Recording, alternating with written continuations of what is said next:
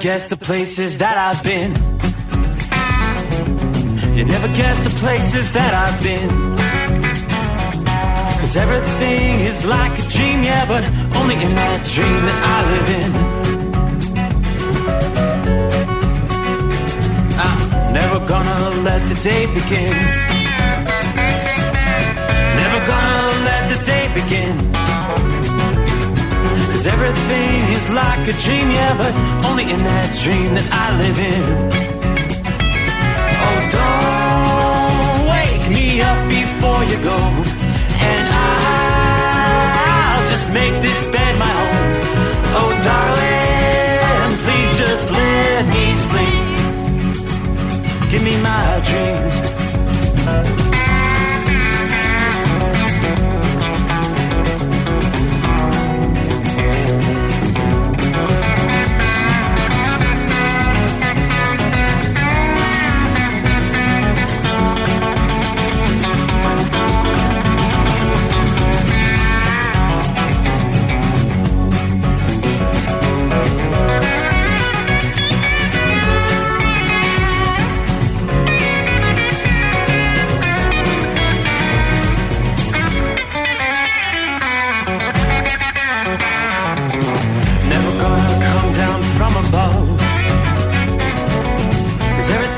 Better from above.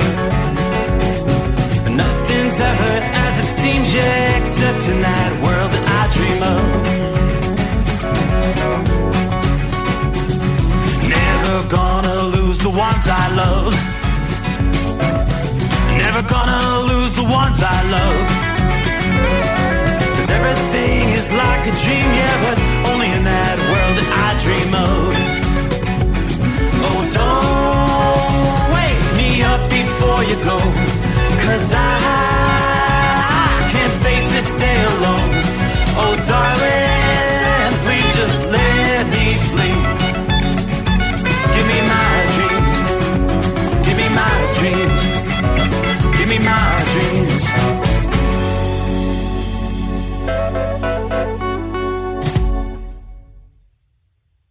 From a Feature Story News in Washington, I'm Benji Haya. Joe Biden has declared a national day of mourning following the death this weekend of one of his predecessors, Jimmy Carter, the United States' 39th president, who he called a man of principle, faith and humility. Our US correspondent Mitch McCann reports. In a proclamation, President Biden declared January 9 as a national day of mourning throughout the United States. In his statement, he called on the American people to assemble in their respective places of worship to honour the memory of Jimmy Carter. He also ordered US flags be displayed at half-staff at the White House or public buildings and grounds, at military posts and naval stations. A state funeral will be held for former President Carter, a 7 to 10 day event in 3 stages, and will likely include ceremonies in Washington, D.C. and Carter's home state of Georgia. South Korea has ordered an emergency safety inspection of the nation's entire airline system after a plane crash killed 179 passengers there. The Jeju Air Boeing aircraft successfully touched down at one international airport on Sunday without its landing gear before sliding off the end of the runway and hitting a concrete wall, bursting into flames. Here's aviation expert David Learmont. To have a hard object about 200 metres or less into the overrun, I think it's verging on criminal to have it there. Meanwhile, several other airlines have announced the suspension of flights to Russia after Azerbaijan accused the country of shooting down one of its airliners with an air defence system. Trent Murray has the details. Azerbaijan's president has called on Russia to apologise and pay compensation for allegedly shooting down an Azerbaijan Airlines Embraer jet last week. 38 people died after the jet diverted and crash-landed in nearby Kazakhstan. Amid safety concerns, Israel's flag carrier El Al has announced it is suspending flights to Moscow until at least March. Russia and Ukraine have exchanged hundreds of prisoners of war in a deal brokered by the United Arab Emirates. And 2024 has been the most deadly on record for migrants trying to cross the English Channel in small boats. 77 people have died attempting to make the journey from France to the UK this year alone. The British government is blaming, quote, ruthless criminals who operate smuggling gangs and exploit those fleeing conflict. Zoe Gardner is a migration policy researcher. We can have smashed the gangs all we like, but if there is still war in Sudan and there is still the Taliban in Afghanistan, then the UK will still be a destination for safety for some of those people. And if we still keep treating the gangs like they're the root of the problem, then we can arrest one and another one will take their place. From bureaus worldwide, this is FSN. With FSN Spotlight, I'm Simon Marks, looking today in more depth at that awful plane crash in South Korea that claimed the lives of 175 passengers and crew. For Boeing, it comes at the end of a year that has seen the company utterly beleaguered, and the crash may raise fresh concerns. The 737-800 enjoys one of aviation's strongest safety records, but images of the Jeju Air jet landing without its landing gear fully deployed are fueling suggestions that it may not simply have been a bird strike or any other single issue that caused the jet to crash. Alex Macheras is an aviation consultant and hosts the podcast On Air. This was a Boeing 737-800. One of these aircraft takes off or lands every 2.5 seconds. This specific aircraft used to fly for Ryanair and was later transferred to Jeju Air. The video footage that we have shows the aircraft attempting a belly landing, which is basically a landing without its landing gear extended. It's likely to be a very complex sequence of events, one upon the other, over a short period of time, that each would have contributed to that catastrophic outcome. Boeing is hoping 2025 will be a turnaround year for its commercial aviation division. There will be nervousness at the company's headquarters in Seattle about what the crash in South Korea portends.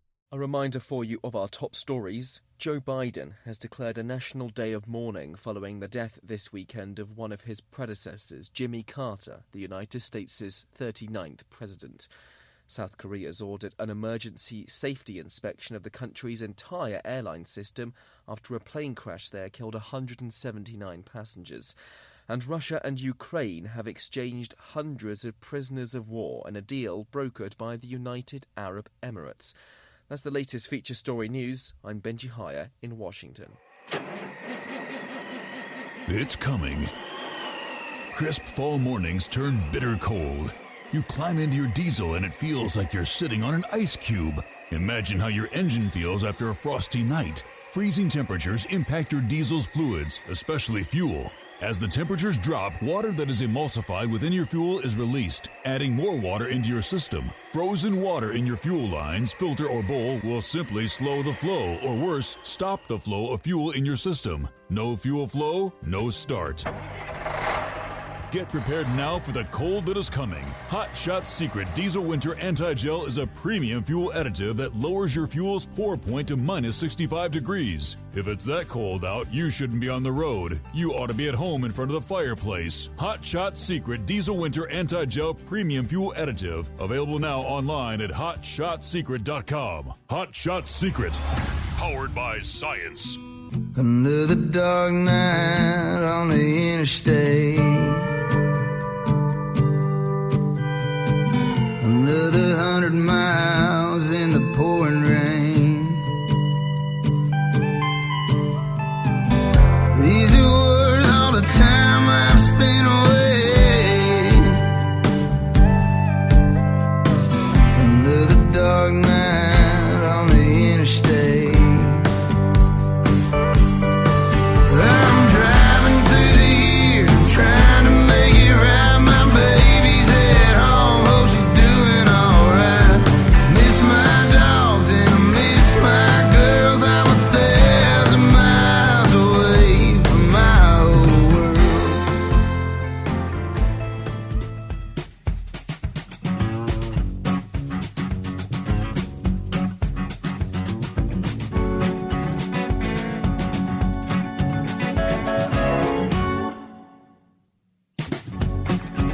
Alrighty, cue the microphone. It is time to roll. As we roll into the final day of 2024. As we cross over the midnight hour in the Eastern time zone, it is officially New Year's Eve. All right, so, yes, this will be the final opportunity for all of our listening friends to dial us up, say hello, and Happy New Year. Once we wrap things up at 5 a.m. Eastern Time this morning, we'll all enjoy the New Year's weekend and be back to start officially a new year's worth of programming come Monday morning at the midnight hour, Sunday night into Monday morning. All right, it is the Steve Summers Overnight Drive, live from the Hot Shot Studios. That would be the Hot Shot Secret Studios, our secret bunker here in Southwest Ohio. Cloudy, kind of drizzly outside the bunker right now. We're hanging in at 45 degrees. Now, here in a few days, many of us will be wishing, praying for 45 degrees. Because in some cases, it's going to be a full 50, 60 degrees colder. You say, what do you mean? That would mean sub-zero temperatures. Yeah, it's more and more looking like coming up next week as we get into the first full week of the new year. We are talking a big time Arctic blast that will have longevity. In other words, it's not going to be a quick 1, 2, 3 day event. We're going to have one wave of Arctic air after another, sweeping deep into the southern reaches of the country. I'm trying to recall back, will you remember the power grid failure in the state of Texas here several winters ago, to which they've been trying to upgrade things. They haven't really had a significant cold weather test to that since that Arctic outbreak. This is going to definitely be a scenario where the tests will be taking place on the grid.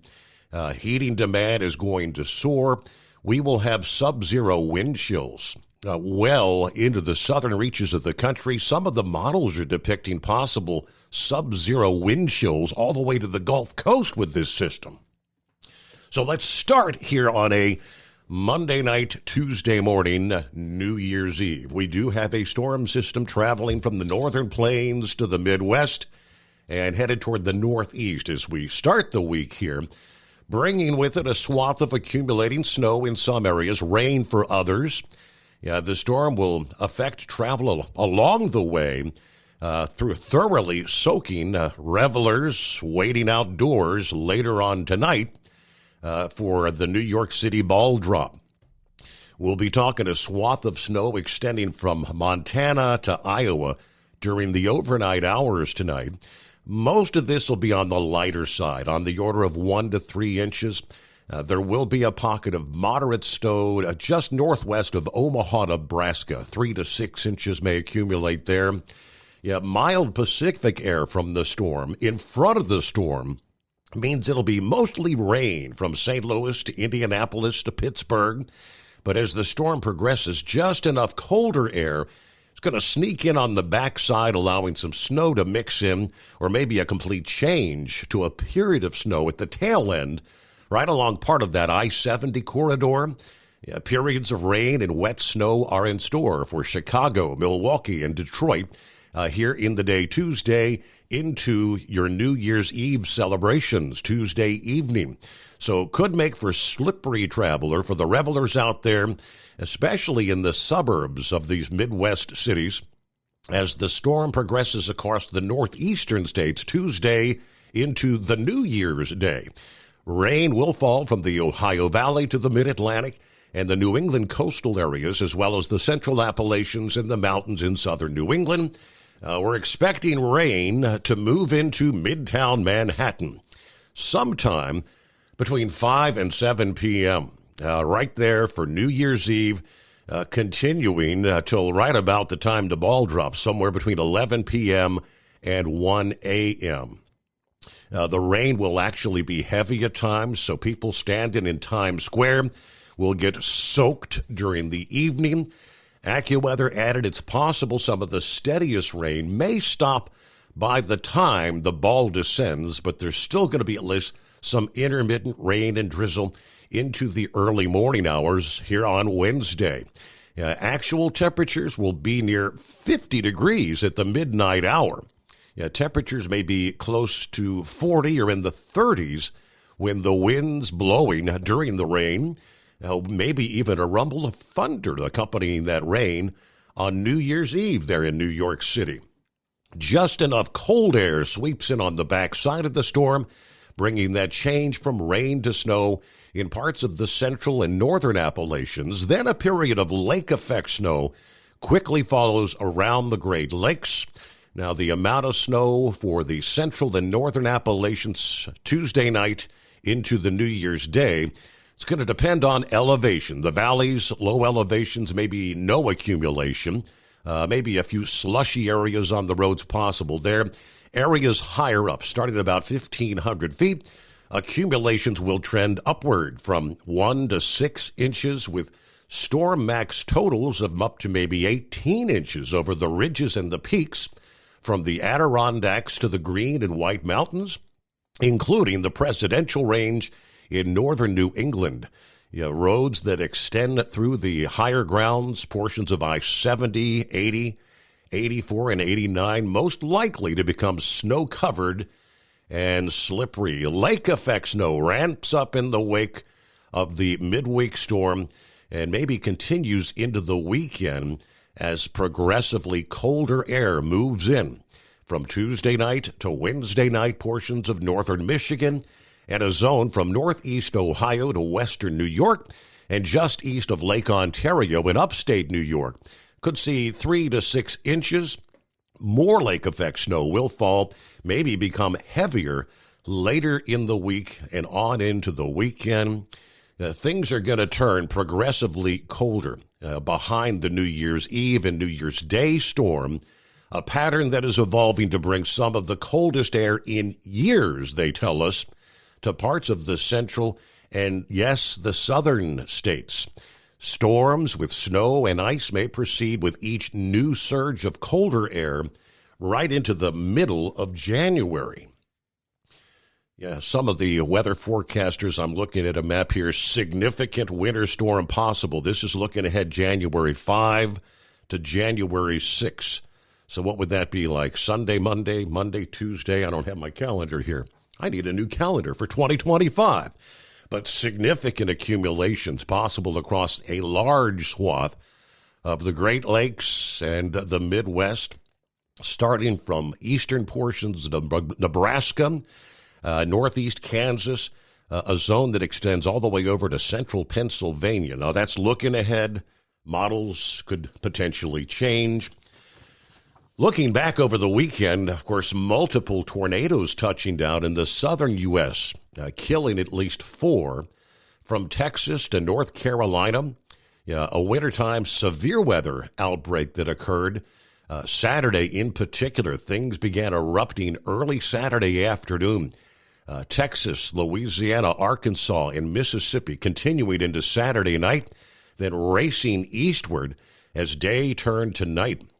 One of the first tornadoes of the day was spotted in Katy, Texas, a western suburb of Houston. Video capturing the twister from the distance. You can hear people saying, listen, it sounds like a train.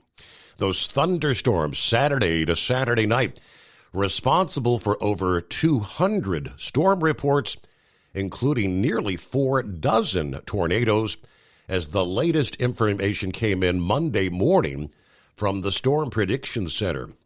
A long-track storm southeast of Houston led to multiple tornado reports over the span of several hours, starting near the town of Liverpool, Texas, where officials confirmed 1 fatality and 4 injuries.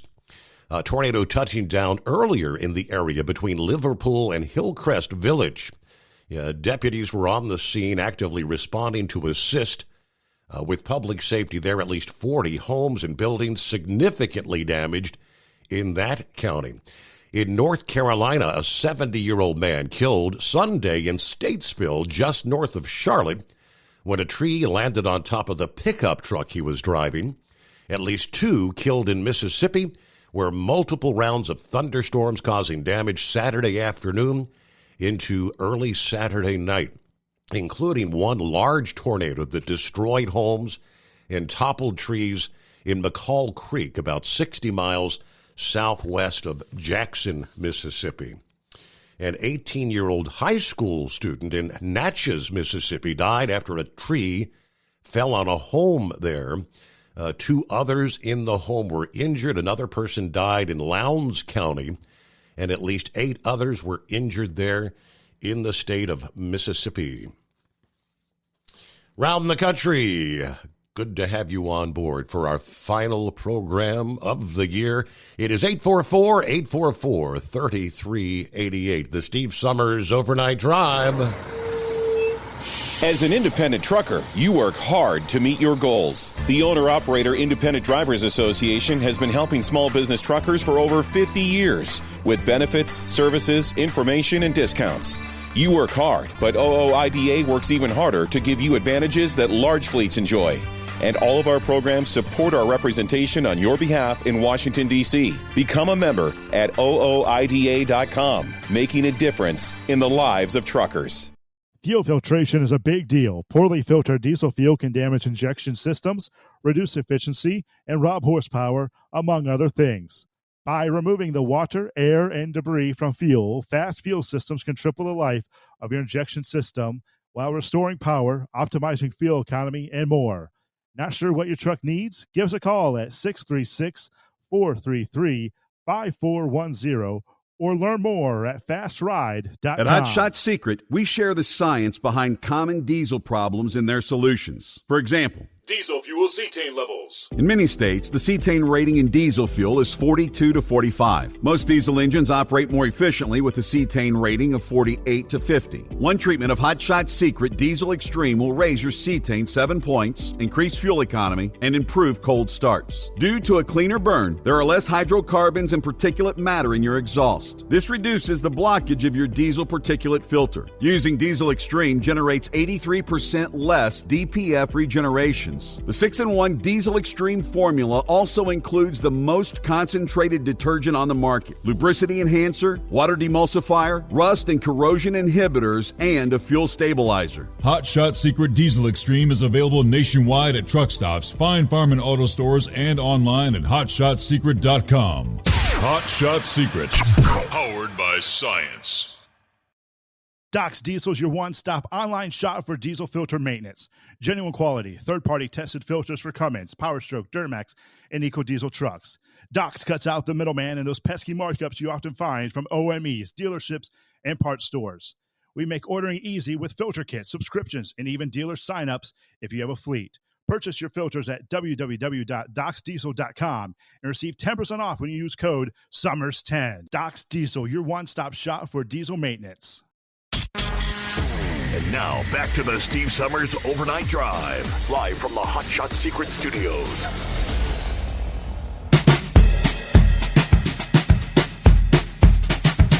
All right, we'll say hello to some of our friends. Check it in via the Facebook page as we start things out here this Tuesday morning coming up. First, I see we got a friend on the line who we haven't spoke to in some time, a.k.a. Dirty Harry. Good morning, Harry. Good morning, sir. I wanted to be the first one to be the first caller of the last show of 2024. Well, you did it. So here I am. First things first, Steve. 2 years ago, I lost my wife. But with her as my guardian angel, I went to Roswell Park today because I got some of the best doctors in the world. My cancer's just about gone. How do you like them apples? How about that? That's great news. Yeah. So what? That is good. So the tumor has shrunk down significantly.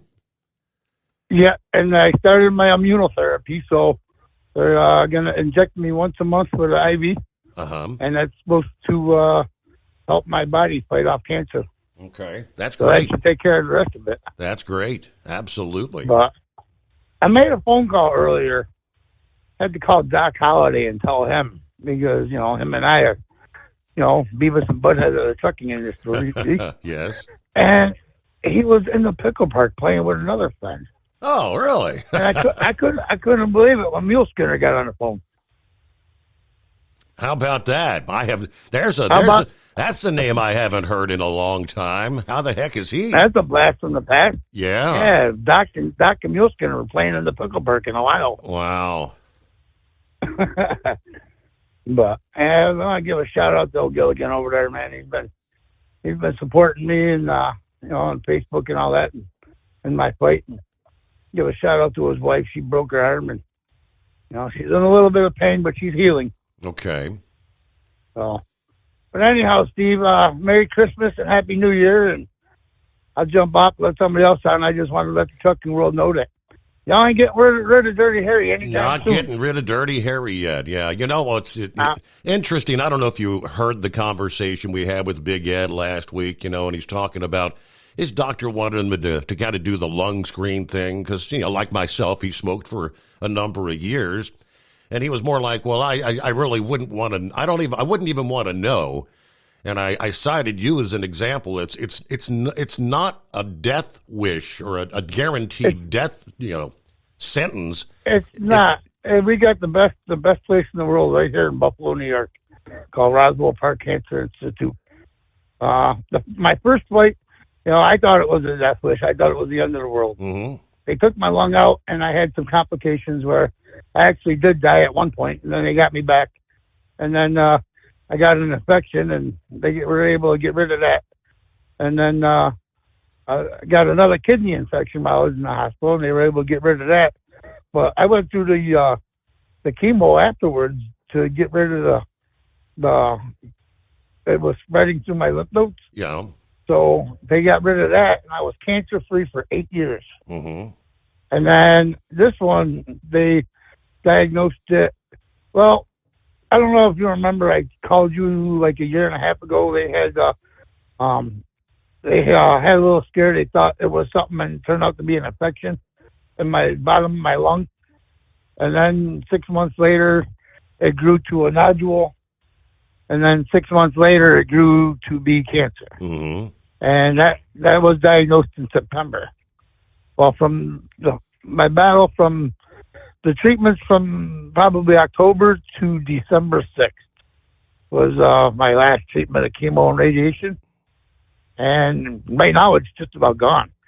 But no, Big Ed, seriously, if you can hear me, man, go get screened. It's not a death wish. They got so much stuff right now that takes care of it. In fact, I'll send him a message, give him my phone number if he wants to talk to me. Big Ed, you've been put on notice. You will be hearing from me. From Dirty Harry. All right. Well, thanks for the call. And I will be taking his advice and taking Penn State tomorrow night. Okay. Yeah, we got to get our picks. Big day. I guess actually starting tonight. I think Penn State plays tonight, don't they? That's number 4 versus number 9. They play tonight against Boise State. Ohio State's playing somebody that's a 14-point favorites on. And yeah. I already took Ohio State. And then somebody else is Washington and Louisville. So if you talk to Big Ed, find out about Washington and Louisville. I need to know about that. Yeah, he'll be checking in here shortly because we've got to get our prognostication of prognostications. I don't think he's going to be picking the regular old bowl games here for Tuesday, New Year's Eve. You got a full day of college football. Alabama plays Michigan at the noon hour today. Looks like Louisville and Washington at 2 in the afternoon. Let me see. You got South Carolina versus Illinois. That's a 3 p.m. Eastern kickoff. Baylor and LSU, Penn State. So that's going to be the first games that he'll be picking, the actual playoff contenders.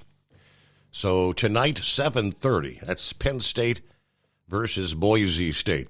New Year's Day, of course, a big day of college football. Texas faces Arizona State, 1 o'clock in the afternoon. Ohio State versus Oregon. What a matchup that should be. That'll be 5 o'clock in the afternoon. Then you got Notre Dame versus Georgia, 8:45 p.m.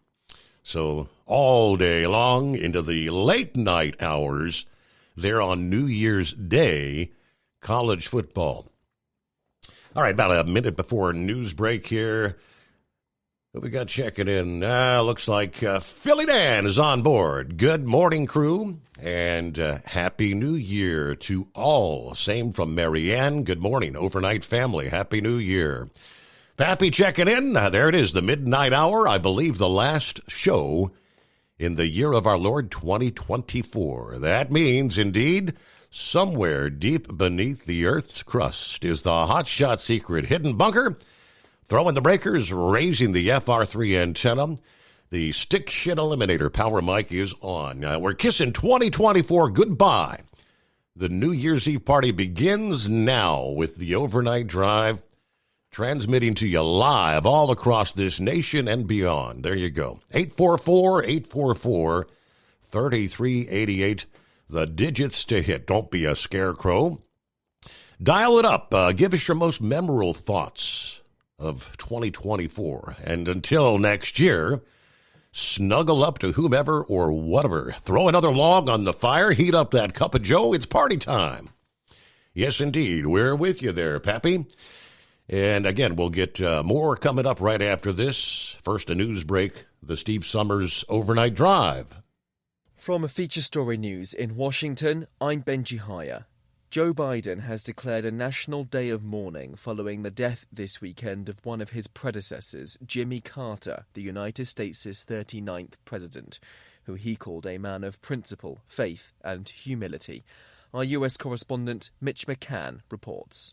In a proclamation, President Biden declared January 9 as a national day of mourning throughout the United States. In his statement, he called on the American people to assemble in their respective places of worship to honour the memory of Jimmy Carter. He also ordered US flags be displayed at half-staff at the White House or public buildings and grounds, at military posts and naval stations.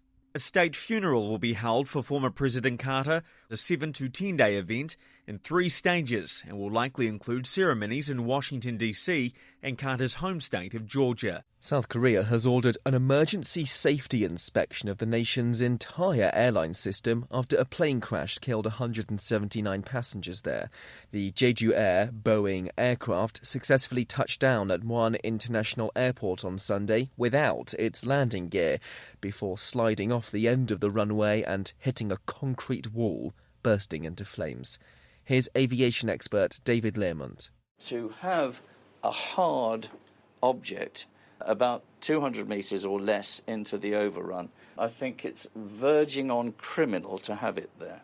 Meanwhile, several other airlines have announced the suspension of flights to Russia after Azerbaijan accused the country of shooting down one of its airliners with an air defence system. Trent Murray has the details. Azerbaijan's president has called on Russia to apologise and pay compensation for allegedly shooting down an Azerbaijan Airlines Embraer jet last week. 38 people died after the jet diverted and crash-landed in nearby Kazakhstan. Amid safety concerns, Israel's flag carrier El Al has announced it is suspending flights to Moscow until at least March.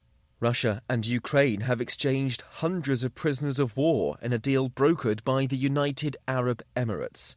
And 2024 has been the most deadly on record for migrants trying to cross the English Channel in small boats.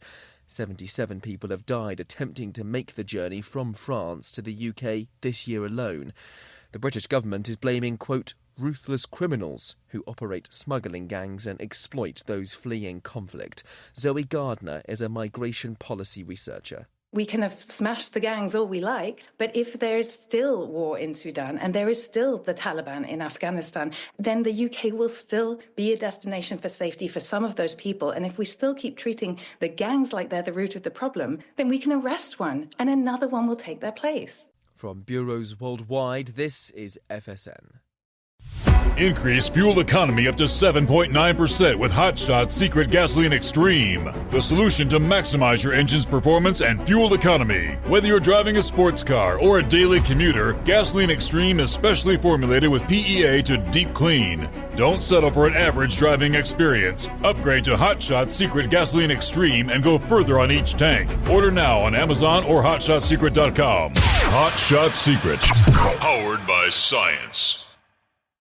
At Hot Shot Secret, we share the science behind common diesel problems. For example, Ultra-low sulfur fuels. fuel has two purposes, combustion and lubrication. Ultra-low sulfur fuels have diminished the fuel's ability to lubricate. Hot Shot Secret Everyday Diesel Treatment with LX4 restores lubricity, protects your engine, and optimizes performance. Everyday diesel treatment is available at truck stops, Tractor Supply, O'Reilly's Auto Parts, and online at HotShotSecret.com. Hot Shot Secret. Powered by science. Building relationships with their team drivers and customers still matter at IBI Security Transport. Since 1966, IBI and its team of drivers have been leaders and innovators in providing white glove service to its exclusive client base for transporting high-value freight safely and securely.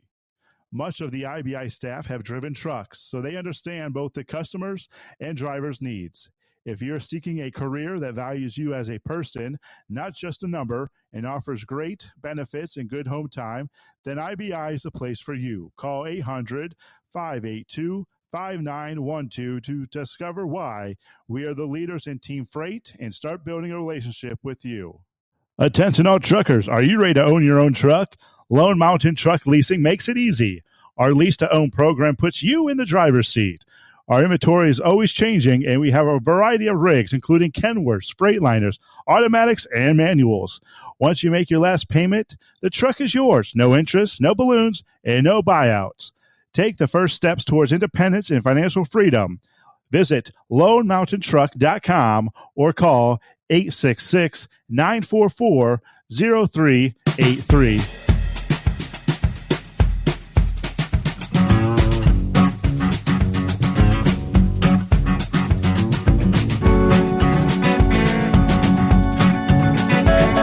Let's get to it here at 844-844-3388. See what's going on with horse feathers. One final time. One last time. Hey, yeah, what day is it? What day is it? Yeah, here you are. What? Hey, Mike, what? Huh? are we? Was it yesterday? Was it today? Did it happen while we were sleeping? I mean, just don't know where to go with all this. So are we supposed to have a repeat this week of what happened last week then? So was Ryan working on putting things in place to try to have shows on for the rest of us that aren't having the the rest of the week off? You said something about a New Year's weekend, and I don't know, New Year's Day is like Wednesday, and the rest of us are all like working Wednesday and Thursday and Friday and Saturday, and what's this weekend crap you keep talking about? Yeah. But anyways, so I didn't know if were you able to get a hold of him to see if he knew anything about what happened this week? I neglected to send him an email. Maybe I should do that this morning. I don't know if he's working right now or not. This week. Yeah. Okay. But anyway, so I was just checking on that, and for any of our great listeners out there who wanted to be a first-time caller in the great year of 2024. This is it. Tick-tock, tick-tock. We can't procrastinate. You definitely qualified to be in the procrastinators club that Steve and I, we run back and forth for who's going to be president this year. And but anyways, if you're the procrastinator and you wanted to be a first-time caller to get your $60 hot shot, what do you call that thing voucher. there? You give them on a voucher. A voucher. And yeah. Tick-tock, 844-844-3388. And the best part about being a first-time caller, if they do that, Your Honor, they can't be any worse than horse feathers. Okay. Okay. Anyways, I guess we got a lot of fun. Are we doing this as a casual New Year's Eve show? We got to have like casual New Year's Eve or something, don't we? Yeah, we got to. Yeah, maybe we'll try to look back at winners and losers for 2024. There you go. So I don't know. I keep seeing lists of people that we lost for 2024, and I keep forgetting some of the ones.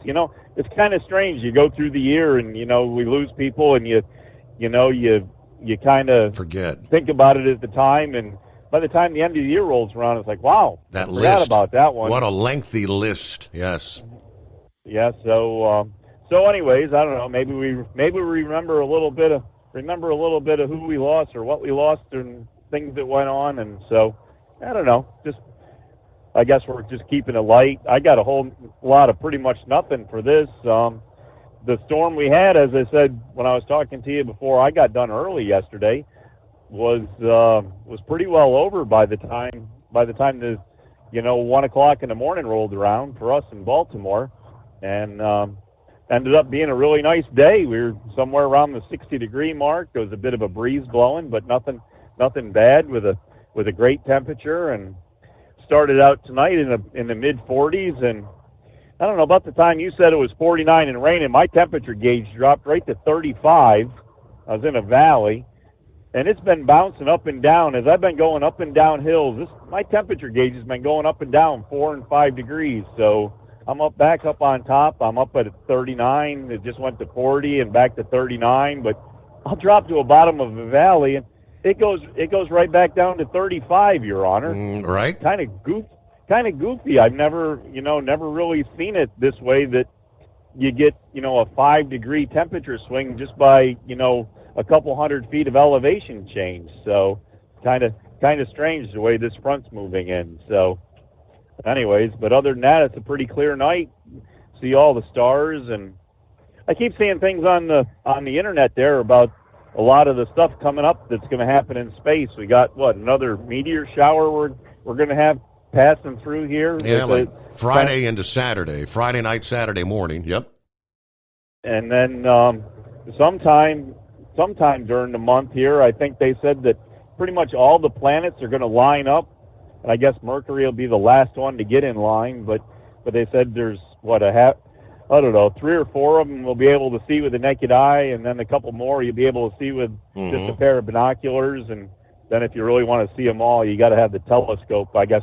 It says something about, Your Honor, if you wanted to see Uranus, you had to use a telescope. That would be true. That's true. So anyways, I guess if you want to look down that far, you just go to Walmart, buy a telescope so you can see Uranus. But I don't know. Maybe go to a proctologist.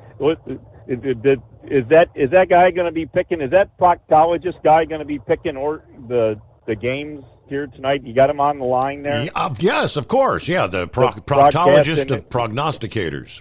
The proctologist of yeah, there you go. I can't say that word, but anyways, with all that nonsense, I guess we'll let you get going with that, and I'll be out here all night, so maybe we'll check back in at the loneliest hour, because they apparently didn't want me to have a short day. They got me so much work today, I can't even get it all done without taking a 10-hour break and coming out and finishing it later. Everybody better be filling their tanks if you rely on your propane, because they're talking starting next week, and it's going to be, one shot after another. I mean, we're talking 20, 30 degrees below the norm for this time of year, and this is some of the coldest time of the year anyway.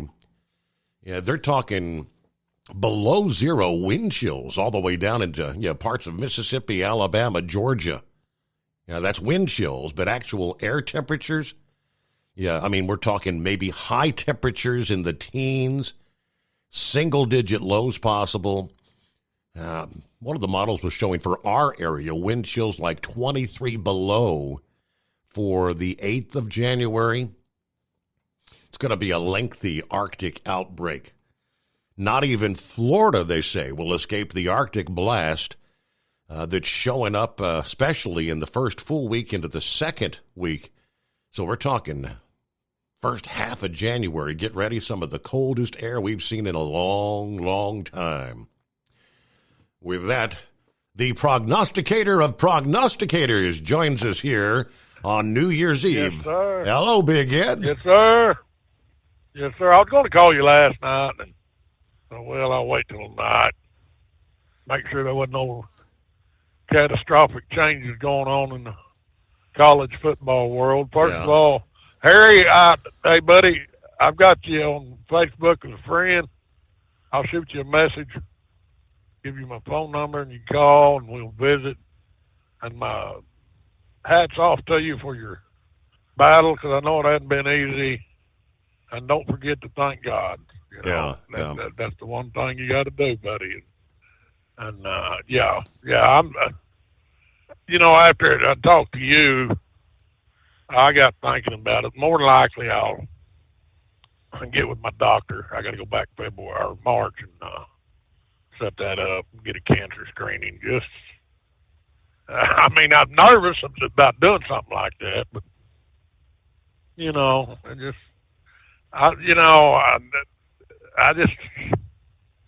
but okay. Well, at least if something was to find something ugly, I can get on it. Because I do have big plans going into the future, that's for sure. Yeah. Because I'm going to buy some 9 lots on the lakefront, about 3 acres of land on lakefront property, and I'm going to invest some money and more than likely I'm going to finance it myself. I took it to a credit union and give them my business plan, and they was all over it. And they said, let's finance it. But then they wanted projections and stuff, and I thought, well, I'm not quite ready to go that route, but so I think I'm just going to finance it myself and just slowly build it, because I'm really optimistic about the future, what President Trump's going to bring as far as tax breaks, put money back in our pockets, what to do with that extra money. I'm more or less trying to set up a better foundation, not for me so much, but for my kids when I check out, So that I know this place that I'm going to be buying, which I'll explain it later on, is when I look at it when it was in its prime, because it was an estate, there's no way in heck I would be getting it for what I'm going to pay for it. And I see so much potential there that I'm going to be able to take this place and dismantle it and probably pay for half of it with stuff I'm going to sell off of it. So, and I'd say, when I was talking to the loan people, they said, yeah, man, you got a hell of an idea. And then what I plan on doing with it in the future, I'm going to make it generate some income back. So I won't be out nothing as far as that goes. And I should be able to get my investment back. And who knows, possibly flip it and make a substantial amount on it. And so I'm real optimistic about President Trump and what he's got plans for the American people. So I'm going to invest in the future. If Biden or Harris was going to be, taking office, I wouldn't be doing what I'm going to do. But after President Trump won, I thought, okay, now it's time to make a move. There you go. And that's what I'm going to do. And right quick, before I get started, I want to give my condolences to President Carter. Really did some reflecting back, because he was the first president I ever voted for. And I voted for him. And, he was the reason I went to conservative Republican too. So I didn't vote for him a second time. That's for darn sure. But when you look back over his presidency, I see where he done good things. He was good for the country, and then there's times where he just made a shambles out of things. But I salute him for what he tried to do. I salute him for his peacemaking abilities to try to bring people together without the use of weapons. And they were talking tonight. When President Trump was in office, he never started no wars. And really, when President Carter was in office, he never started no wars or got us involved in wars. Let me put it to you like that. So he was a peacemaker, and he was all about humanitarian things. And one time I worked on one of them Habitat for Humanity houses, which was I really enjoyed doing that. Have you ever done anything like that? I have not. You might ought to think about it sometime, Steve. Yeah, it was a good thing, and it was because of President Carter I did that, and so I really enjoyed doing that and helping people that needed help. And it's a way you can give your time or give, and it don't cost you anything. So my condolences for President Carter. And with that said, Steve, are you ready for some football? Are you ready? So you're not going to be messing with like the regular bowl games today, like Alabama, Michigan, Louisville, and all that. You're just going to go to the playoffs? No. Okay. Right. No, Harry. Take the Oklahoma Navy game. Which congratulations to Navy. But you don't know who's going to show up out there on the field. Now, another hats off to Cam Ward of Miami. He did show up for his team's bowl game, and he played the first half. And everybody said, well, he's just trying to break some record and enhance his draft position. Well, okay, now I can understand that.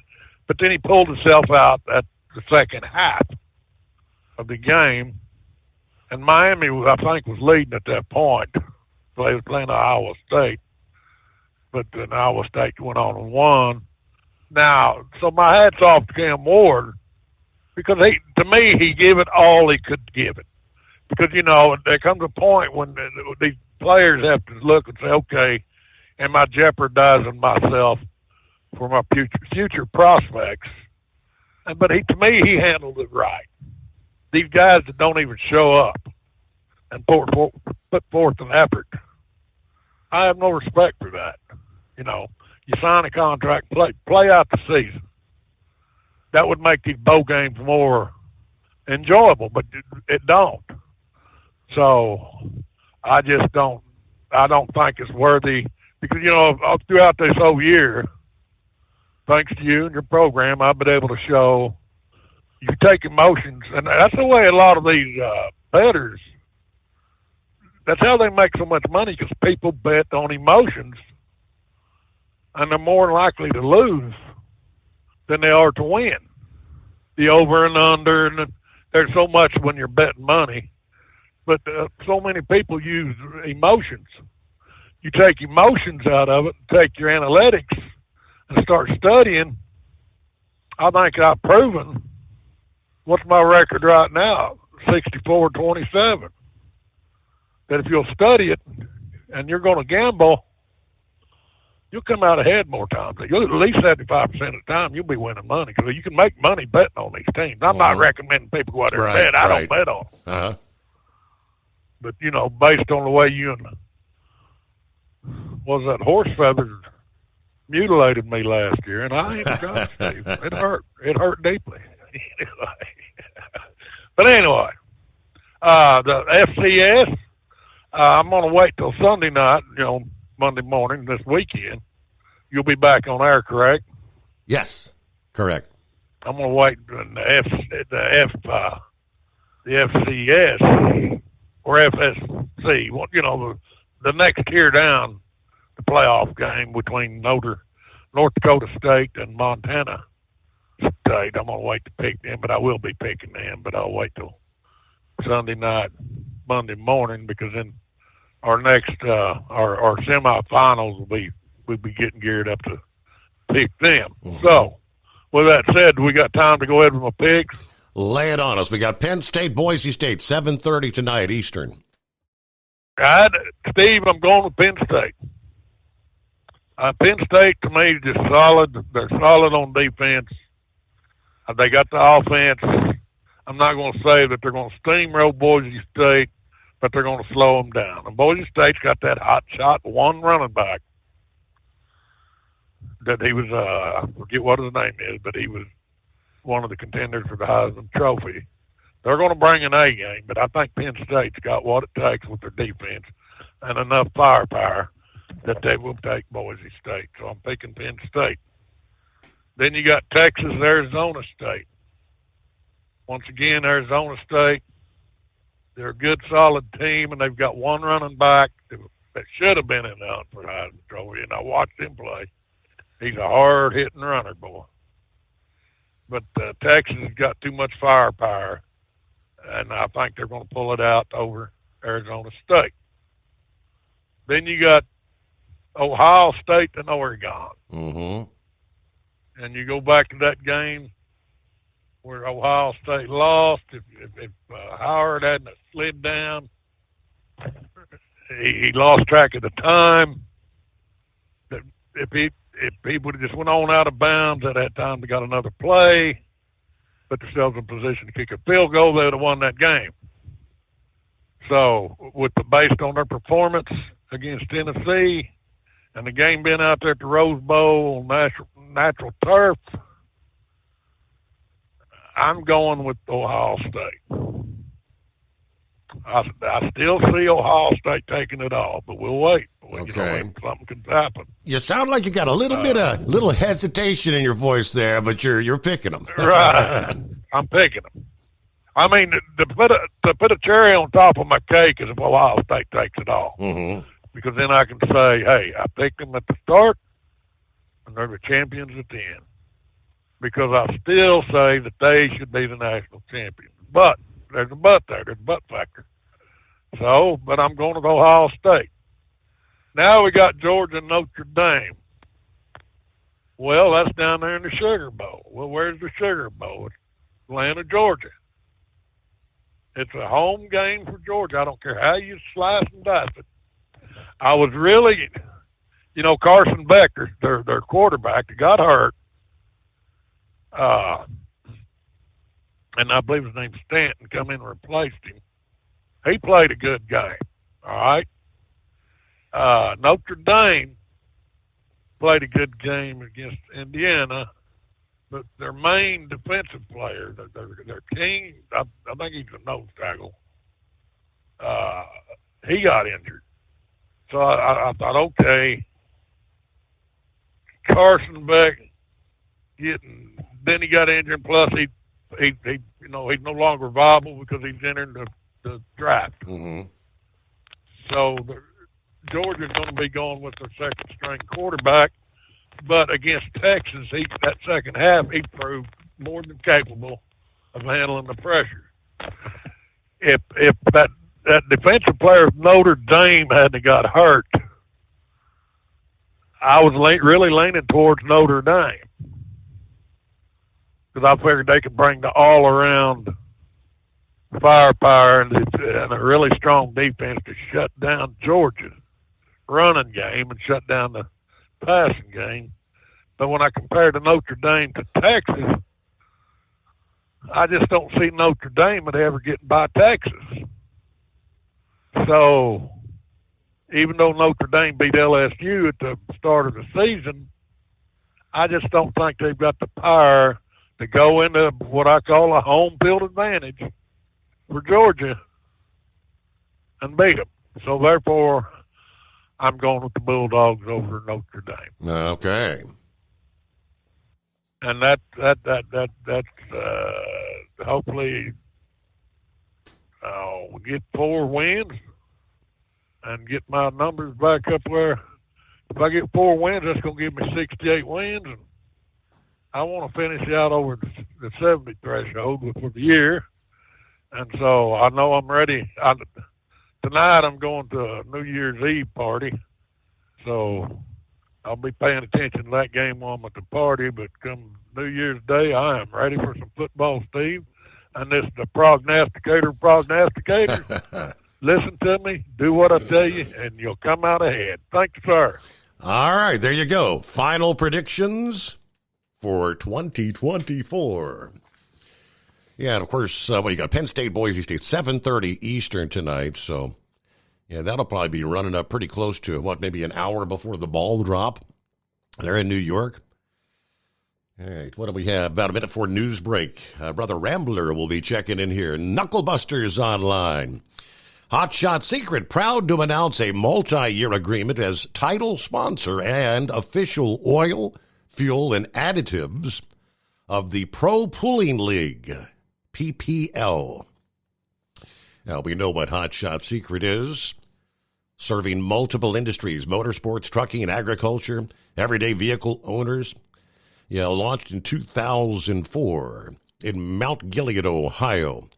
Of course, it started with the Stiction Eliminator, developed to resolve injector issues in the Power Stroke and other diesel engines, since then becoming a global leader in oil and fuel additive and lubrication technologies, scientifically proven solutions. So congratulations there, the partnership with PPL, uniting two industry leaders dedicated to performance, power, and excellence. We'll return after this. Ultimate comfort on the road. That's the Bostrom difference, and why so many drivers are upgrading their seats to Bostrom seating.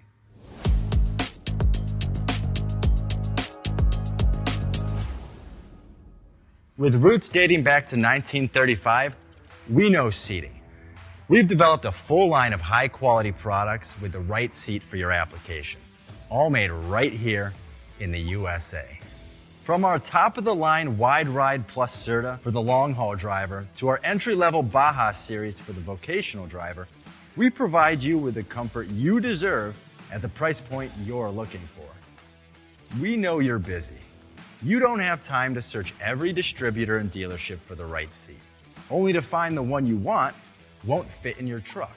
That's why we created BostromSeating.com. It's a complete seating solution. You can build the perfect seat with the features and options you desire, and we'll help you be certain it'll fit in your cab.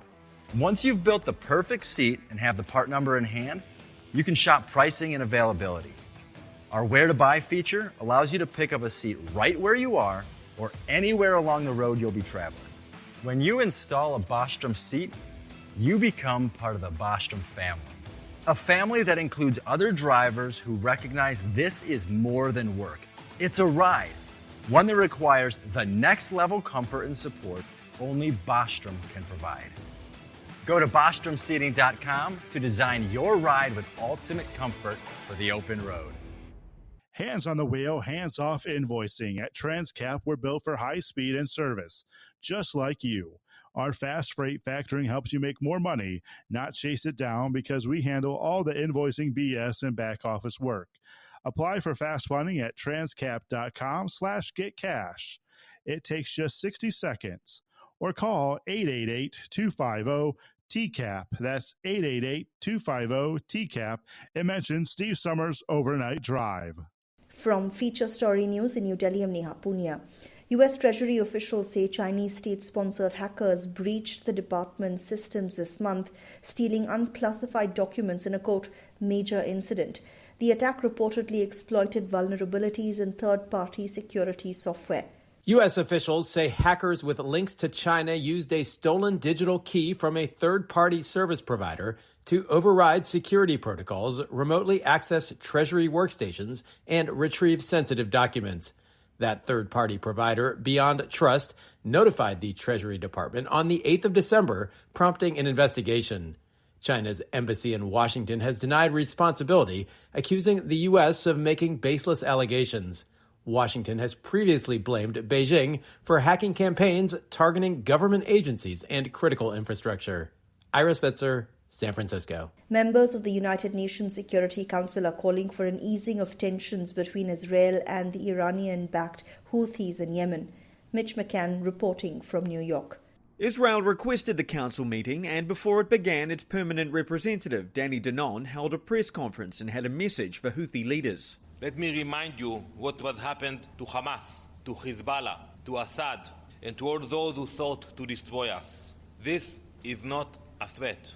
It is a promise. Exchanges between Israel and the Houthis have intensified in recent weeks, including a Houthi missile attack on a school in Israel and then a playground. Meanwhile, reports indicate that Israel carried out strikes on Red Sea ports in Yemen, as well as on the Sana'a International Airport and 2 power stations. At the Security Council, member states acknowledged rising tensions and called for all parties to de-escalate. The Council was also briefed by the Assistant Secretary General for the Middle East, who called the current situation another dangerous moment. An India-made rocket has taken off to attempt space docking for the very first time.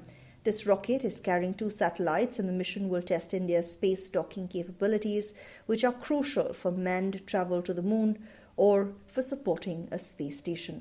Shreyoshi Mukherjee filed this report from New Delhi. If successful in this mission, India will become only the fourth country in the world with space docking technology after Russia, United States, and China. The chief of India's Space and Research Organization, ISRO, said that the launch was a successful accomplishment. Experts say the docking-undocking capability in a spacecraft is essential for future missions like getting samples back from the moon or sending a person to the moon.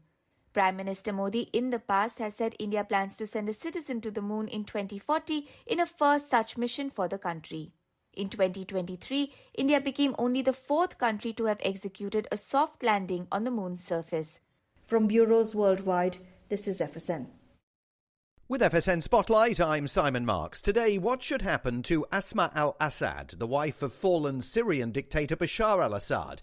She's in Russia, where she and her husband have been offered asylum. It's reported that she is suffering from leukemia, doesn't want to stay in Russia, and doesn't want to stay with her husband.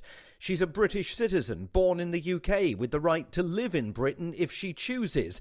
But should Britain allow that to happen? Sam Kiley is World Affairs Editor of The Independent. It's reported out of the Russian media that actually their assets there have been frozen, which is no great surprise. I mean, the family's believed to own about 18 significant properties in Moscow, to have invested some $250 million and to have fled there with over $1 billion in gold and cash. So if that is true and it has been frozen, then in a sense they've paid their rent forward to the Putin regime for some time. They may be looking forward to some pocket money. I think that the issue for Asma would be, even if she were able to return to the UK, who would pay for her medical care? We don't know exactly what her medical condition is, but there are sort of strong rumours, which is as good as you get out of Moscow very often, that she has leukemia, members of her family being quoted as saying she's got a 50-50 chance of survival, and that she wants to come back to the UK. There would be some ethical decisions there. And the British government has broad powers to strip her of citizenship if that move is considered conducive to the public good. With FSN Spotlight, I'm Simon Marks. The main news again. US Treasury officials say Chinese state-sponsored hackers breached the department's systems this month, stealing unclassified documents in a major incident. An arrest warrant has been issued against South Korea's impeached President Yoon Suk-yeol following his attempt to bring in martial law at the start of this month. 6 newborns have died from the cold within 2 weeks in Gaza as the death toll there continues to mount. And that is the latest feature story news. Neha Punya reporting. It's coming. Crisp fall mornings turn bitter cold. As you fire up your diesel, you can see your breath on the inside of a cab. Imagine looking deep into your engine. Freezing temperatures impact your diesel's fluids, especially fuel. On a 23-degree morning, the paraffin wax in your untreated fuel starts to morph from fluid to large crystals. These crystals clump together and form a gel. At minus 10 degrees, your fuel hits the point where it no longer pours like a liquid. It's so dense that the flow through the fuel filter will slow, causing hard starts or no starts. Get prepared now for the cold that is coming. Hot Shot Secret Diesel Winter Anti-Gel is a premium fuel additive that lowers your fuel's pour point to minus 65 degrees. If it's that cold out, you shouldn't be on the road. You ought to be at home in front of the fireplace. Hot Shot Secret Diesel Winter Anti-Gel Premium Fuel Additive. Available now online at hotshotsecret.com. Hot Shot Secret. Powered by science.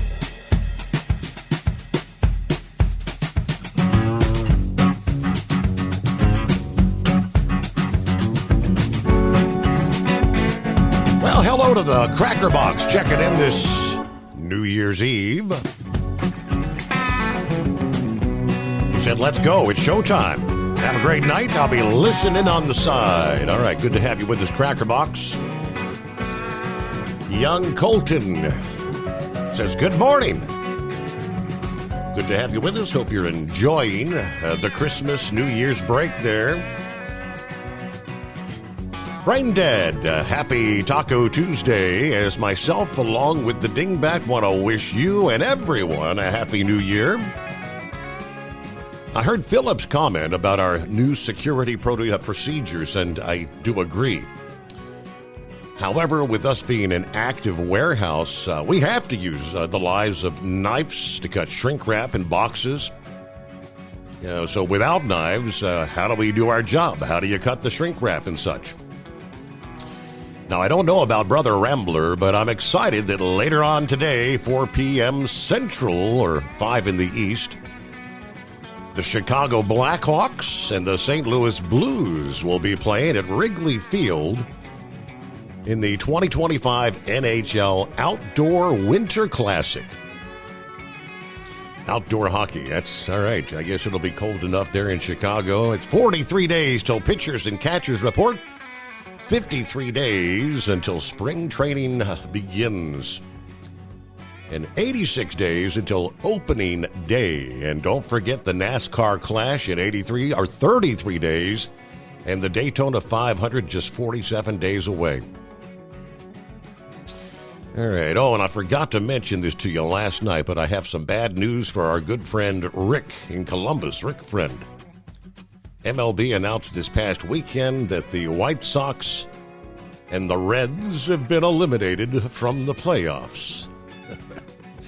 All right, good to have you with us there, Brain Dead. Happy New Year, right? Who else we got on board? There's Jerry. Good morning, everybody. Hope all is well. Sunny, cool here in Kokomo today, but rain and snow on the way. A big shout out to Hot Shot Secret for everything they do for the people on the road, and thanks for helping the Steve Summers Overnight Drive continue on the air. Happy New Year. Be safe. Never pass on an opportunity to tell them you love them every chance you get. There you go. Kevin is on board. Morning, Steve. The overnight crew. Have a safe New Year's Eve out there. Jeffrey in Florida. One more time. Happy New Year to you and all the overnight family. Yes, indeed. Looks like Rubber Ducks on board. Fort Wayne in the box. Mishawaka to Gary, Indiana, on the slate for the coming day there. Hello to Miss Millie. Good morning, Steve. Overnight crew wishing each and everyone a happy, healthy, prosperous new year. It's going to be lights out for me. Just checking in to say I love y'all. All right. There's the dingback. Morning, Steve. Happy yummy Taco Bell Tuesday. But unfortunately, it's my crazy manic Monday. I hope you and everyone's having a great, blessed night. A nice 62 degrees, kind of a windy night on the FedEx Express ramp at Memphis International Airport. Have you set up any New Year's resolutions? I haven't yet. Yeah, come back later, or should I say next year? I heard you a little last night. You were saying the princess got sick around Christmas there. Doesn't that mean it was a silent night? Hope everyone, and yes, I mean everyone, that includes all the cartoon characters, happy New Year and be blessed. There you go. That's great. Yes, it was a silent night leading into Christmas. Brother Rambler's on board. Well, Merry Christmas and I guess Happy New Year. Merry Christmas and Happy New Year, Steve, as we broadcast to you live from Cajun Country in Hammond, Louisiana, where it is currently 10 minutes past the hour and a nice, balmy 53 degrees and brain dead.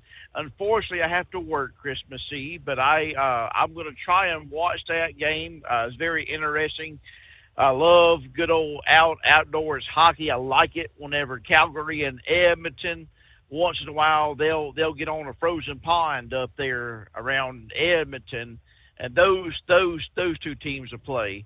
So Blackhawks are dead last in their league. St. Louis is in our league, and they're way ahead of my Red Wings, who are in a rebuilding. We just fired our head coach Derek Lalonde, and hired Todd McClellan as our new coach. So we're in a totally rebuilding process, and rumors are going rampant that Ottawa wants to trade 2 first-rounders for Patrick Kane, number 88, who the Blackhawks just celebrated, and who Patrick Kane just scored his 1,300th point the other night with the Detroit Red Wings. I personally hope Steve Yzerman keeps Patty Kane with us, number 88. He's such a good player. He's won 3 Stanley Cups. It's a good senior leadership role, and we want to just keep him on there. And good to hear from Dirty Harry. I think Dirty Harry's a Boston Bruins fan, if I'm not mistaken. even though he lives in Buffalo, and his son plays junior hockey. So glad to know that Dirty Harry's doing better, and praise God on that report. We're going to get to have him a few more years, Steve. So God is good, and all the time. Hallelujah. Praise God. Condolences also to the 39th President Jimmy Carter. I was just a kid when he was elected, so I don't really know too much about him. All that Archie Bunker made a lot of fun of him on All in the Family. So that's all I can ever remember, just knowing now that I'm a lot older. He wasn't the world's greatest president. The economy was in shambles when he took office, and it stayed in shambles when he left office. But he was a good person and a good humanitarian. So prayers for the Carter family. Steve, we lost so many good people, and I'll shout out to Gilligan and Marianne. Marianne broke her arm, and Gilligan's not able to work. He's having problems with his hips, is what he told me. Oh. So, you saw him in that Santa Claus suit, Steve. And, I guess he tried to slide down too many chimneys. I mean, he kind of possibly got stuck in one, and he's, probably got a brick burn on his hips there, I also shout out to Captain Ron Parker, because Alabama is going to beat Michigan so bad that Frank Yost and Bo Schembechler are going to roll in their graves. We got to get revenge on Michigan knocking us out of the playoffs last year. But we have lost a lot of people. I learned tonight that I lost a very good friend of mine, Brother David Howell. He was an old truck driver. He had to stop driving because of his heart. But God took him from behind the wheel and put him behind the pulpit. He was a phenomenal preacher, a good friend. Me and Brother David Howell we were both associate pastors at Power of God Worship Center right there off of Coleman Dairy Road in Sims, Alabama. And he was such a good friend, and we had so many truck driving stories. He was, when he got his start, he was born and raised in Colorado. And he told me so many stories about winding through the mountains on the snow and ice with logs, many times running Wolf Creek Pass, having a chain up, and even him telling me some of those stories. I'm over there, before church starts, white knuckling the pew, because I can almost envision him doing all this and all the dangers that he faced and everything like that. And he was such a good man of God, and if there was a person in the hospital, he wouldn't hesitate to go pray for them. And COVID about drove him and his wife crazy, because it made him so mad. He would always tell me, he would say, Brother Rambler, Brother Perry, how many people have laid in that hospital bed and died totally alone, not having their pastor come and pray for them, not having a family member come and pray for them, and it about drove him crazy, and I can't blame him, because we did lose a lot of people during that time who died totally alone. Mm-hmm. And Steve, I think about it like this, and him and I were talking about this. I said, how many people died not knowing how to ask Jesus into their heart until their last breath, not knowing how to pray for salvation? That's a scary thought. Scary thought. Also, I didn't make mention of this on Determined Ministries Church, but before the service started a couple of weeks ago, Uber Ed contacted me and told me about Alfred Hayden III, otherwise known as the minister. Mm-hmm. We lost him. I'm sure he has called by now. And, him and I were talking back and forth on Messenger. And I kind of wonder if him just calling up was kind of an act. Because he told me, he said, Brother Rambler, there were so many people at his funeral, and so many people that said that he wasn't really like this. So maybe he was just someone that would call up trying to be different, trying to get people's blood boiling,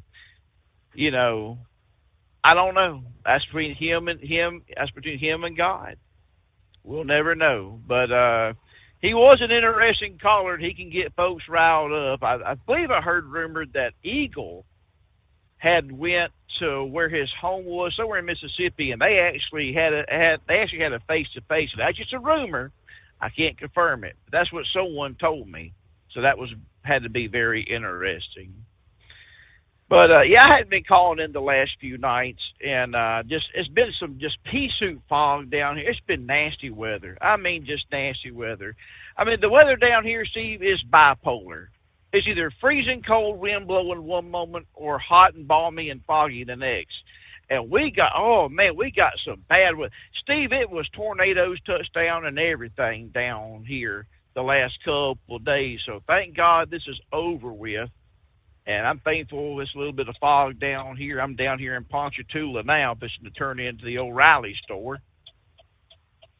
But I'm just thankful this weather, but it's going to be cold. Honey, it's cold outside. You have your warm. Oh, yeah, you better hope you got your warm socks, your thermal underwear, all your wintertime clothes, because you're going to need it. Drivers, winter check your truck. Put that mud flap over the grill to kind of keep it warm. You're going to need it. You know, make sure you got warm clothes to put on when you get out there and fuel the truck. I remember, Steve, years ago, I got out in Bismarck, North Dakota. The bank clock said minus 25 degrees. I said, "Oh my Lord, I'm from Mobile, Alabama. I ain't used to this kind of weather." And it was cold. So y'all get yourselves ready. Winterize your trucks. Get that hot shot diesel treat to put in there. And I wouldn't use nothing else but hot shot diesel treat, because that's guaranteed it will not gel up. So you can go to overnightdriveradio.com and you can find it right there, along with the other Steve Summers swag. And I hope some people will post pictures to your fan page, show their hot shot shirts and show all their swag that they have recently bought. We would like to see it, and I'm sure Steve would like to see it also. Steve, as we lead 2024, we're going into 2025. I want to just take a moment. I'm not going to try and preach on here. I'm going to share just a little words with you, if y'all don't mind. Sure, what you got? You can't change what happened in 2024. You can't change the past. And I'm going to read to you from Philippians chapter 3, verse 13 and 14. And this is how we need to live our life, Steve.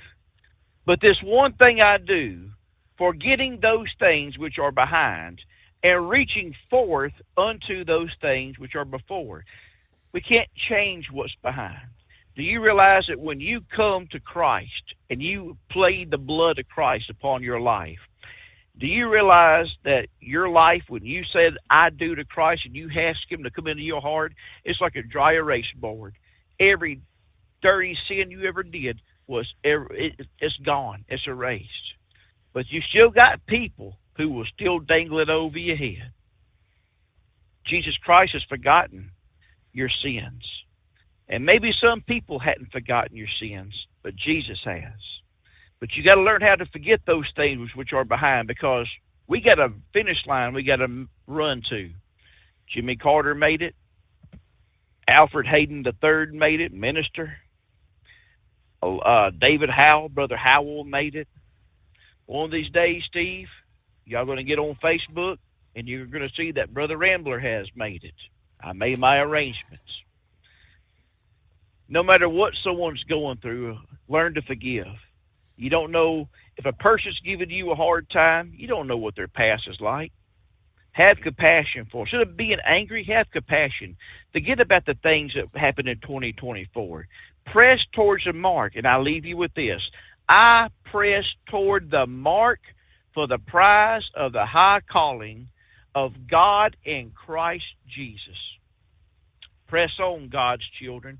Press on. Move forward. Don't look back. The Bible says that a man that has his hand to the plow and looking back is not fit for the kingdom of heaven. Keep your hand to the plow. Press forward. And when the devil jumps out of the bushes and hits you in the gut with a baseball bat, remember who you got beside the plow with you. You got Jesus Christ. He's right there to pick you up, dust you off, and say, come on, let's keep pressing forward. Let's keep on pressing forward. And that's what you got to do. You've got to press forward. You can't change what happened yesterday, but you can make arrangements for today. You can press on, you can forgive, and you can learn to love. And God's children, love is just not another 4-letter word. It's something you have to do. It's something you have to enact. And if Jesus loves you, and he does, oh, Brother Rambler can love you, and I do, and I want you to come pay us a visit at Determined Ministries Church. We go live every Sunday on Facebook at 5 o'clock p.m. Central Standard Time.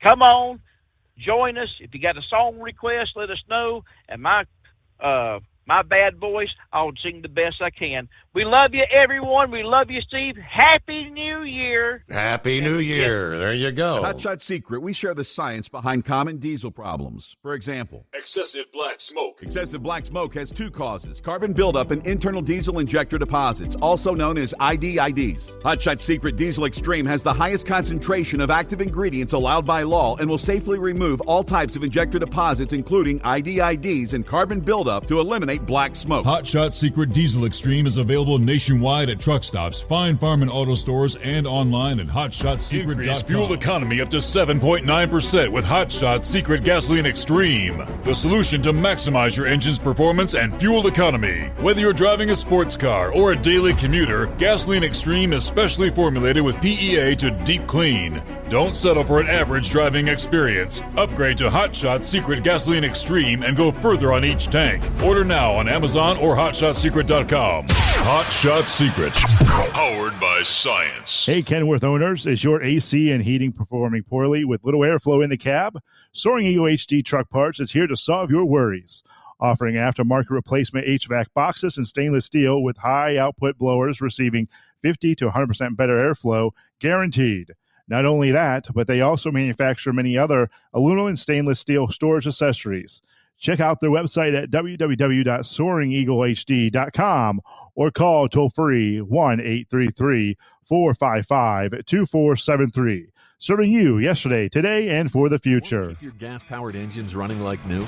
Stable's proprietary formulas are proven by third-party testing to outperform the competition in keeping fuel fresh, preventing corrosion, and cleaning the entire fuel system.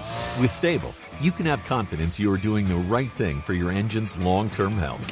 Just pour into your gas can or fuel tank, then top off with fresh fuel. At every fill-up or when you store, start with Stable. Available where fuel additives are sold.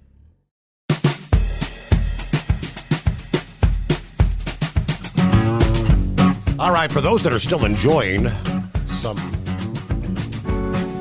we'll say, above average temperatures, especially in the central and eastern USA,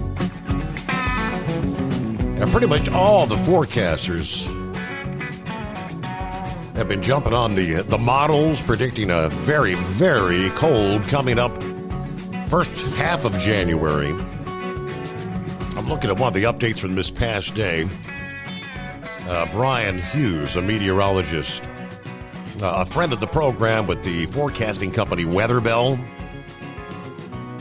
He said the global models are all indicating it is very possible we could be talking the coldest since 1994.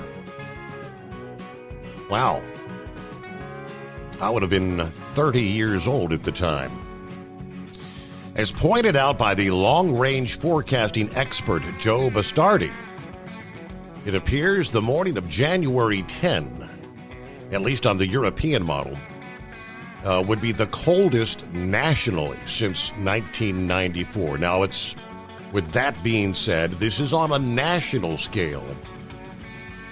It does not mean every town in the pink is the coldest since 1994, but what he's talking about is a map that extends from southern Canada So the northwest, the eastern two-thirds of Montana, right through the Dakotas, Nebraska, all the way down into central Florida are in kind of a pinkish hue. It's going to be cold. I just wanted to clarify that point for the nitpicking crowd. We all know they show up on posts like this, but he also said there are threats to the lower Rio Grande Valley and Florida citrus areas. When you have a pattern like this, something that for Florida has been very rare this century. So pink, those pink hues well below normal, all the way down into central portions of Florida. And not quite the pink, but the purples, stretching all the way down into southern Texas. So from Houston to Brownsville, this cold air is going to be deep into the heart of the country. And it's going to have some staying power. So just a heads up, right? Getting prepared. Meanwhile, Horse Feathers was asking last evening, do we have arrangements yet for the former president? Flags flew at half-staff across the U.S. Monday as the global tributes continued to pour in for the life and legacy of Jimmy Carter, the longest-lived U.S. president, who passed at 100 years old, of course, day before yesterday. And we'll give you some of the details of what's in the making, what's the plans. Knucklebuster comes up right after this. The Steve Summers Overnight Drive. From Feature Story News in Washington, I'm Benji Haya. Joe Biden has declared a national day of mourning following the death this weekend of one of his predecessors, Jimmy Carter, the United States' 39th president, who he called a man of principle, faith, and humility. Our U.S. correspondent Mitch McCann reports. In a proclamation, President Biden declared January 9 as a national day of mourning throughout the United States. In his statement, he called on the American people to assemble in their respective places of worship to honour the memory of Jimmy Carter. He also ordered U.S. flags be displayed at half-staff at the White House or public buildings and grounds, at military posts and naval stations. A state funeral will be held for former President Carter, a 7 to 10-day event in 3 stages, and will likely include ceremonies in Washington, D.C. and Carter's home state of Georgia. South Korea has ordered an emergency safety inspection of the nation's entire airline system after a plane crash killed 179 passengers there. The Jeju Air Boeing aircraft successfully touched down at Muan International Airport on Sunday without its landing gear before sliding off the end of the runway and hitting a concrete wall, bursting into flames. Here's aviation expert David Learmont. To have a hard object about 200 metres or less into the overrun, I think it's verging on criminal to have it there. Meanwhile, several other airlines have announced the suspension of flights to Russia after Azerbaijan accused the country of shooting down one of its airliners with an air defence system. Trent Murray has the details. Azerbaijan's president has called on Russia to apologise and pay compensation for allegedly shooting down an Azerbaijan Airlines Embraer jet last week. 38 people died after the jet diverted and crash-landed in nearby Kazakhstan. Amid safety concerns, Israel's flag carrier El Al has announced it is suspending flights to Moscow until at least March. Russia and Ukraine have exchanged hundreds of prisoners of war in a deal brokered by the United Arab Emirates. And 2024 has been the most deadly on record for migrants trying to cross the English Channel in small boats.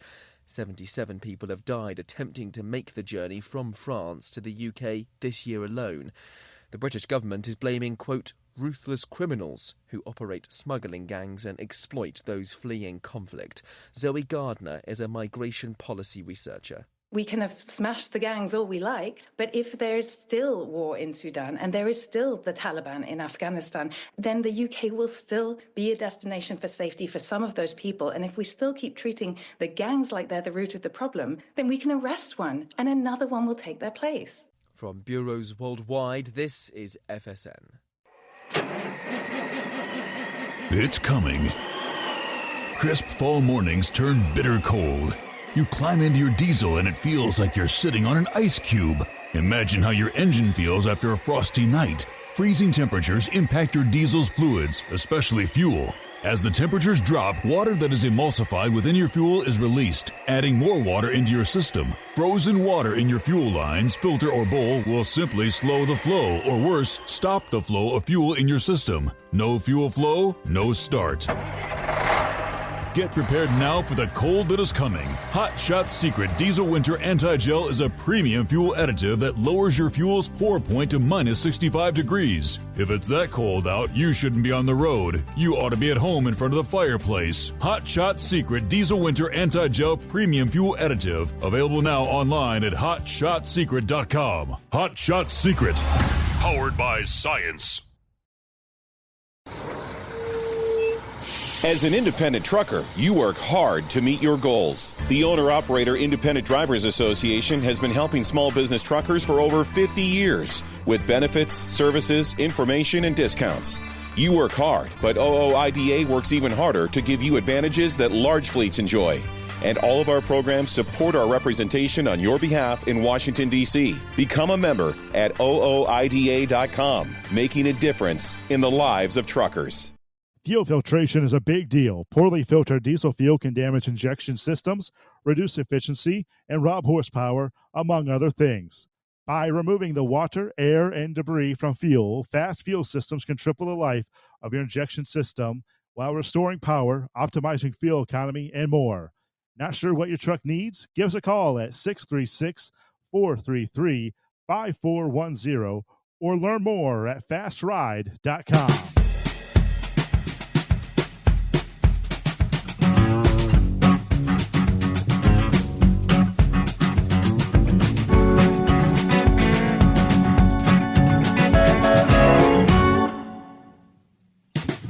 All right, promised we'd get you Knucklebuster out of the break here. Good morning and happy New Year's Eve.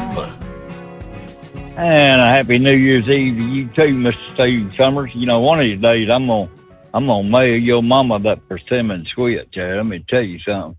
The first 5 days of January we're not going to be really too bad. The highs will only be up in the mid 40s.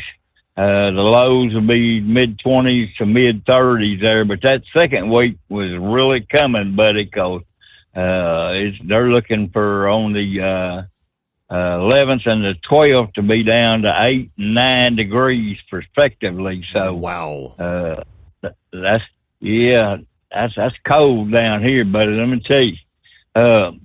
Well, you know, Memphis area had an ice storm back in '94 there, and it shut this place down for over a week there. Tennessee says I better not ever let her get that cold again there, right? I'm trying to remember. Was that the year that was that known as the blizzard of '94? Because I think we were living in Northwest Georgia. It was a solid sheet of ice down here. I mean, it froze everything down here. No snow, just ice. Mm-hmm. The 72 miles from Memphis, Tennessee to the Missouri state line was a solid sheet of ice, Steve, and it took me 12 hours to drive that 72 miles. Next time I told them I'm just staying at home there, right? Yeah, no doubt. Well, back when I was 25 years old, I got out of my truck to open the trailer doors in a T-shirt and sweatpants, Steve. I was up there in J, Maine. I got on the dock, says, man, don't you know how cold it is out here? I said, no. He said, minus 40 degrees, actual air temperature, not the real feel. It was so cold, the hairs in my nose froze, and it was colder than a well digger's backside in July that day, Steve. But when I got back up in that truck, I turned that heater up on high blast there. So, I'll say one thing about Jimmy Carter. He, did you know he was lowered into a partially melted down nuclear reactor when he was a lieutenant in the Navy? Really? Yeah, absolutely. There, I sent you a article on it, emails from the war zone there. I think I sent it to you. Well, you can look that up here in just a little bit. Well, anyway, this driver returned on foot. That's forward backwards, Steve. They got a Ford Super Duty stalled in the middle of Antarctica. and they're wanting to know if anybody can give them a hand. Well, my suggestion would be get some Hot Shot Secret Sticks in the Eliminator, Everyday Diesel Treatment, Hot Shot Secret Anti-Gels, Bill, and a damn good grease monkey to get it going there. Is that a good enough suggestion? That sounds about right. Yes, sir. Yeah. Well, this Portland, Oregon home has been hit by 30 cars in 30 years, Steve. I said that right. 30 cars in 30 years. About once a year it gets run into. The last one caught on fire, burned the porch up and stuff. But really, they're going too fast for road conditions. It's a 15-mile-an-hour curve. You're doing probably about 45, 50 mile an hour, and then you run up on this 15-mile-an-hour curve.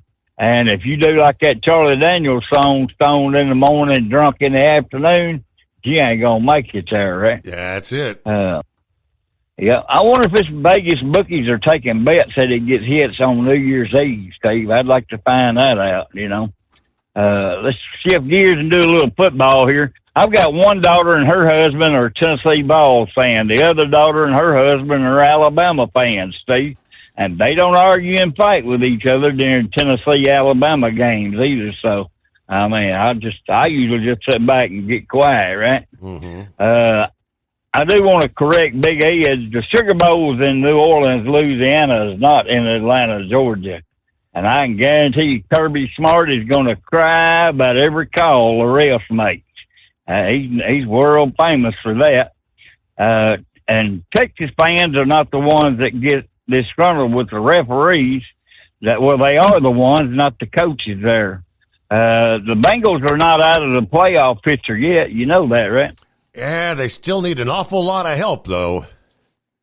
Yeah, they got a win against the Pittsburgh Steelers this weekend. The Broncos will have to beat the Chiefs, and the Dolphins will have to. The Jets will have to beat the Dolphins.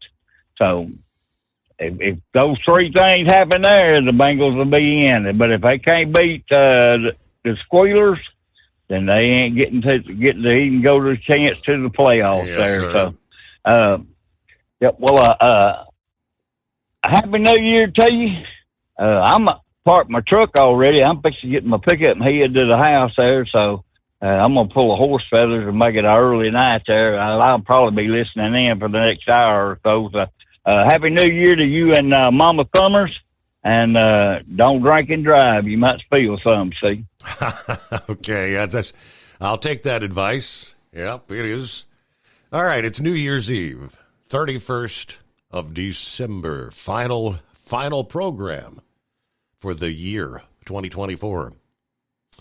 I shared this from another one of the weather sites here about an hour ago. Now, this isn't really depicting the incredibly cold Arctic air. This is a storm that could bring a pretty broad swath of snow leading up to the cold air pouring into the central and eastern USA. This is looking forward to like Sunday into Monday, this upcoming weekend. New data from the past day. Confidence is starting to increase on a late weekend winter storm. Right now this would predominantly be a snow risk with an ice and sleet risk south of the Ohio River down into the Tennessee Valley region. Confidence on a scale of 1 to 5 right now is at 3.5. But here's what we know. A storm system is present on all data. All data is cold enough for snow. All data shows a track for snow across the area. Very cold air behind the storm. Gusty winds will blow the snow. And there's a pretty broad area where we could see 5 or more inches of snow possibly. What we do not know at this moment, where exactly that snow line set up, how much you'll get in your backyard, the exact timing of the storm, and the exact amounts of the heaviest snow. But with each passing day, more data will be coming in. Jimmy Carter, the Georgia native whose unlikely political ascent From picking peanuts on the family farm to the Oval Office. Being remembered in glowing eulogies as an ardent defender of human rights and champion of the downtrodden. He will be honored with public observances in his southern home state and in Washington in the coming days. The first president to reach triple digits in age. Of course, had been in hospice care in his hometown of Plain since February of last year. The Carter Center, his post-presidential humanitarian and pro-democracy organization, announcing Sunday that he had passed peacefully, surrounded by his family at his home. The White House flag was lowered to half-staff, while President Biden has scheduled a state funeral for January 9 and has declared that a national day of mourning. In Georgia on Saturday, Carter will be conveyed by motorcade through Plains to the farm where he grew up, and then on to the state capitol in Atlanta. According to the statement, he will lie in repose at the Carter Center before being flown on January 7 to Washington, D.C., to lie in state at the U.S. Capitol with a military guard. 2 days later, he will be buried in Plains after the traditional televised funeral at Washington National Cathedral that's accorded to every U.S. president. Biden said in a heartfelt speech on Sunday, Carter lived a life measured not by words but by deeds. While the country's living former presidents, from Bill Clinton to Donald Trump, lauded his public service, his work ethic, and his commitment to justice. International tributes led by the Israeli president, China's President Xi Jinping, the Egyptian leader, who praised Carter as a symbol of humanitarian effort. Pope Francis offered heartfelt condolences, the Vatican said, recalling Carter's firm commitment, motivated by deep Christian faith, to the cause of reconciliation and peace. All right, let's see. The U.S. Navy veteran defying the odds to enjoy a long post-presidency. After 4 years in the Oval Office, yet notable for his success in forging peace between Israel and Egypt, but overshadowed by the Iran hostage affair and his handling of the oil crisis. All right, the father of four, lost in a landslide to Ronald Reagan, of course, in 1980. They did also announce the U.S. stock exchanges will be closed on January 9. That is a Thursday, in observation of the National Day of Mourning in honor of former President Carter. The New York Stock Exchange and the NASDAQ announced the closures this past day, a customary gesture, they say, to honor deceased presidents. President Biden directing January 9 to be a day of national mourning for Jimmy Carter, 39th U.S. president, recipient of the 2002 Nobel Peace Prize for that humanitarian work. The Securities Industry and Financial Markets Association has recommended an early close on January 9 for the U.S. bond market at 2 o'clock p.m. Eastern Time. The details unveiled over the past day. All right, plenty of room for you at 844-844-3388 this New Year's Eve. Taxes for Truckers provides full-service accounting solutions for owner-operators. Taxes for Truckers is the driver's financial co-pilot. We help independent truckers keep their taxes, filings, and bookkeeping running smoothly so they can focus on the road ahead. Drivers who want their business to run as smooth as their truck choose to partner with Taxes for Truckers for their accounting and tax filing needs. Stop overpaying taxes. Call 888-TAX-4-TRK to start paying less tax today. At Hot Shot Secret, we share the science behind common diesel problems. For example, Ultra-low sulfur fuels. fuel has two purposes, combustion and lubrication. Ultra-low sulfur fuels have diminished the fuel's ability to lubricate. Hot Shot Secret Everyday Diesel Treatment with LX4 restores lubricity, protects your engine, and optimizes performance. Everyday diesel treatment is available at truck stops, Tractor Supply, O'Reilly's Auto Parts, and online at HotShotSecret.com. Hot Shot Secret, powered by science. Building relationships with their team drivers and customers still matter at IBI Security Transport. Since 1966, IBI and its team of drivers have been leaders and innovators in providing white glove service to its exclusive client base for transporting high-value freight safely and securely. Much of the IBI staff have driven trucks, so they understand both the customers' and drivers' needs. If you're seeking a career that values you as a person, not just a number, and offers great benefits and good home time, then IBI is the place for you. Call 800-582-5912 to discover why we are the leaders in team freight and start building a relationship with you. At Hot Shot Secret, we share the science behind common diesel problems. For example, Fuel additives. the purpose behind most fuel additives is to impact performance of your diesel or provide protection to your fuel system.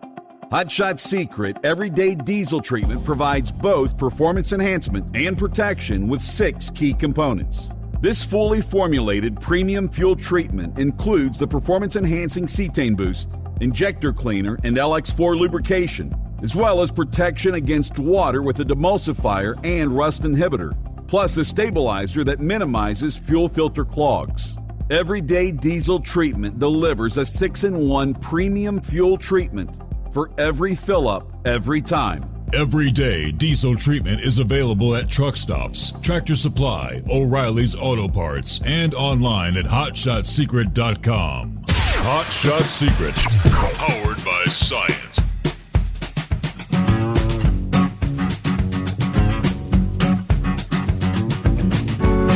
Let's say hello to Buckeye Boy from Ackworth, Georgia. 47 degrees. It was a beautiful day Monday. In the lower 60s. And right now, looks like here, this New Year's Eve should be the same.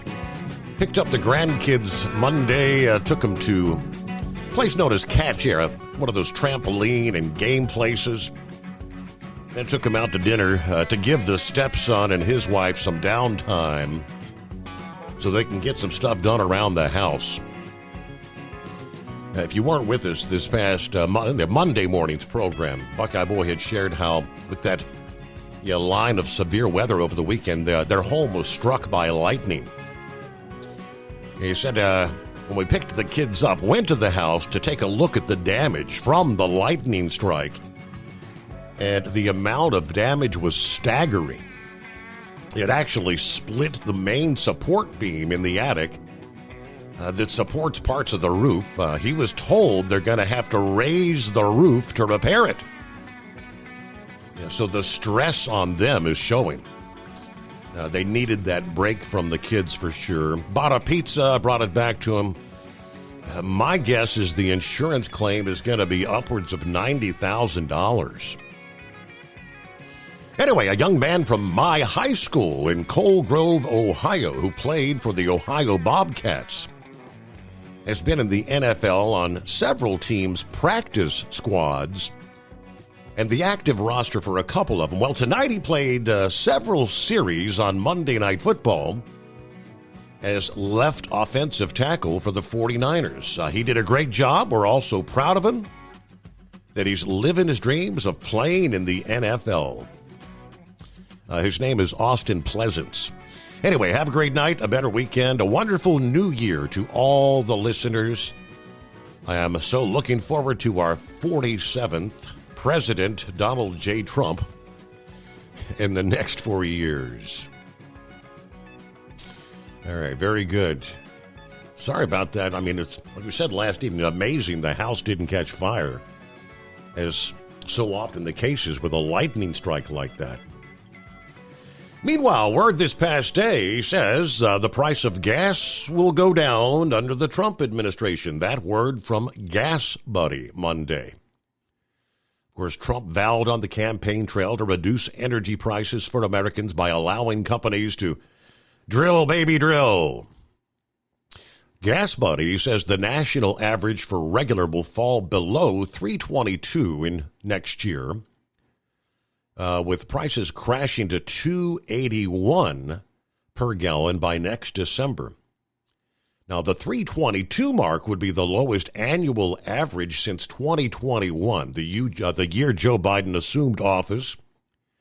By 2022, amid soaring inflation fueled by massive spending packages and red tape, American drivers paid more than $5 a gallon.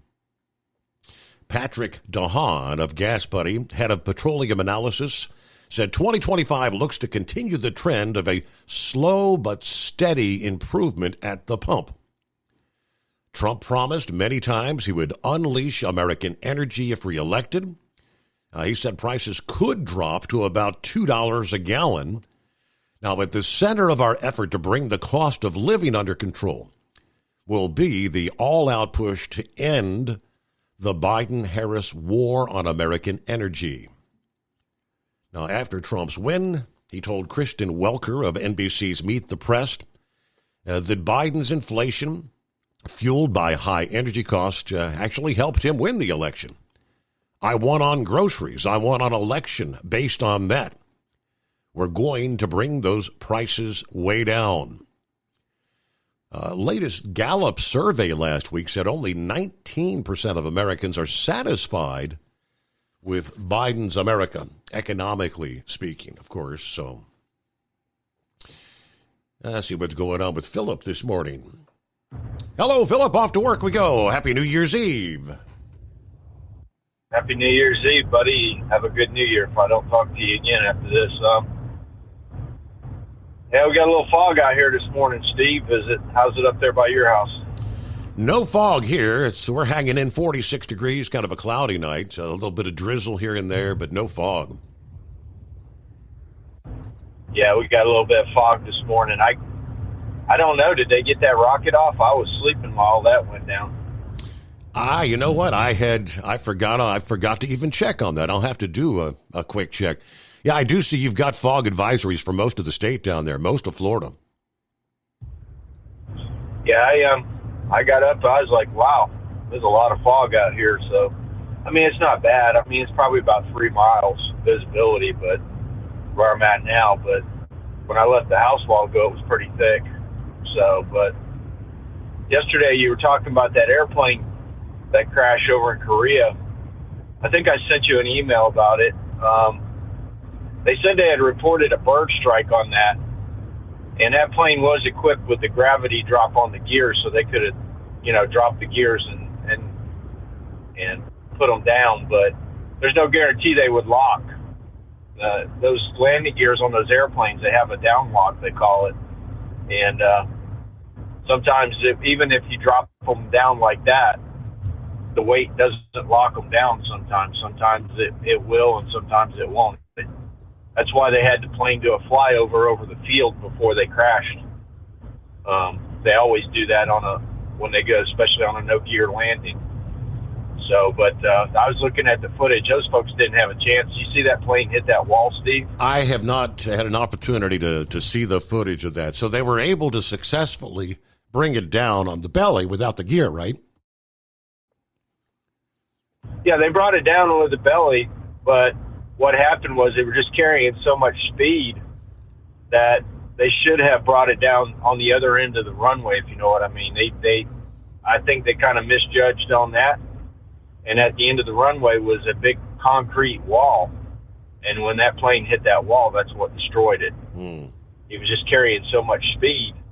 They were trying to glide it down, which that's what they usually do. They'll try to glide it down, slow the plane down. But the trick is when you come in on a landing like that is you've got to go at the other end of the runway. You've got to make sure you've got enough runway and you land it on the runway. You don't overshoot the other end of the runway, and that's what they did. They overshot.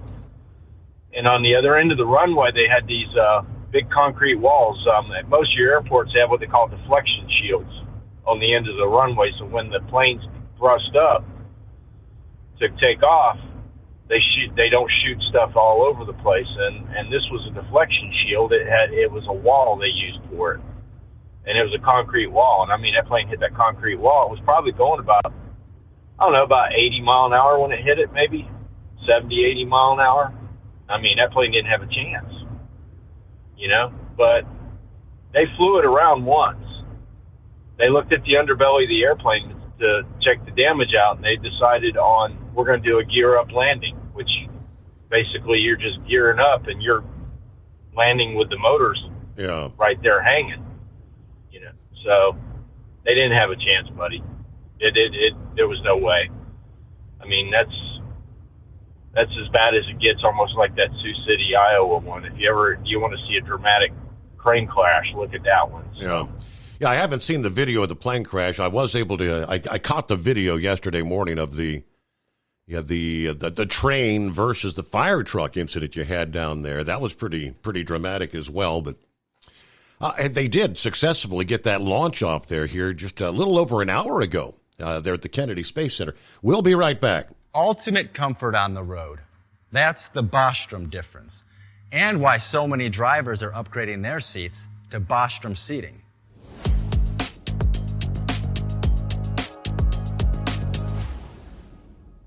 With roots dating back to 1935, we know seating. We've developed a full line of high-quality products with the right seat for your application, all made right here in the USA. From our top-of-the-line Wide Ride Plus Certa for the long-haul driver to our entry-level Baja series for the vocational driver, we provide you with the comfort you deserve at the price point you're looking for. We know you're busy. You don't have time to search every distributor and dealership for the right seat, only to find the one you want won't fit in your truck. That's why we created BostromSeating.com. It's a complete seating solution. You can build the perfect seat with the features and options you desire, and we'll help you be certain it'll fit in your cab. Once you've built the perfect seat and have the part number in hand, you can shop pricing and availability. Our Where to Buy feature allows you to pick up a seat right where you are or anywhere along the road you'll be traveling. When you install a Bostrom seat, you become part of the Bostrom family. A family that includes other drivers who recognize this is more than work. It's a ride, one that requires the next level comfort and support only Bostrom can provide. Go to BostromSeating.com to design your ride with ultimate comfort for the open road. Hands on the wheel, hands off invoicing. At Transcap, we're built for high speed and service, just like you. Our fast freight factoring helps you make more money, not chase it down, because we handle all the invoicing BS and back office work. Apply for fast funding at transcap.com/getcash. It takes just 60 seconds. Or call 888-250-TCAP. That's 888-250-TCAP. And mention Steve Summers' Overnight Drive. From Feature Story News in Washington, I'm Benji Haya. Joe Biden has declared a national day of mourning following the death this weekend of one of his predecessors, Jimmy Carter, the United States' 39th president, who he called a man of principle, faith, and humility. Our US correspondent Mitch McCann reports. In a proclamation, President Biden declared January 9 as a national day of mourning throughout the United States.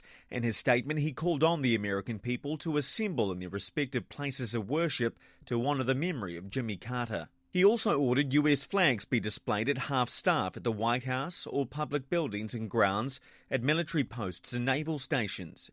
A state funeral will be held for former President Carter, a 7 to 10-day event in 3 stages, and will likely include ceremonies in Washington, D.C. and Carter's home state of Georgia. South Korea has ordered an emergency safety inspection of the nation's entire airline system after a plane crash killed 179 passengers there.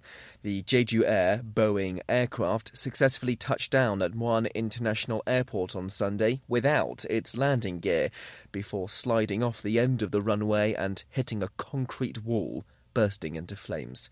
Here's aviation expert David Learmont. To have a hard object about 200 metres or less into the overrun, I think it's verging on criminal to have it there. Meanwhile, several other airlines have announced the suspension of flights to Russia after Azerbaijan accused the country of shooting down one of its airliners with an air defence system. Trent Murray has the details. Azerbaijan's president has called on Russia to apologise and pay compensation for allegedly shooting down an Azerbaijan Airlines Embraer jet last week. 38 people died after the jet diverted and crash-landed in nearby Kazakhstan. Amid safety concerns, Israel's flag carrier El Al has announced it is suspending flights to Moscow until at least March. Russia and Ukraine have exchanged hundreds of prisoners of war in a deal brokered by the United Arab Emirates. And 2024 has been the most deadly on record for migrants trying to cross the English Channel in small boats. 77 people have died attempting to make the journey from France to the UK this year alone. The British government is blaming, quote, ruthless criminals who operate smuggling gangs and exploit those fleeing conflict. Zoe Gardner is a migration policy researcher. We can have smashed the gangs all we like, but if there is still war in Sudan and there is still the Taliban in Afghanistan, then the UK will still be a destination for safety for some of those people. And if we still keep treating the gangs like they're the root of the problem, then we can arrest one and another one will take their place. From bureaus worldwide, this is FSN. With FSN Spotlight, I'm Simon Marks, looking today in more depth at that awful plane crash in South Korea that claimed the lives of 175 passengers and crew. For Boeing, it comes at the end of a year that has seen the company utterly beleaguered, and the crash may raise fresh concerns. The 737-800 enjoys one of aviation's strongest safety records, but images of the Jeju Air jet landing without its landing gear fully deployed are fueling suggestions that it may not simply have been a bird strike or any other single issue that caused the jet to crash. Alex Macheras is an aviation consultant and hosts the podcast On Air. This was a Boeing 737-800. One of these aircraft takes off or lands every 2.5 seconds. This specific aircraft used to fly for Ryanair and was later transferred to Jeju Air. The video footage that we have shows the aircraft attempting a belly landing, which is basically a landing without its landing gear extended. It's likely to be a very complex sequence of events, one upon the other, over a short period of time, that each would have contributed to that catastrophic outcome. Boeing is hoping 2025 will be a turnaround year for its commercial aviation division. There will be nervousness at the company's headquarters in Seattle about what the crash in South Korea portends. A reminder for you of our top stories. Joe Biden has declared a national day of mourning following the death this weekend of one of his predecessors, Jimmy Carter, the United States' 39th president. South Korea's ordered an emergency safety inspection of the country's entire airline system after a plane crash there killed 179 passengers. And Russia and Ukraine have exchanged hundreds of prisoners of war in a deal brokered by the United Arab Emirates. That's the latest feature story news. I'm Benji Hire in Washington. It's coming. Crisp fall mornings turn bitter cold. You climb into your diesel and it feels like you're sitting on an ice cube. Imagine how your engine feels after a frosty night. Freezing temperatures impact your diesel's fluids, especially fuel. As the temperatures drop, water that is emulsified within your fuel is released, adding more water into your system. Frozen water in your fuel lines, filter, or bowl will simply slow the flow, or worse, stop the flow of fuel in your system. No fuel flow, no start. Get prepared now for the cold that is coming. Hot Shot Secret Diesel Winter Anti-Gel is a premium fuel additive that lowers your fuel's pour point to minus 65 degrees. If it's that cold out, you shouldn't be on the road. You ought to be at home in front of the fireplace. Hot Shot Secret Diesel Winter Anti-Gel Premium Fuel Additive. Available now online at hotshotsecret.com. Hot Shot Secret. Powered by science.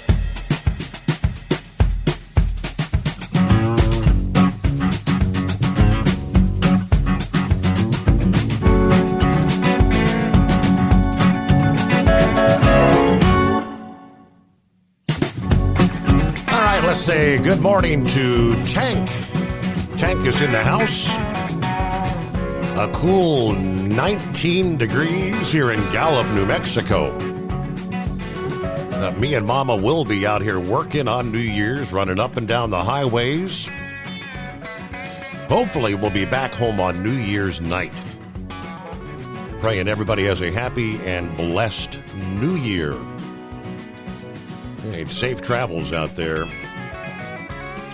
Being out there driving on New Year's Eve, look out after the midnight hour when all the party animals and revelers look to get home.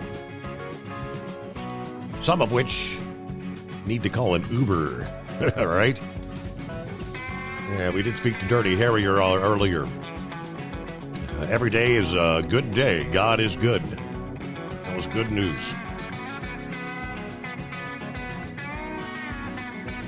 Roki checks in this New Year's Eve, stating that the last surviving member of the USS Utah from Pearl Harbor passed away this past Christmas Day. He was 105 years old. Wow. How about that? Let me see. After Upton's death, there's only 15 still alive. All right, then, yes, successfully, here about a little over an hour ago, a record-setting year for rocket launches wrapped up this New Year's Eve with the Space Coast's 93rd and final liftoff of the year. Shattering the short-lived annual mark, SpaceX launched the Falcon 9 rocket in the post-midnight darkness at 12:39 a.m. this morning. Pad 39A at the Kennedy Space Center, lifting 21 Starlink satellites up into low Earth orbit. Yeah, the final tally for 2024 is 93 orbital launches, representing a 29% leap over the previous record year of 72 from last year. From the Kennedy Space Center and the neighboring Cape Canaveral Space Force Station. And officials expect the Cape's cadence to continue speeding up.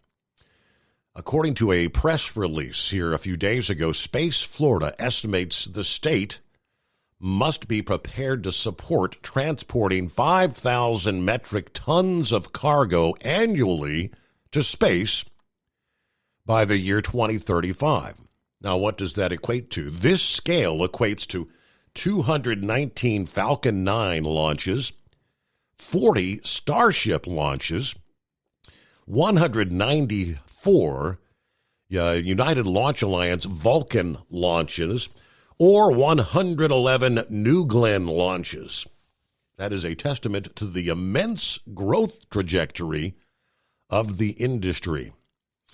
So I guess 40 Starship launches could accommodate the same amount of freight as 219 Falcon 9 launches. It's pretty impressive stuff there. But all right, welcome back there. So yeah, I guess you might have been able to step out and see that launch about 12:40. I don't know with this fog out here we got. I don't think I would have saw much. Oh, that's true. Yeah. Yeah. I don't think I would have saw much. If it was clear out, I probably could have seen it. Yeah, the couple things to watch down there in Canaveral is the New Glenn. When Bezos gets that New Glenn project off of it, Blue Origin, it's going to be SpaceX and Blue Origin going back and forth launching rockets all the time. And picture this, Steve.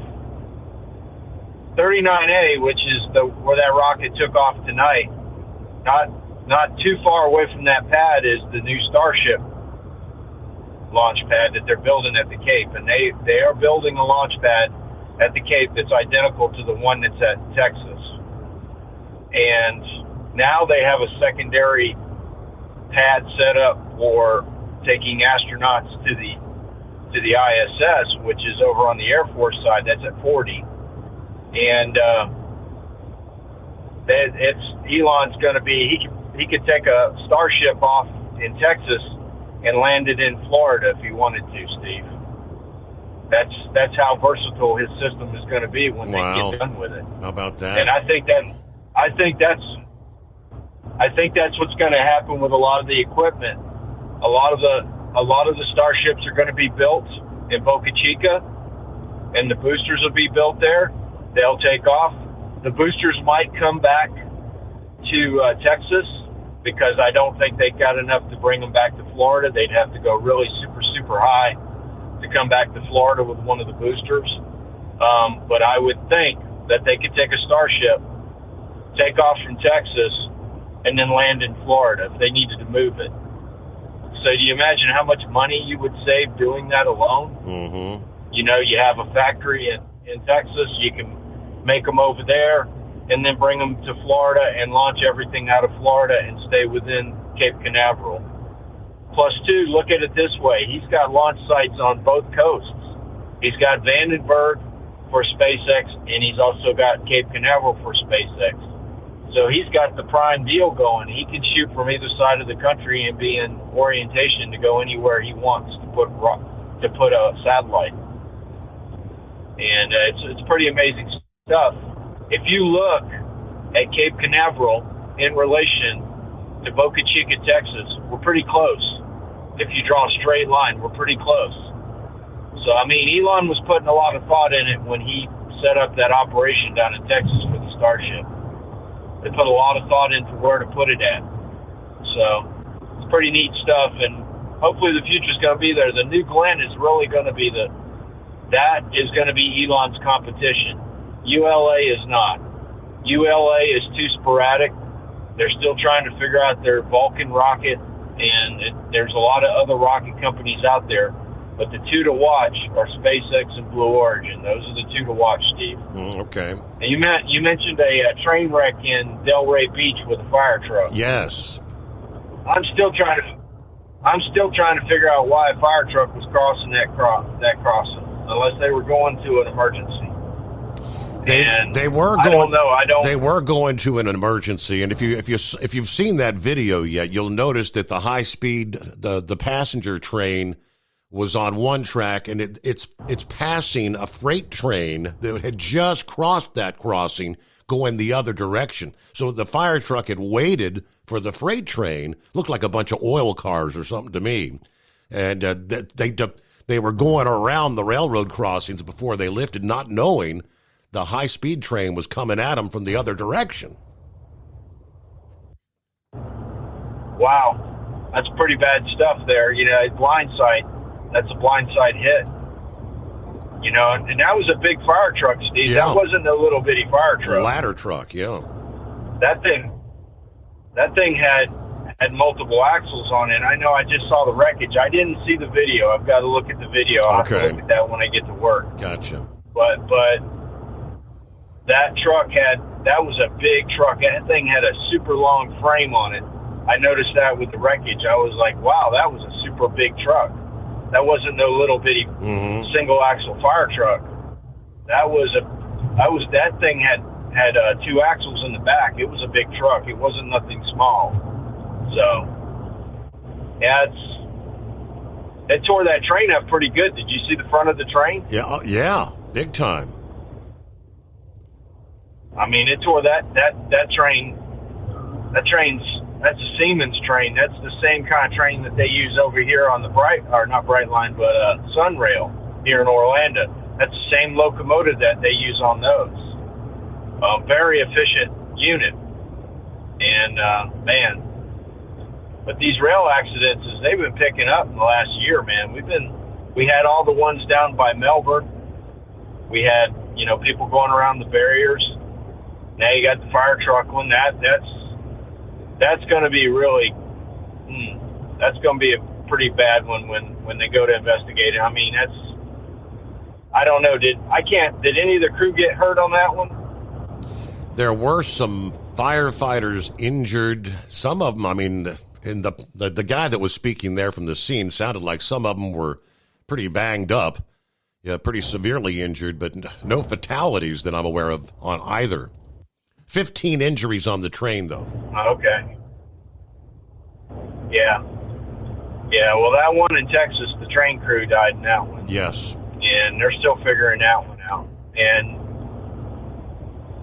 that I don't know. They said a minute. I'm still kind of skeptical about that decision on the investigation. The videos that are all over the internet with it, that's longer than a minute. A lot longer than a minute. I mean, you look at the cars that were backed up in the intersection filming when this happened with the truck at Texas. Right. And those kind of cars don't back up within a minute. I don't believe that. I believe that truck was there at least 5 to 10 minutes at the least. Because you look at the backups of the cars. They had people taking pictures from their cars that were probably a block from it, or more, from where the train accident happened. That's how far they were blocked. They were backed up over a block at least. You can't tell me that happened in like a minute. No, I don't think so. But that's all I got today, buddy. I appreciate you having me. And you have a good New Year, and I'll talk to you later. Yeah, you do the same, Philip. Thanks for being a part of the program here as always, and Happy New Year, as they say. As an independent trucker, you work hard to meet your goals. The Owner-Operator Independent Drivers Association has been helping small business truckers for over 50 years with benefits, services, information, and discounts. You work hard, but OOIDA works even harder to give you advantages that large fleets enjoy. And all of our programs support our representation on your behalf in Washington, D.C. Become a member at OOIDA.com, making a difference in the lives of truckers. Fuel filtration is a big deal. Poorly filtered diesel fuel can damage injection systems, reduce efficiency, and rob horsepower, among other things. By removing the water, air, and debris from fuel, fast fuel systems can triple the life of your injection system while restoring power, optimizing fuel economy, and more. Not sure what your truck needs? Give us a call at 636-433-5410 or learn more at fastride.com. It's coming. Crisp fall mornings turn bitter cold. As you fire up your diesel, you can see your breath on the inside of the cab.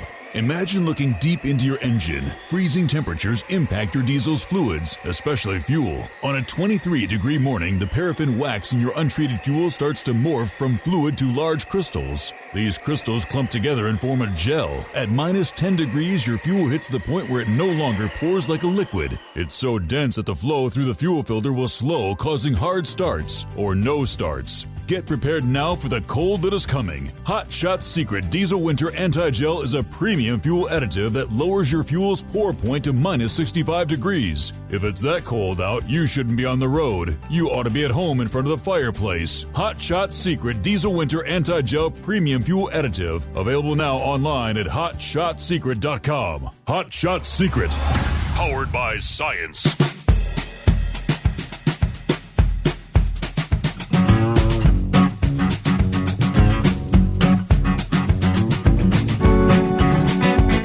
If you have clear skies for your New Year's Eve into New Year's Day,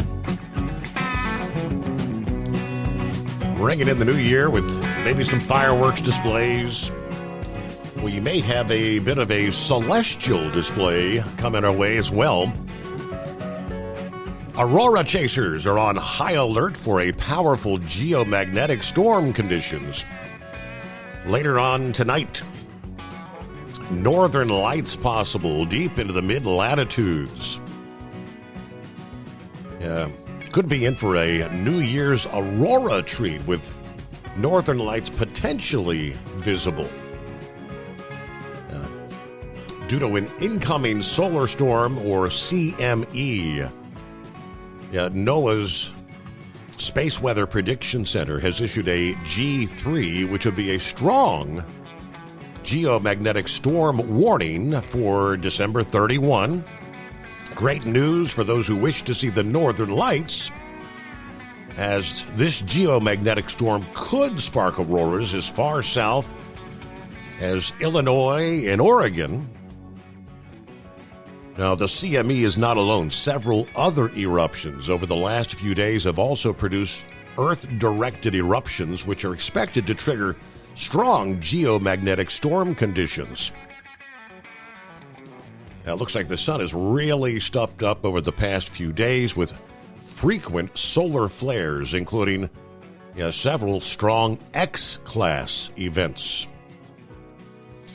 All right, of course, the aurora borealis, the electrically charged particles, ions that collide with Earth's magnetic field, sparking geomagnetic storms. All right, they're giving a time frame here. The recent geomagnetic storm watch that NOAA issued is rated as a G3. That indicates a strong storm conditions. Current predictions place the highest level of activity between G1 and G3 conditions between 10 p.m. Eastern Time, December 30, and 10 a.m. December 31. That's kind of like right now. Another spat of activity is anticipated between 4 p.m. Eastern Time this evening, December 31, and 10 p.m. on January 1.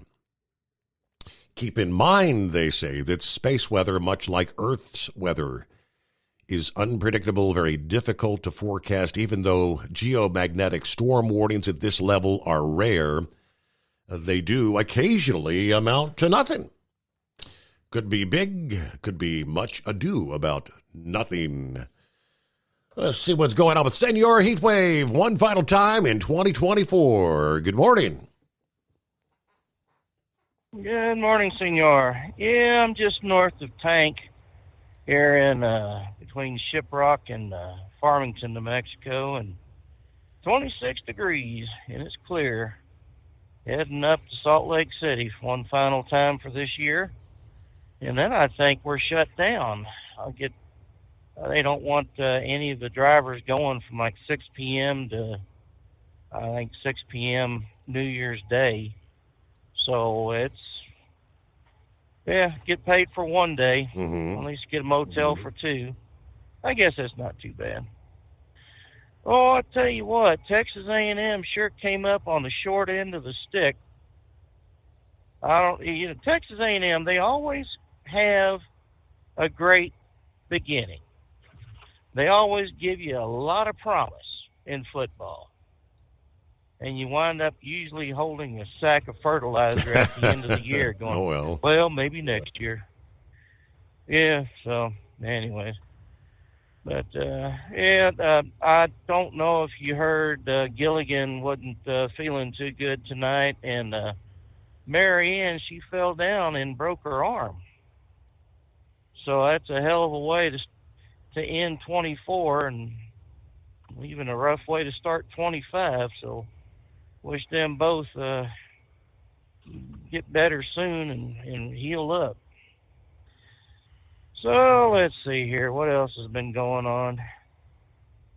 Not really a whole lot. Just kind of sitting back, taking as many runs as I can. I was supposed to be running team at the middle of this month, but apparently that's not going to happen. No. You know, if I could run team 1 year straight, and I would get myself out of this pickle that Yellow has put a lot of us former employees in.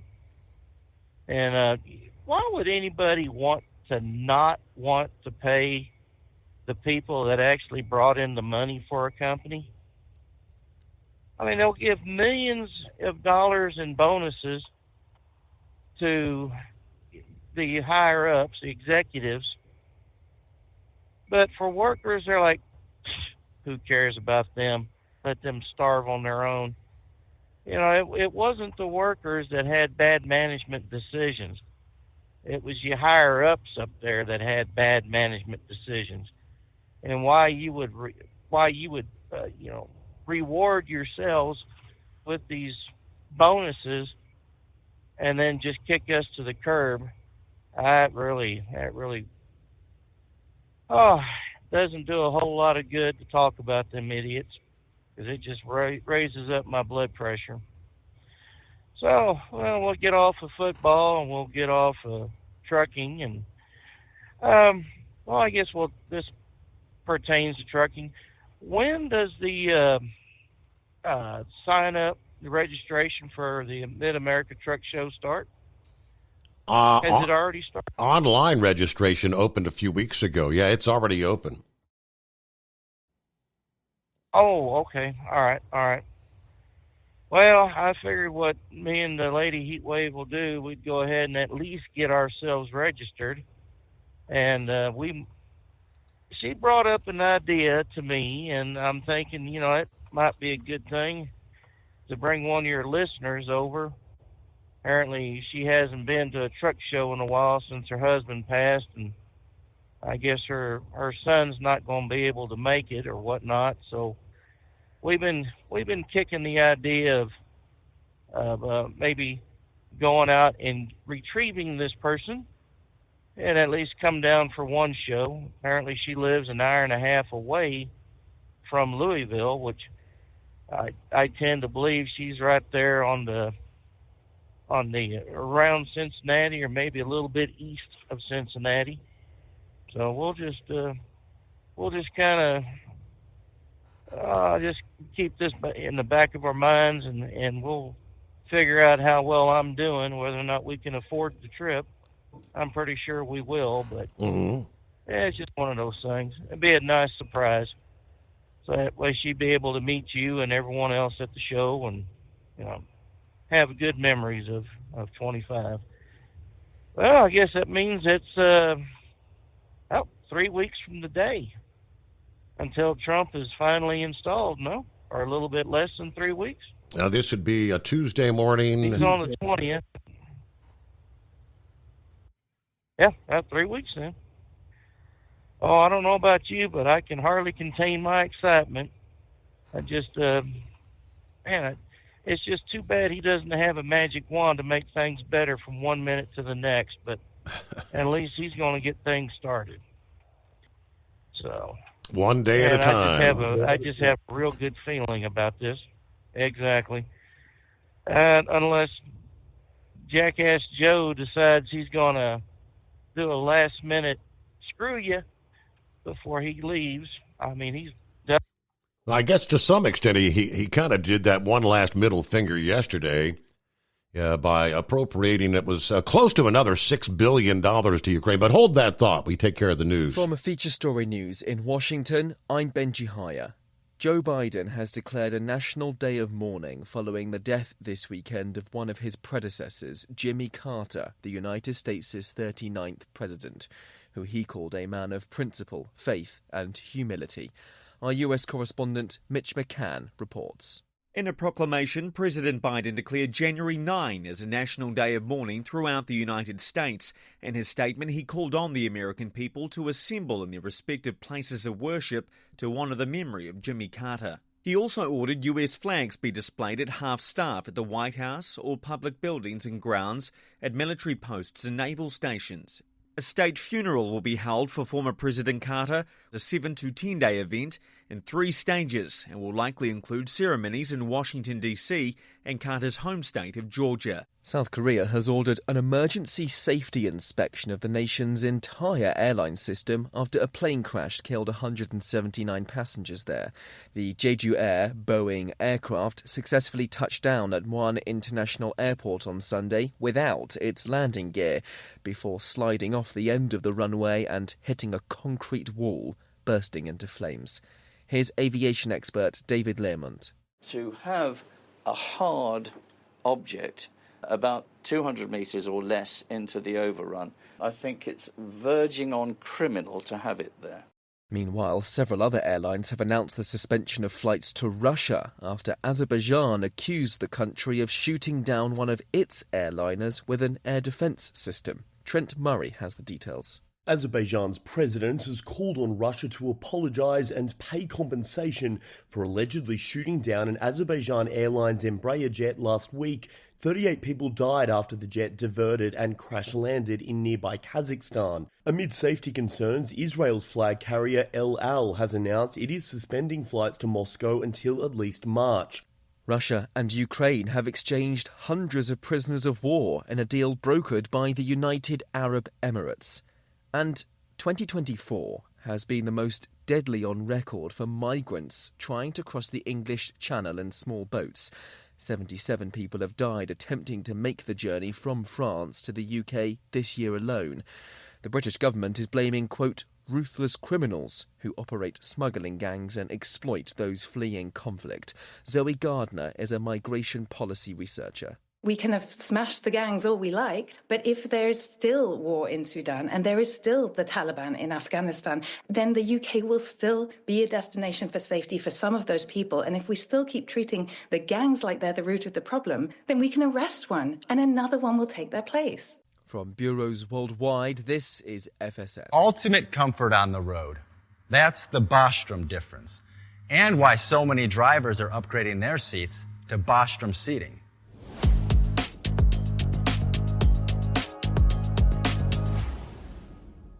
With roots dating back to 1935, we know seating. We've developed a full line of high-quality products with the right seat for your application, all made right here in the USA. From our top-of-the-line Wide Ride Plus Certa for the long-haul driver to our entry-level Baja series for the vocational driver, we provide you with the comfort you deserve at the price point you're looking for. We know you're busy. You don't have time to search every distributor and dealership for the right seat, only to find the one you want won't fit in your truck. That's why we created BostromSeating.com. It's a complete seating solution. You can build the perfect seat with the features and options you desire, and we'll help you be certain it'll fit in your cab. Once you've built the perfect seat and have the part number in hand, you can shop pricing and availability. Our Where to Buy feature allows you to pick up a seat right where you are or anywhere along the road you'll be traveling. When you install a Bostrom seat, you become part of the Bostrom family. A family that includes other drivers who recognize this is more than work. It's a ride, one that requires the next level comfort and support only Bostrom can provide. Go to BostromSeating.com to design your ride with ultimate comfort for the open road. Hands on the wheel, hands off invoicing. At Transcap, we're built for high speed and service, just like you. Our fast freight factoring helps you make more money, not chase it down, because we handle all the invoicing BS and back office work. Apply for fast funding at transcap.com/getcash. It takes just 60 seconds. Or call 888-250-TCAP. That's 888-250-TCAP. And mention Steve Summers' Overnight Drive.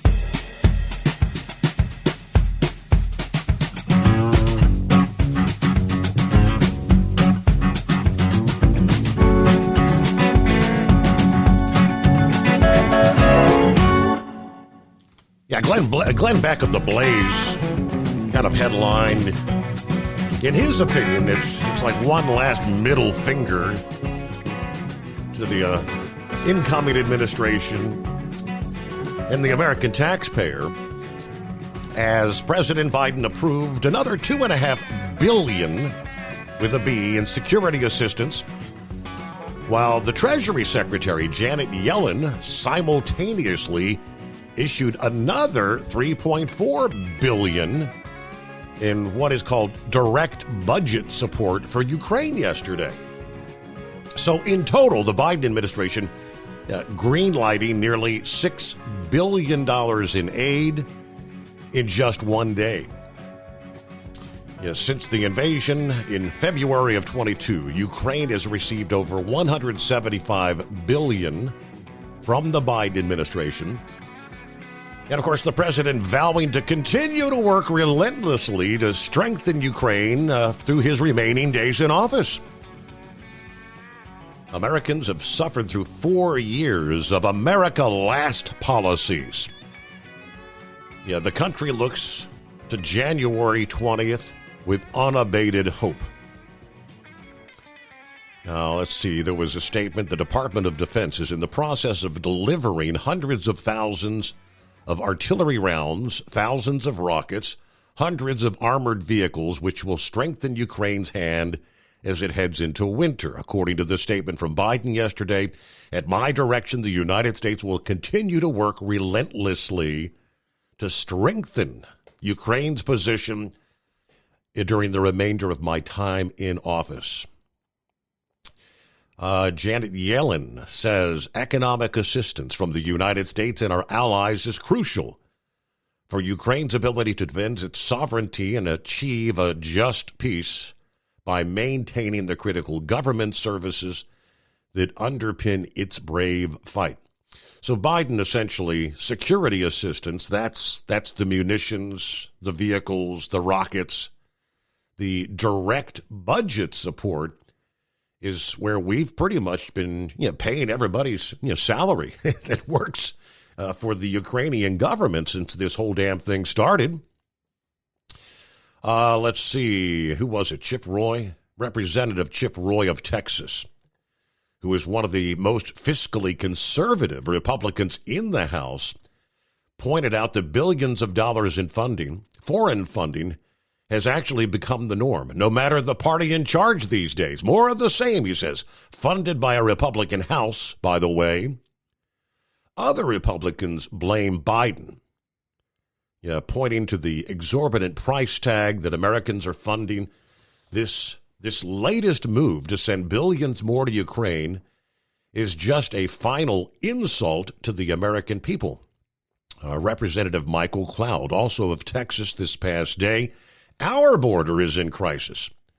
Families are crushed under inflation, and instead of addressing these pressing issues, he's funneled our tax dollars overseas. Thankfully, we'll soon have a president who fights for a secure border, protects our families, and defends the priorities of the American people. Then you had Representative Andy Biggs of Arizona, who said Joe Biden continues to push the limits of constitutionality with this latest unilateral giveaway. Americans have suffered through 4 years of America Last policy. January 20. Can't get here quick enough, as you put it. All right, looks like we lost Senor Heatwave there. Probably went into the dead zone out west. Pappy is on board. Well, good morning. What's happening, Steve? Man, I was trying to find this one screenshot I took. If I can find, you might be able to look it up without me having to send it to you. But did you remember when Biden went to Brazil, I think it was? He gave a little speech and he got lost in the rainforest. Kind of was, wandered off in the Amazon, right? In the Amazon. Well, Steve, he got back and signed something where he's given $11 billion to the Brazilian rainforest for research on climate change. 11 with a B, Steve. Billion. Wow. Well, and what's coming up, Steve, besides the inauguration on January the 20th? What else is coming up here in about 7 days?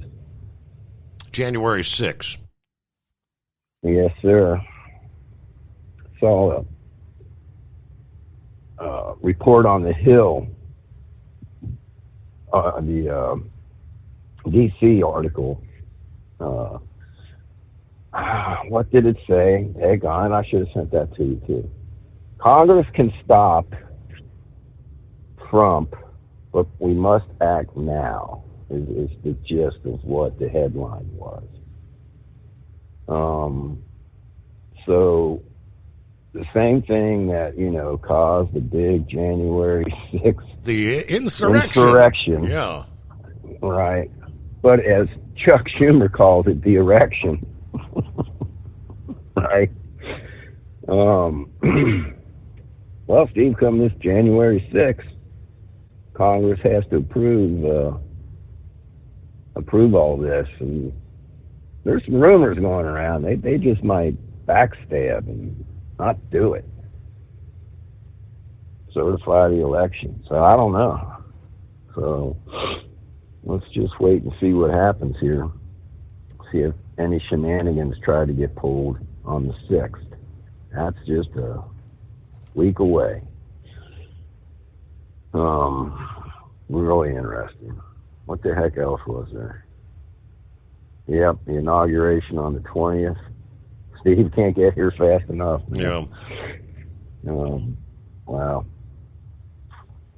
Saw something interesting. I guess they don't take anything out of the White House that belongs to the Bidens until after the inauguration. In other words, as soon as he gets sworn in, they go around and they get ready for the parade, right? You know, when you see the famous, they walk out, and I don't even know if Biden's going to be there or not, but when they walk out and they wave goodbye to the former president and the first lady, and they get on the helicopter and leave the grounds, and then the president gets ready for the parade. They got 3 to 4 hours to totally take everything out of the White House. That's when all the moving, to the moving vans, yes. right? Empty it out. Yes, sir. Empty it out and get everything that Trump's in there. Well, saw a little thing on that. That was pretty interesting. I guess they said there's like 300 people involved in that transition to get that done so quick. I mean, they're talking everything, whatever the drapes they wanted, the car. I mean, literally complete makeover. Which one? What was it? The year that when that moving transition was taking place? Was it George W. when they were taking all the W's off the computers or something? The computer keyboards. You remember that? Yeah, little things like that had happened. That's funny.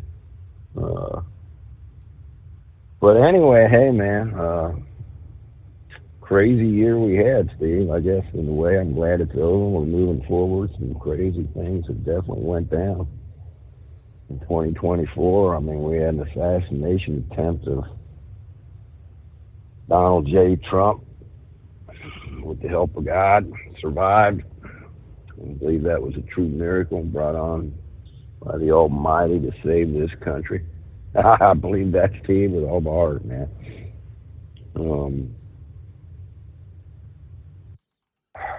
It's a crazy year, man. I hope, Steve, things really mellow out here. I hope we can get him in and the globalists kind of take a deep breath and kick back and we might have to put this off for later. There's a lot of good things happening though, Steve. Like Trump came out and said that he's talking about pulling out of the World Health Organization, which would be great, tremendous. Get us out of that.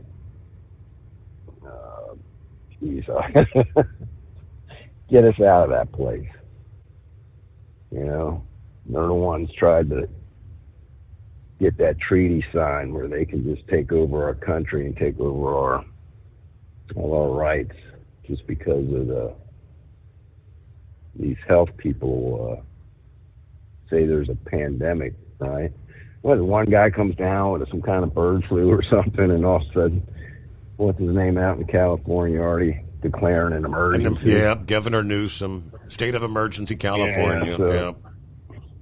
Yeah, they're just, I don't know, Steve, if they're testing stoking the fire a little bit, testing the waters again. I don't know. But let's hope for a better new year to come. All right, my man. Steve, that's really about all I got, dude. I felt like crap over the weekend. So you had the stomach bug or something, right? Yeah, I mean, I just didn't feel good. I had diarrhea real bad, but wasn't like I was bedridden or anything. Didn't really have like a super high fever. Just didn't feel right. But man, the stomach bloating, and right. So it took several days to get over that. I think I'm pretty much back to normal now. So you got to be out there. Are you going to be working the beat tonight for New Year's Eve into New Year's Day? No, sir. No. I'm off tonight and tomorrow, or last night, tonight, however you want to look at it. All right, so you got lucky. Off Monday, Tuesday. I will go back on the 1st.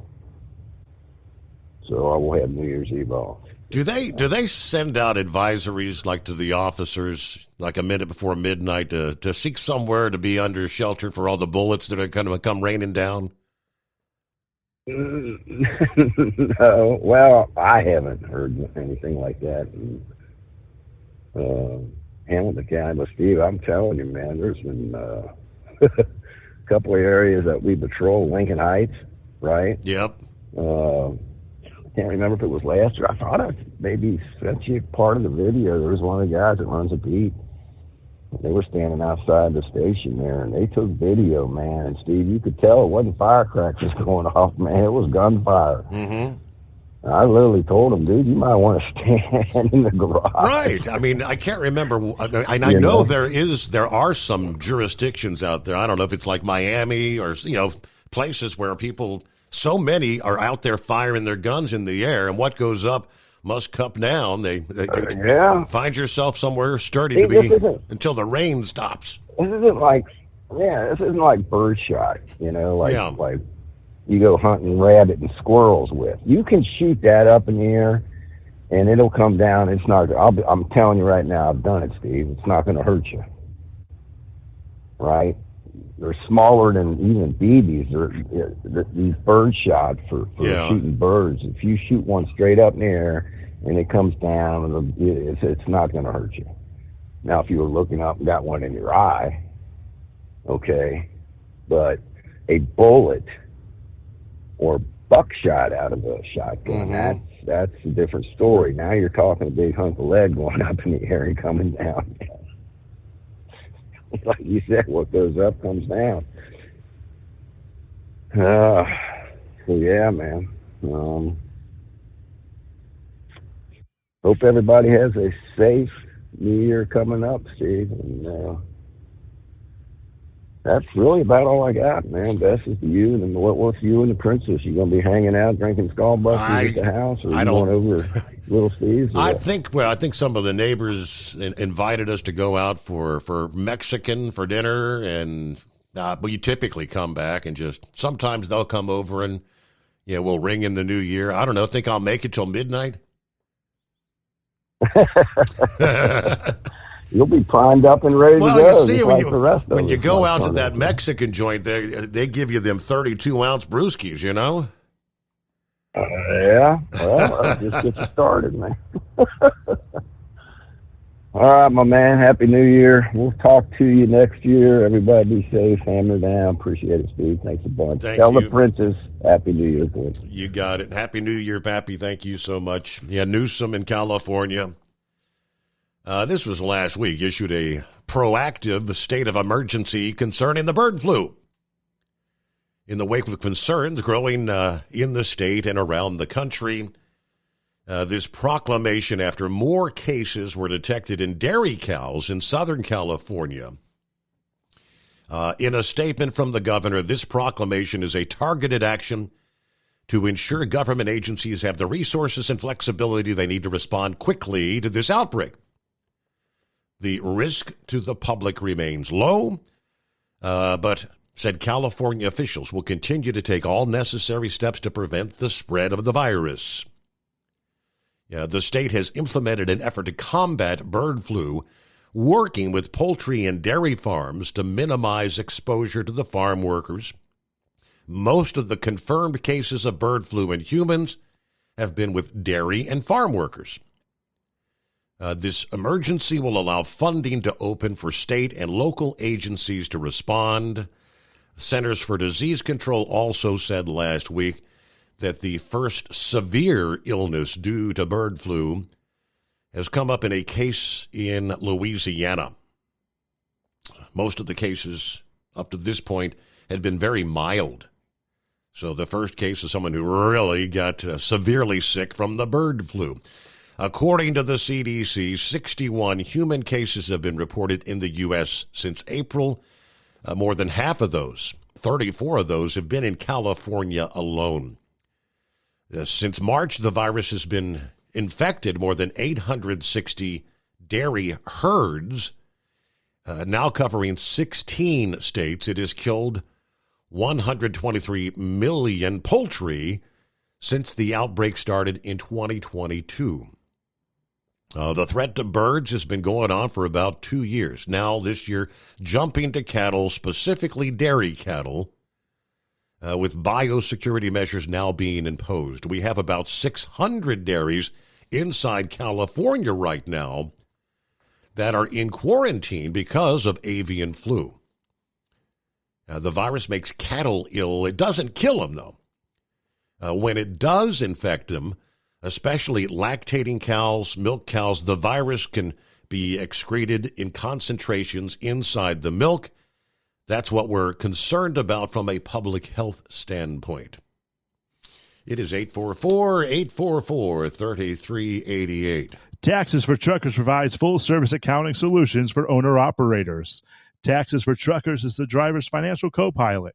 We help independent truckers keep their taxes, filings, and bookkeeping running smoothly so they can focus on the road ahead.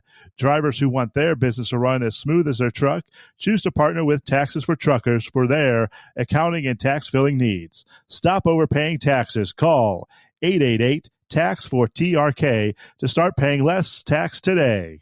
At Hot Shot Secret, we share the science behind common diesel problems. For example, ultra-low sulfur fuels. Fuel has two purposes, combustion and lubrication. Ultra-low sulfur fuels have diminished the fuel's ability to lubricate. Hot Shot Secret Everyday Diesel Treatment with LX4 restores lubricity, protects your engine, and optimizes performance. Everyday diesel treatment is available at truck stops, Tractor Supply, O'Reilly's Auto Parts, and online at hotshotsecret.com. Hot Shot Secret, powered by science. Building relationships with their team drivers and customers still matter at IBI Security Transport. Since 1966, IBI and its team of drivers have been leaders and innovators in providing white glove service to its exclusive client base for transporting high-value freight safely and securely. Much of the IBI staff have driven trucks, so they understand both the customers' and drivers' needs. If you're seeking a career that values you as a person, not just a number, and offers great benefits and good home time, then IBI is the place for you. Call 800-582-5912 to discover why we are the leaders in team freight and start building a relationship with you. At Hot Shot...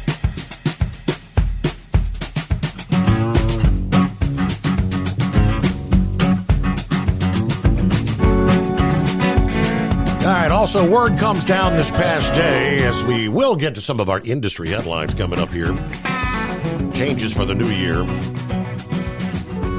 Just some of the biggest news out of D.C. was the Chinese state-sponsored hackers actually breached the U.S. Treasury Department's computer security guardrails this month,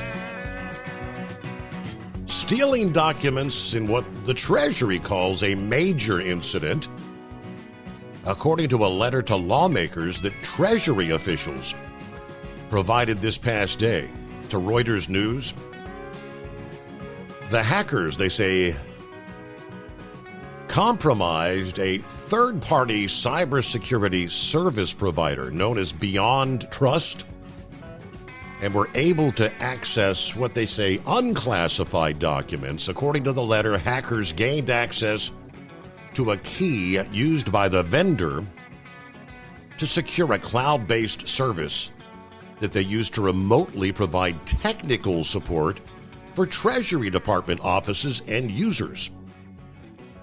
With access to the stolen key, the threat actor was able to override the service's security, then remotely access certain Treasury Department workstations, and then access certain unclassified documents maintained by those users. Treasury Department said they were alerted to the breach by Beyond Trust on December 8th, and they've been working with the U.S. Cybersecurity and Infrastructure Security Agency, as well as the FBI, trying to look into the impact of the hack. Treasury officials did not respond to emails seeking further details. The FBI did not respond to Reuters' request. CIA referred questions back to the Treasury Department.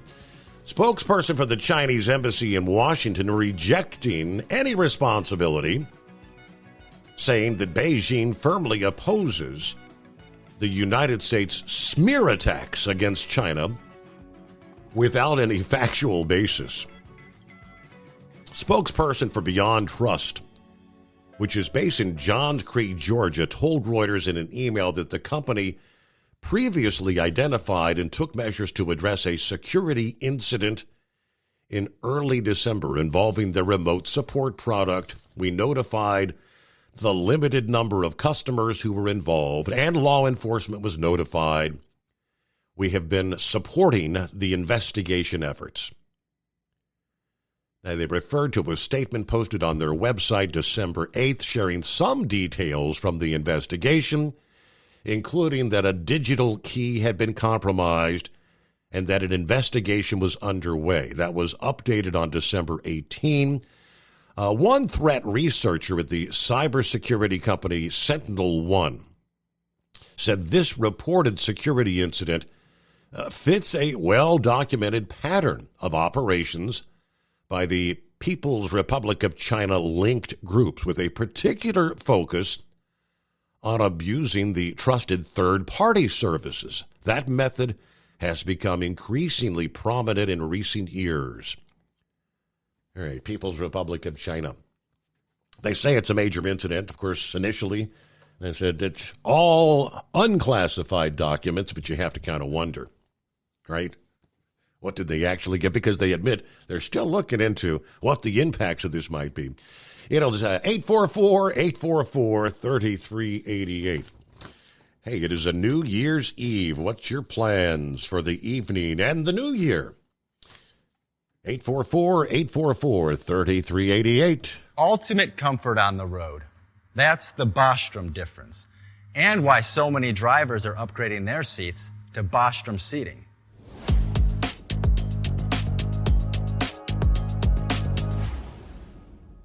With roots dating back to 1935, we know seating. We've developed a full line of high-quality products with the right seat for your application, all made right here in the USA. From our top-of-the-line Wide Ride Plus Certa for the long-haul driver to our entry-level Baja series for the vocational driver, we provide you with the comfort you deserve at the price point you're looking for. We know you're busy. You don't have time to search every distributor and dealership for the right seat, only to find the one you want won't fit in your truck. That's why we created BostromSeating.com. It's a complete seating solution. You can build the perfect seat with the features and options you desire, and we'll help you be certain it'll fit in your cab. Once you've built the perfect seat and have the part number in hand, you can shop pricing and availability. Our Where to Buy feature allows you to pick up a seat right where you are or anywhere along the road you'll be traveling. When you install a Bostrom seat, you become part of the Bostrom family. A family that includes other drivers who recognize this is more than work. It's a ride, one that requires the next level comfort and support only Bostrom can provide. Go to BostromSeating.com to design your ride with ultimate comfort for the open road. Hands on the wheel, hands off invoicing. At Transcap, we're built for high speed and service, just like you. Our fast freight factoring helps you make more money, not chase it down, because we handle all the invoicing BS and back office work. Apply for fast funding at transcap.com/getcash. It takes just 60 seconds. Or call 888-250-TCAP. That's 888-250-TCAP. And mention Steve Summers' Overnight Drive. From Feature Story News in Washington, I'm Benji Haya. Joe Biden has declared a national day of mourning following the death this weekend of one of his predecessors, Jimmy Carter, the United States' 39th president, who he called a man of principle, faith, and humility. Our US correspondent Mitch McCann reports.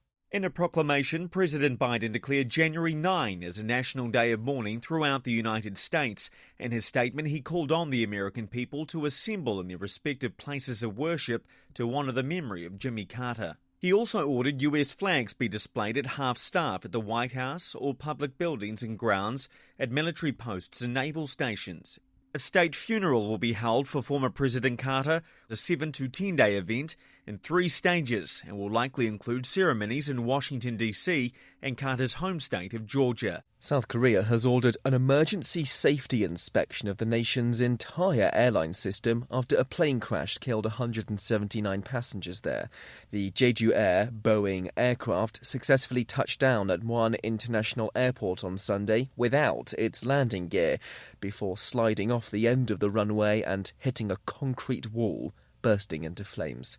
Here's aviation expert David Learmont. To have a hard object about 200 metres or less into the overrun, I think it's verging on criminal to have it there. Meanwhile, several other airlines have announced the suspension of flights to Russia after Azerbaijan accused the country of shooting down one of its airliners with an air defence system. Trent Murray has the details. Azerbaijan's president has called on Russia to apologise and pay compensation for allegedly shooting down an Azerbaijan Airlines Embraer jet last week. 38 people died after the jet diverted and crash-landed in nearby Kazakhstan. Amid safety concerns, Israel's flag carrier El Al has announced it is suspending flights to Moscow until at least March. Russia and Ukraine have exchanged hundreds of prisoners of war in a deal brokered by the United Arab Emirates. And 2024 has been the most deadly on record for migrants trying to cross the English Channel in small boats. 77 people have died attempting to make the journey from France to the UK this year alone. The British government is blaming, quote, ruthless criminals who operate smuggling gangs and exploit those fleeing conflict. Zoe Gardner is a migration policy researcher. We can have smashed the gangs all we like, but if there is still war in Sudan and there is still the Taliban in Afghanistan, then the UK will still be a destination for safety for some of those people. And if we still keep treating the gangs like they're the root of the problem, then we can arrest one and another one will take their place. From bureaus worldwide, this is FSN. With FSN Spotlight, I'm Simon Marks, looking today in more depth at that awful plane crash in South Korea that claimed the lives of 175 passengers and crew. For Boeing, it comes at the end of a year that has seen the company utterly beleaguered, and the crash may raise fresh concerns. The 737-800 enjoys one of aviation's strongest safety records, but images of the Jeju Air jet landing without its landing gear fully deployed are fueling suggestions that it may not simply have been a bird strike or any other single issue that caused the jet to crash. Alex Macheras is an aviation consultant and hosts the podcast On Air. This was a Boeing 737-800. One of these aircraft takes off or lands every 2.5 seconds. This specific aircraft used to fly for Ryanair and was later transferred to Jeju Air. The video footage that we have shows the aircraft attempting a belly landing, which is basically a landing without its landing gear extended. It's likely to be a very complex sequence of events, one upon the other, over a short period of time, that each would have contributed to that catastrophic outcome. Boeing is hoping 2025 will be a turnaround year for its commercial aviation division. There will be nervousness at the company's headquarters in Seattle about what the crash in South Korea portends. A reminder for you of our top stories. Joe Biden has declared a national day of mourning following the death this weekend of one of his predecessors, Jimmy Carter, the United States' 39th president. South Korea's ordered an emergency safety inspection of the country's entire airline system after a plane crash there killed 179 passengers. And Russia and Ukraine have exchanged hundreds of prisoners of war in a deal brokered by the United Arab Emirates. That's the latest feature story news. I'm Benji Hire in Washington. It's coming. Crisp fall mornings turn bitter cold. As you fire up your diesel, you can see your breath on the inside of a cab. Imagine looking deep into your engine. Freezing temperatures impact your diesel's fluids, especially fuel. On a 23-degree morning, the paraffin wax in your untreated fuel starts to morph from fluid to large crystals. These crystals clump together and form a gel. At minus 10 degrees, your fuel hits the point where it no longer pours like a liquid. It's so dense that the flow through the fuel filter will slow, causing hard starts or no starts. Get prepared now for the cold that is coming. Hot Shot's Secret Diesel Winter Anti-Gel is a premium fuel additive that lowers your fuel's pour point to minus 65 degrees. If it's that cold out, you shouldn't be on the road. You ought to be at home in front of the fireplace. Hot Shot's Secret Diesel Winter Anti-Gel Premium Fuel Additive. Available now online at hotshotsecret.com. Hot Shot Secret. Powered by science.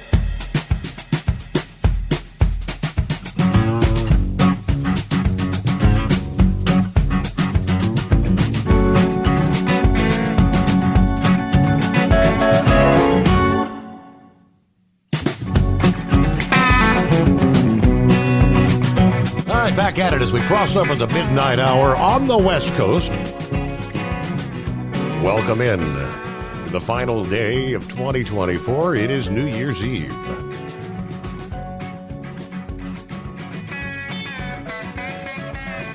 Hello to Roki, checking in once again. You're talking about all these people going out at the midnight hour, ringing in the new year. Yeah, rather than going to the fireworks store and getting some firecrackers, just go out there and start unloading the 9mm or the shotgun into the air. Roki said, on a long ago summer day, I was once pelted by falling birdshot. I called 911 and they asked, "Are you hurt?" No. Yeah, I chuckled when they said, "Well, don't worry about it." Yeah, don't worry about it. I lived in a rural area, right? So that's things people do. Yes, indeed. Yeah, hearing the latest winners and losers. Yeah, Boeing not needing to wrap up the year with the latest airline incident involving one of their planes. They are in the top 5 of biggest brand losers of 2024. Actually, coming in at number 2 on the list, one can't help but be reminded of this brand's losing moniker and think of the statement, "Astronauts still in space." Yeah, the Boeing Starliner just gave astronauts another extension. Their multiple changes in return dates have only reinforced the perception that this brand is in real trouble.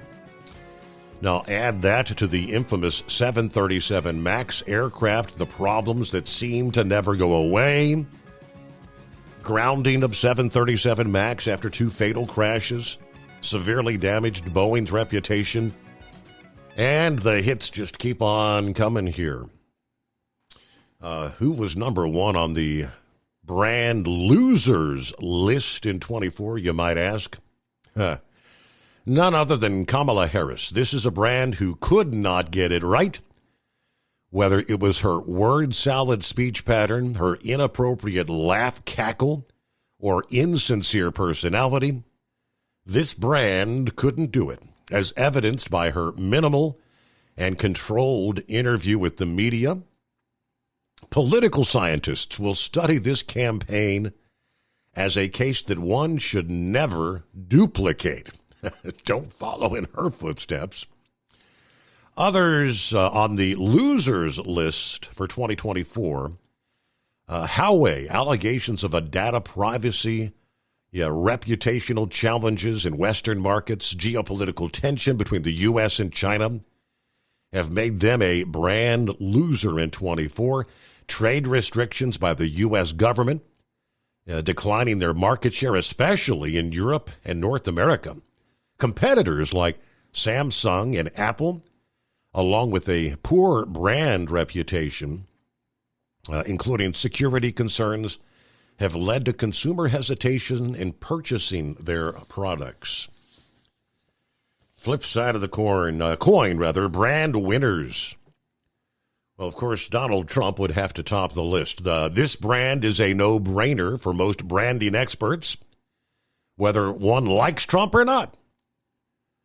Even with the antagonistic Time magazine declaring Trump Person of the Year after overcoming his numerous lawsuits to impeachment, through his incessant criticism from the mainstream media, this personality brand did the unthinkable, winning the popular vote and the Electoral College needed to secure the presidential election in 2024.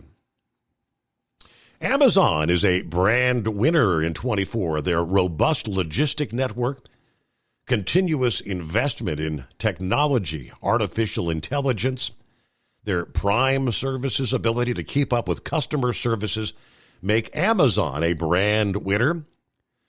Their diverse product offerings help attract expanding audiences, Prime membership growth with free shipping and exclusive deals, all of which enhance customer loyalty.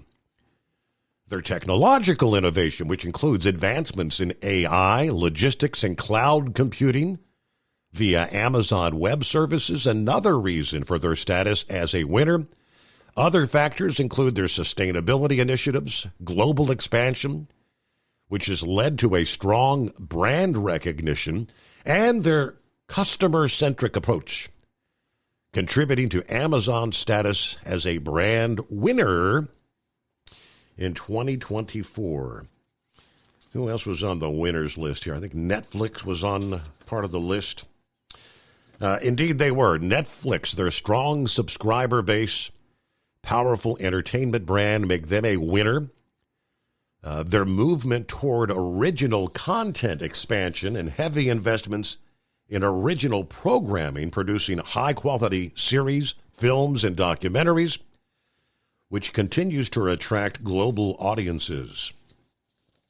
And I did not hear any complaints in regards to Netflix, first time covering NFL games there on Christmas Day, which we were able to tune into. I did not notice any glitching, any freezing, so things seemed where they were concerned about that, having issues like they did with the fight a few weeks ago.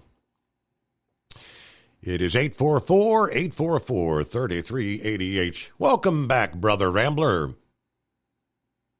This is actually the official Gilligan impersonator. And I want to tell the truth. The reason why I'm not to work is because I got so excited that Rich Rodriguez got hired back as the head coach of West Virginia. I put on my Santa Claus suit. I went to Morgantown, and I wanted to see Rich Rodriguez. So I wanted to surprise him by putting on my Santa Claus suit and getting down his chimney. But what I didn't know, I went to a girls' dorm and tried to slide down the chimney, and I got stuck. And they had to come and rescue me. And the reason why my hips are bad, I got brick burn on both sides. And the reason why Lucy has a broken arm is because she beat me half to death for doing something so stupid. Now, let me introduce to you a preacher that'll love you when you can't love yourself, Brother Rambler. Gilligan, thank you so very much, sir. You are so kind, and I hope you get to feeling better. Steve, you kind of grew up in the South, Flintstone, Georgia. Have you heard this tradition of eating black-eyed peas and collard greens on New Year's Day? Absolutely. Yes, I didn't grow up there. I grew up in Cincinnati. I did spend 5 years down there, though. 5 years consistent off and on, and I'm very familiar. Princess has the black-eyed peas in the cabinet, but I don't think she's going to make them. Oh, man, come on, Princess. Now, you can get the black-eyed pea. You can buy Hoppin' John. But the proper way to do it is get the old crock pot out New Year's Eve. Get you some dry black-eyed peas. Wash them out. In the colander. Pour them in the pot. Now the key thing is you got to have some leftover Christmas ham. Some ham that may be 5 days old or something like that. Some ham scraps or maybe even a hog jaw or a ham hock. Put that in there with it. Chop you up an onion, put that in there with it, a little bit of bell pepper with it, and pour you some water. And I like to use some good old Cajun seasoning like Tony Chachere's or something like that, some good old Cajun seasoning, give it a little bit of spice. Yeah. And you put that thing on low. Yeah, put it on low overnight, let it cook. When you have to get up and you do the old man thing. You get up middle of the night because you got to take a leak. Mm-hmm.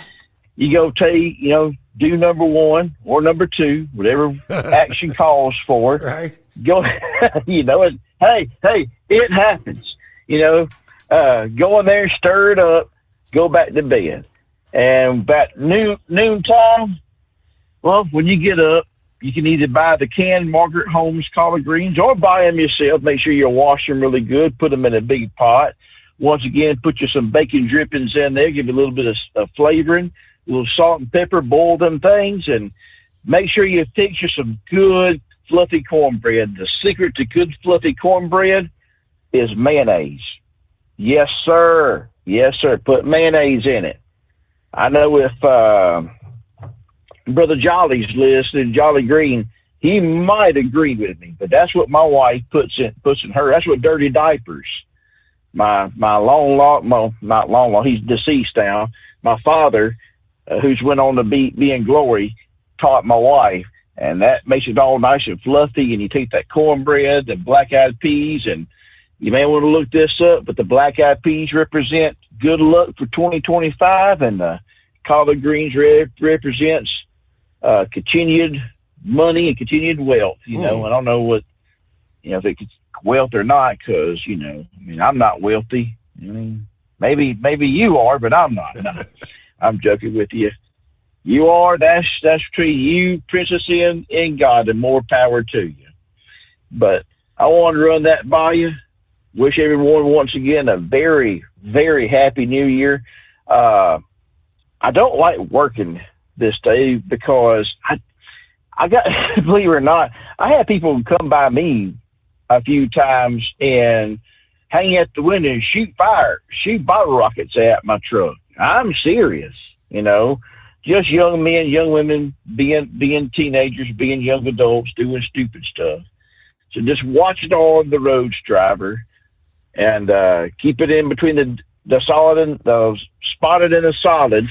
And y'all be safe out there. And listen, if you get a snootful, as they say on Andy Griffith, call an Uber. Don't be stupid and drive home, because it's not going to end well. Your driving career be over with. We love you, God's children. Be safe, and remember this one more time. Loving is not under the four-letter word. It's something you have to do. It's something you have to enact. And if Jesus can love you, and he does, Brother Rambler can love you, and I do. And please, if you ordered a Steve Summers Overnight Drive T-shirt and you got one for Christmas, please take a picture and put it on the fan page.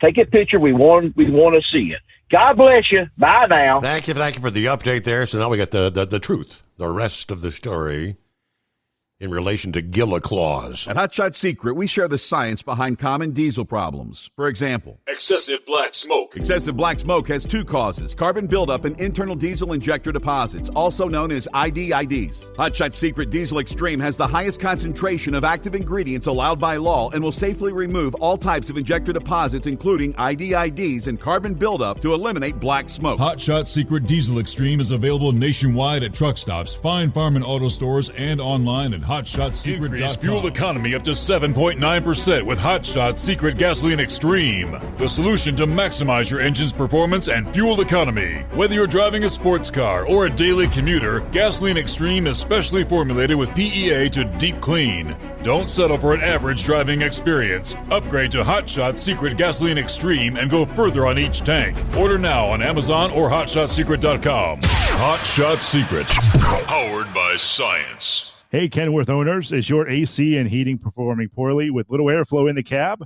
Soaring Eagle HD Truck Parts is here to solve your worries.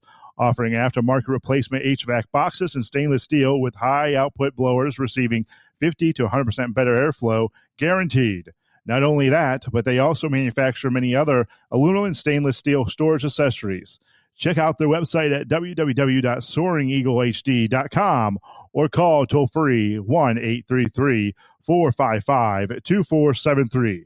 Serving you yesterday, today, and for the future. Keep your gas-powered engines running like new?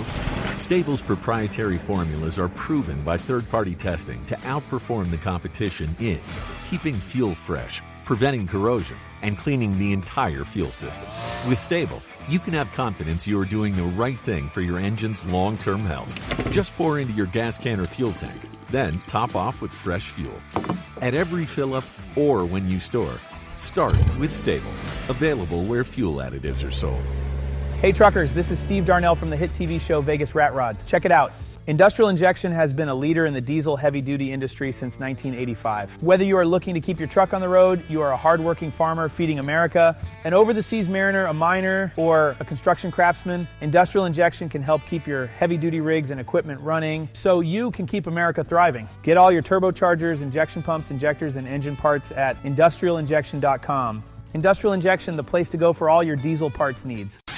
The Overnight Drive with Steve Summers. Live from the Hot Shot Secret Studios. Call Steve now. 844-844-3388. That's 844-844-3388. All right, we like positive news. And OOIDA, the Atlanta Foundation, I should say, issuing their December freight market update and says the market looks poised to flip in the near future. In the third quarter market report, the foundation reported all signs were pointing toward an upcycle beginning in the second quarter of 2025.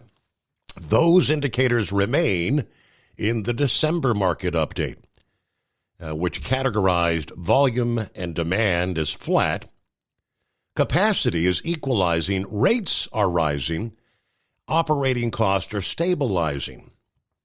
The foundation maintained a neutral future outlook for the second consecutive month. As the number of owner-operators continues to increase, we believe the market will turn upward early in the second quarter of 25, says the foundation. Starting with the van market, exactly half of the regions experienced a decrease in the market demand index. Spot rates remain flat month over month, but we're expected to increase in December. The spread between the spot rate and the 3-year moving average clearly demonstrated that we are in the dry van market cycle. The inventory to sales ratio also remained flat. Household appliances have turned a corner, performing exceptionally well. Seasonally adjusted retail sales increased for electronics, appliances, and furniture, but decreased for general merchandise. For the flatbed market, ratios were more favorable for carriers operating in the southeast and the mountain central regions. Spot rates had decreased year over year for 28 consecutive months. The seasonally adjusted flatbed composite index, which correlates strongly with the spot market, decreased in September after increasing in August. It'll take several months to see the effect of federal rate cuts. Those interest rates do not directly impact mortgage rates. Building materials, garden equipment, supplies dealers continue to struggle with high inventory levels. This is a significant headwind for future freight demand. And lastly, the reefer market demand decreased. This is unusual for that time of year. However, spot rates increased and showed substantial improvement since bottoming out in April of 2023. According to the USDA, carriers in the Mexico-Texas region experienced the greatest increase in pay per mile month over month. Volumes plummeted, with 8 regions reporting a decrease. Truck capacity tightened, contradictory to lower rates and lower volume. The volume figures should adjust upwardly in next month's update. Yeah, Knucklebuster is back with us. Good morning, Knucklebuster. Good morning again, Mr. Steve. Thanks for taking me a second time. Did I hear Rambler right say put mayonnaise in your cornbread? That is what he said. Oh, man, that's as bad as eating canned black-eyed peas there, right? I see putting buttermilk in there, but not no mayonnaise. I ain't eating that. Yeah, anyway. Now the princess she uses the buttermilk for the cornbread. I mean, she'll make me buy a half gallon of buttermilk. Yeah, she'll use it to make the cornbread, and nobody ever touches this stuff. Otherwise, we end up dumping it. Oh, yeah, absolutely. That's the way to do it there. Make fresh is better. I like a fresh woman, too, there, right? oh, wait a minute. I'm sorry. Colton's still awake. He's kind of young, ain't he? Well, Steve, I'm going to get this real quick in. Tennessee's calling in. She's telling me to get out of this pickup there. The dog's driving her crazy. But anyway, you feel with me? Yeah, we got you. Yeah, yes, sir. Okay. Well, I guess the dog done woke her up because I'm sitting out here in the driveway. But anyway, I just want to say, you got plenty of time, get extra gas, get extra oil, get stocked up on your stability and stuff, because this storm coming, And for all you women out there, get your Steve Cummers Overnight Drive t-shirt. Make sure you're wearing it at midnight tomorrow morning. That way, because Steve and I both want to see what the inside of that t-shirt looks like there. And drive responsibly and don't drink. Bye. All right, get in there with Tennessee, and Happy New Year. There you go. It is New Year's Eve. All right, the jet stream pattern. We're talking about big changes, and more as I scroll down. All this discussion about how cold it's going to get in the coming days and weeks. According to AccuWeather, the pattern really begins to change as we progress first through this upcoming weekend. And the first real colder air begins during the middle and latter part of the week. In the wake of this storm, the transitions for the end of 24 and the beginning of 2025. Some of the first sub-zero temperatures will occur over parts of the northern plains late this week, then kind of back off a little bit. Then, as the jet stream dip continues to evolve, the true Arctic Express will kick into high gear during the first full week of January. That first high-pressure area is going to sink southward across the plains, impacting as far south as Texas early next week. That air mass will continue to follow the storm along the Gulf Coast, Tennessee Valley, and the southeast. We're looking at like January 8th into January 9th. Yeah, the end result will direct a significant amount of Arctic air directly southward over the north-central states, then to the parts of the south-central and southeast states. For example, around Chicago, mild conditions, like highs in the 40s here for your New Year's Eve. In the wake of progressively stronger pushes of Arctic air, by the time we get to Friday and through next weekend, highs will be no better than the teens and 20s. By the time we get to the January 7th through the 10th, we'll take a bit of a more in-depth look at what's on the horizon as we get ready for a true Arctic outbreak in the lower 48.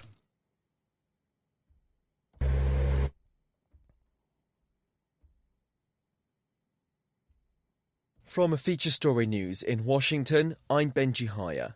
Joe Biden has declared a national day of mourning following the death this weekend of one of his predecessors, Jimmy Carter, the United States' 39th president, who he called a man of principle, faith, and humility. Our US correspondent Mitch McCann reports. In a proclamation, President Biden declared January 9 as a national day of mourning throughout the United States. In his statement, he called on the American people to assemble in their respective places of worship to honour the memory of Jimmy Carter. He also ordered US flags be displayed at half-staff at the White House or public buildings and grounds, at military posts and naval stations.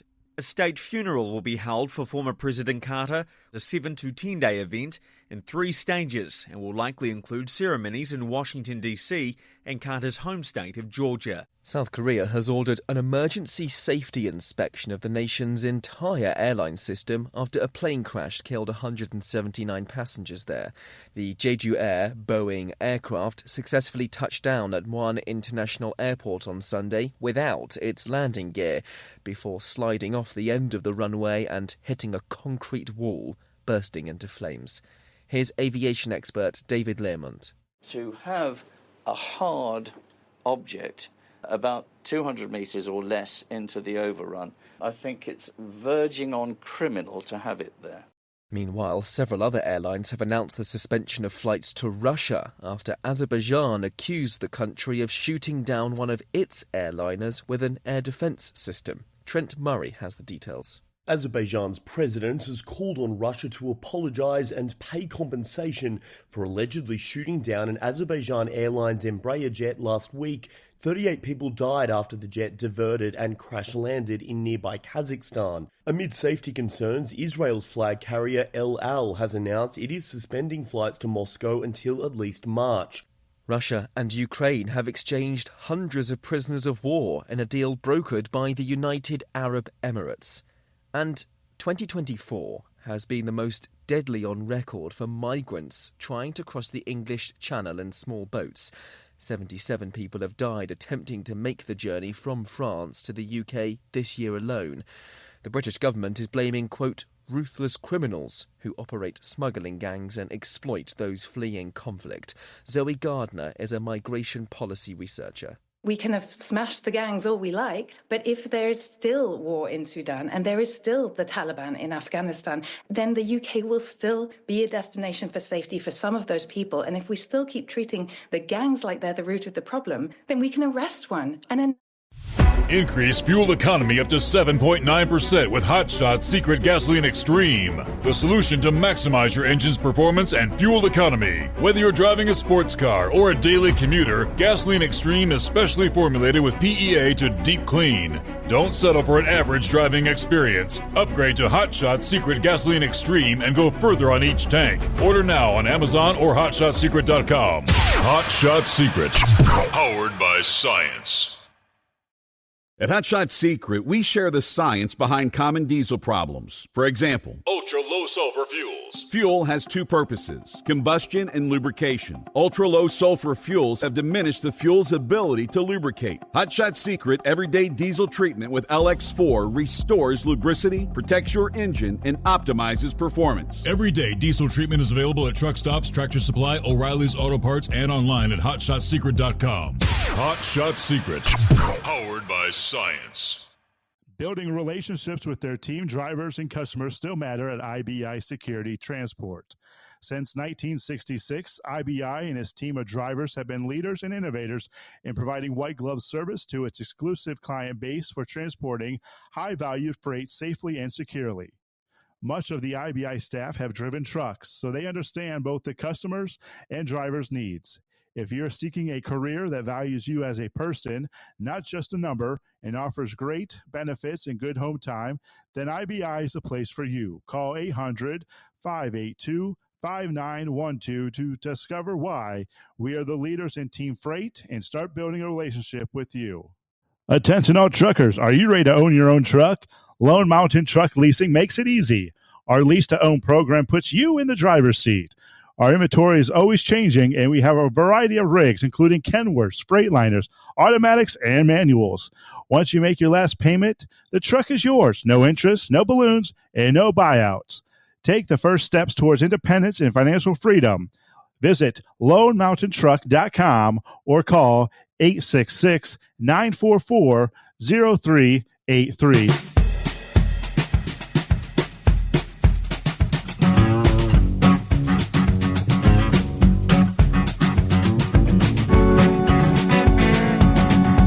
So, New Year's Eve, here it is. Final day of 2024.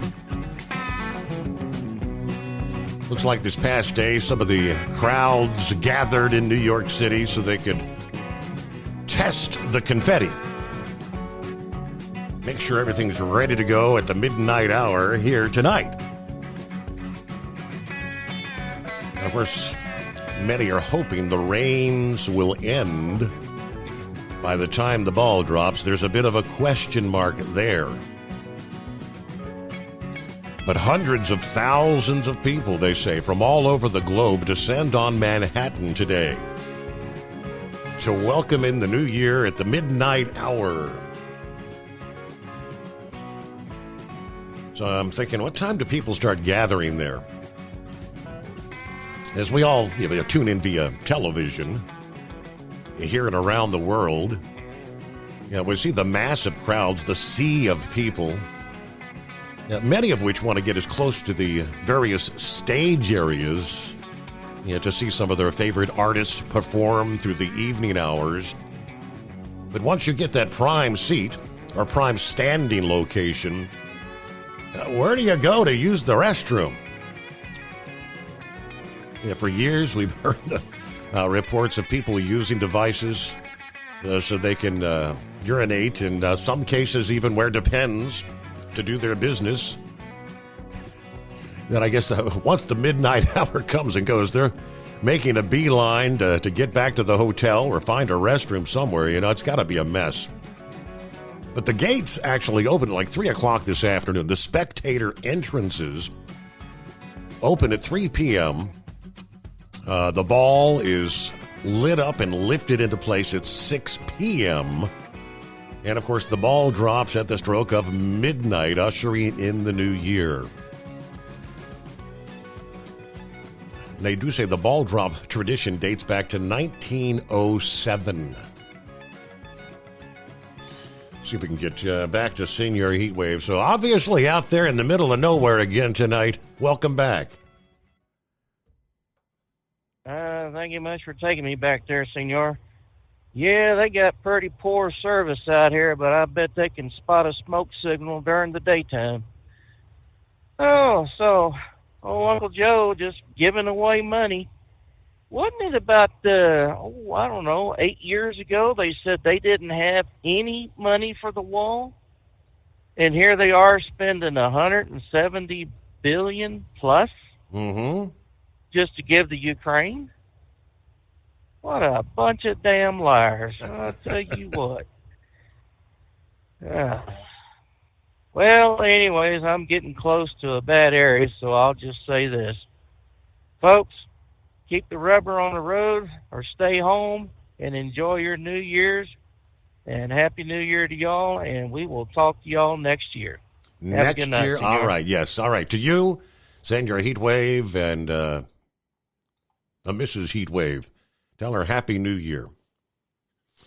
Yeah, speaking of the border wall, yeah, and this administration actually had the audacity to be trying to, at the last minute, sell those border wall parts that were sitting out there. A federal judge actually here a few days ago ordered the Biden administration to stop selling border wall material. Word came down from the Texas Attorney General stating we have successfully blocked the Biden administration from disposing of any further border wall materials before President Trump takes office. Now, this follows our major victory forcing Biden to build the wall, and we will hold his administration accountable for illegally subverting our nation's border security until their very last day in power, especially where their actions are clearly motivated by a desire to thwart President-elect Trump's immigration agenda. Last week, Trump filed an amicus brief in the Southern District of Texas to stop the Biden administration's fire sale of border wall materials to private parties. Apparently, Congress last year required the administration to dispose of the unused border wall pieces.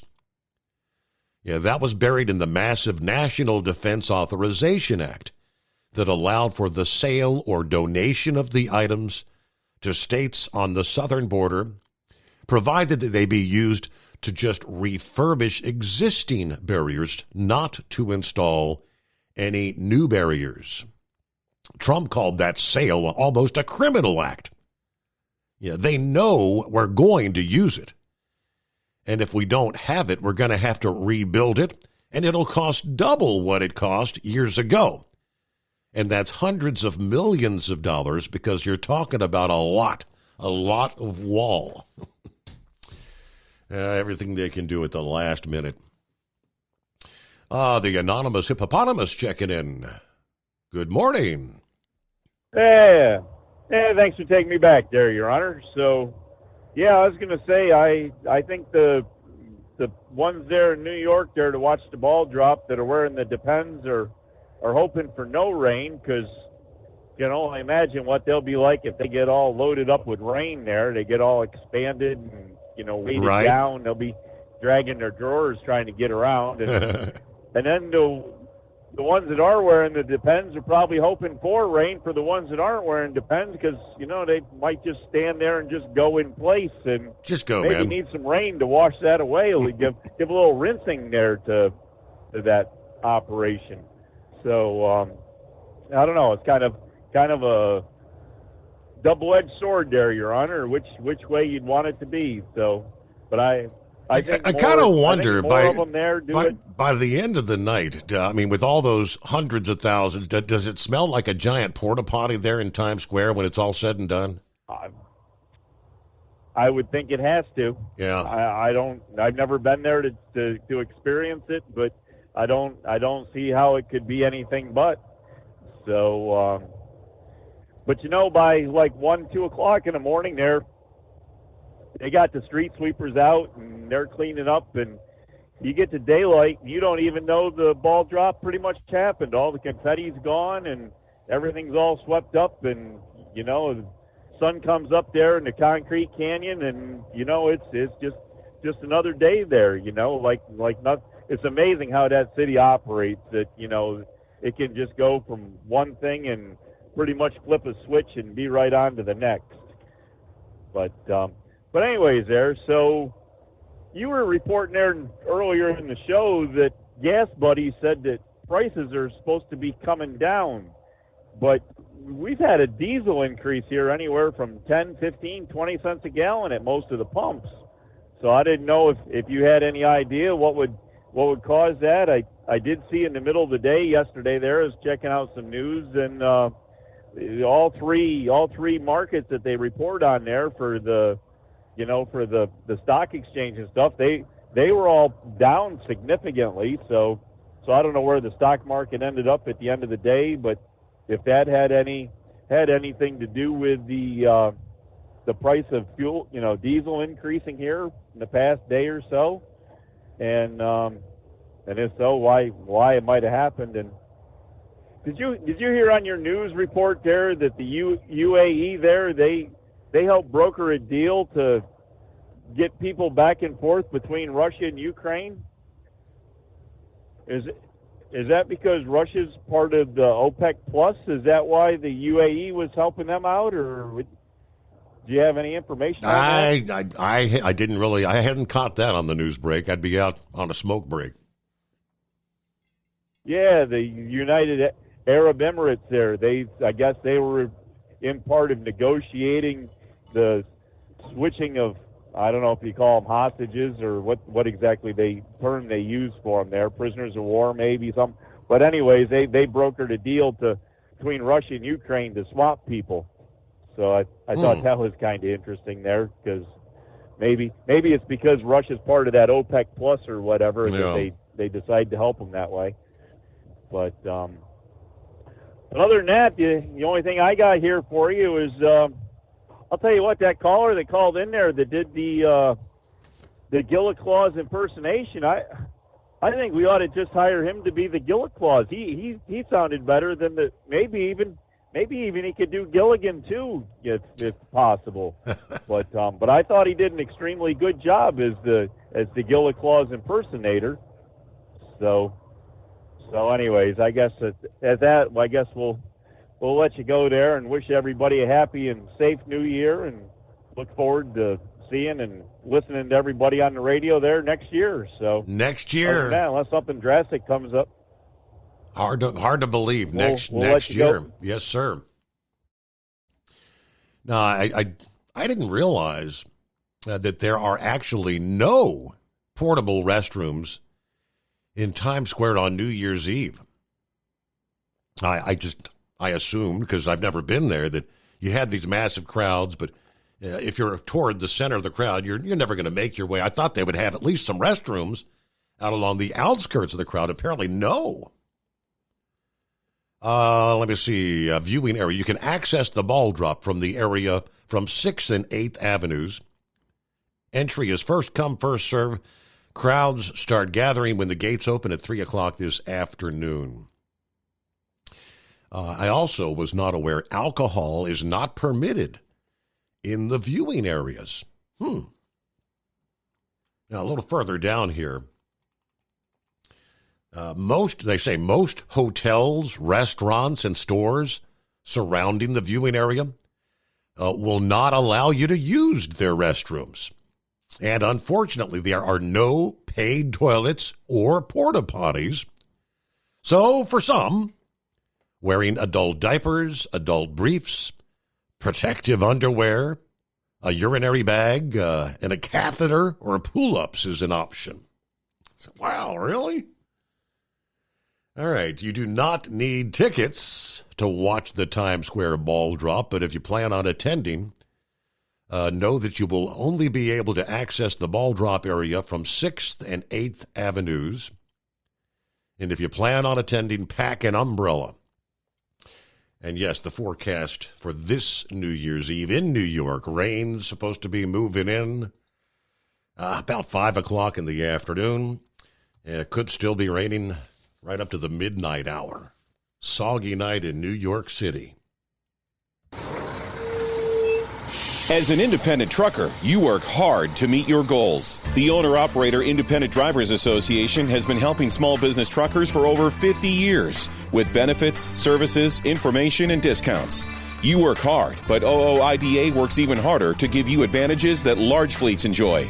And all of our programs support our representation on your behalf in Washington, D.C. Become a member at OOIDA.com, making a difference in the lives of truckers.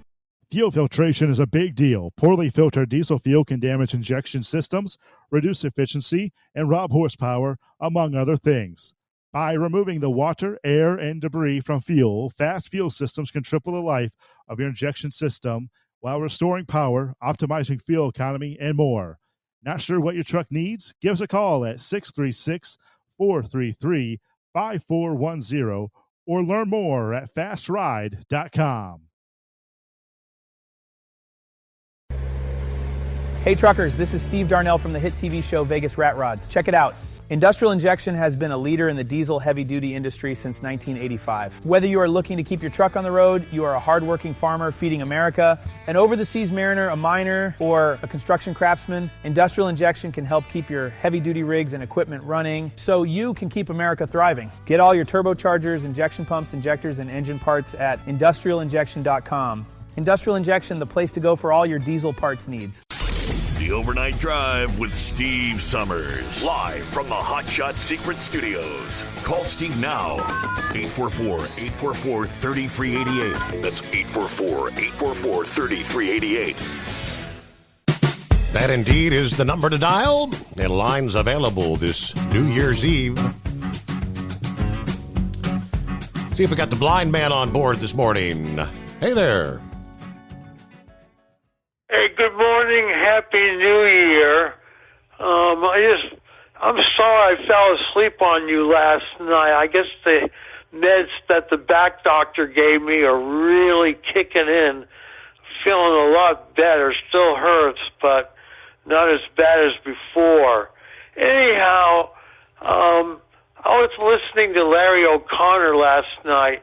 He was substituting for Mark Levin. He's got the morning show on WMAL radio here in Washington, D.C. So he was talking about Jimmy Carter, and one of the things he did was in 2005, he had a report saying that absentee ballots was going to lead to voter fraud. So he was thinking, wouldn't it be hilarious or delicious if Trump suggests that we introduce a bill calling it the Jimmy Carter Voting Integrity Act, and this would, in the bill, you'd have people, proof of citizenship, photo ID, no absentee voting except for the military or the handicapped. And I thought that was really something, and I hope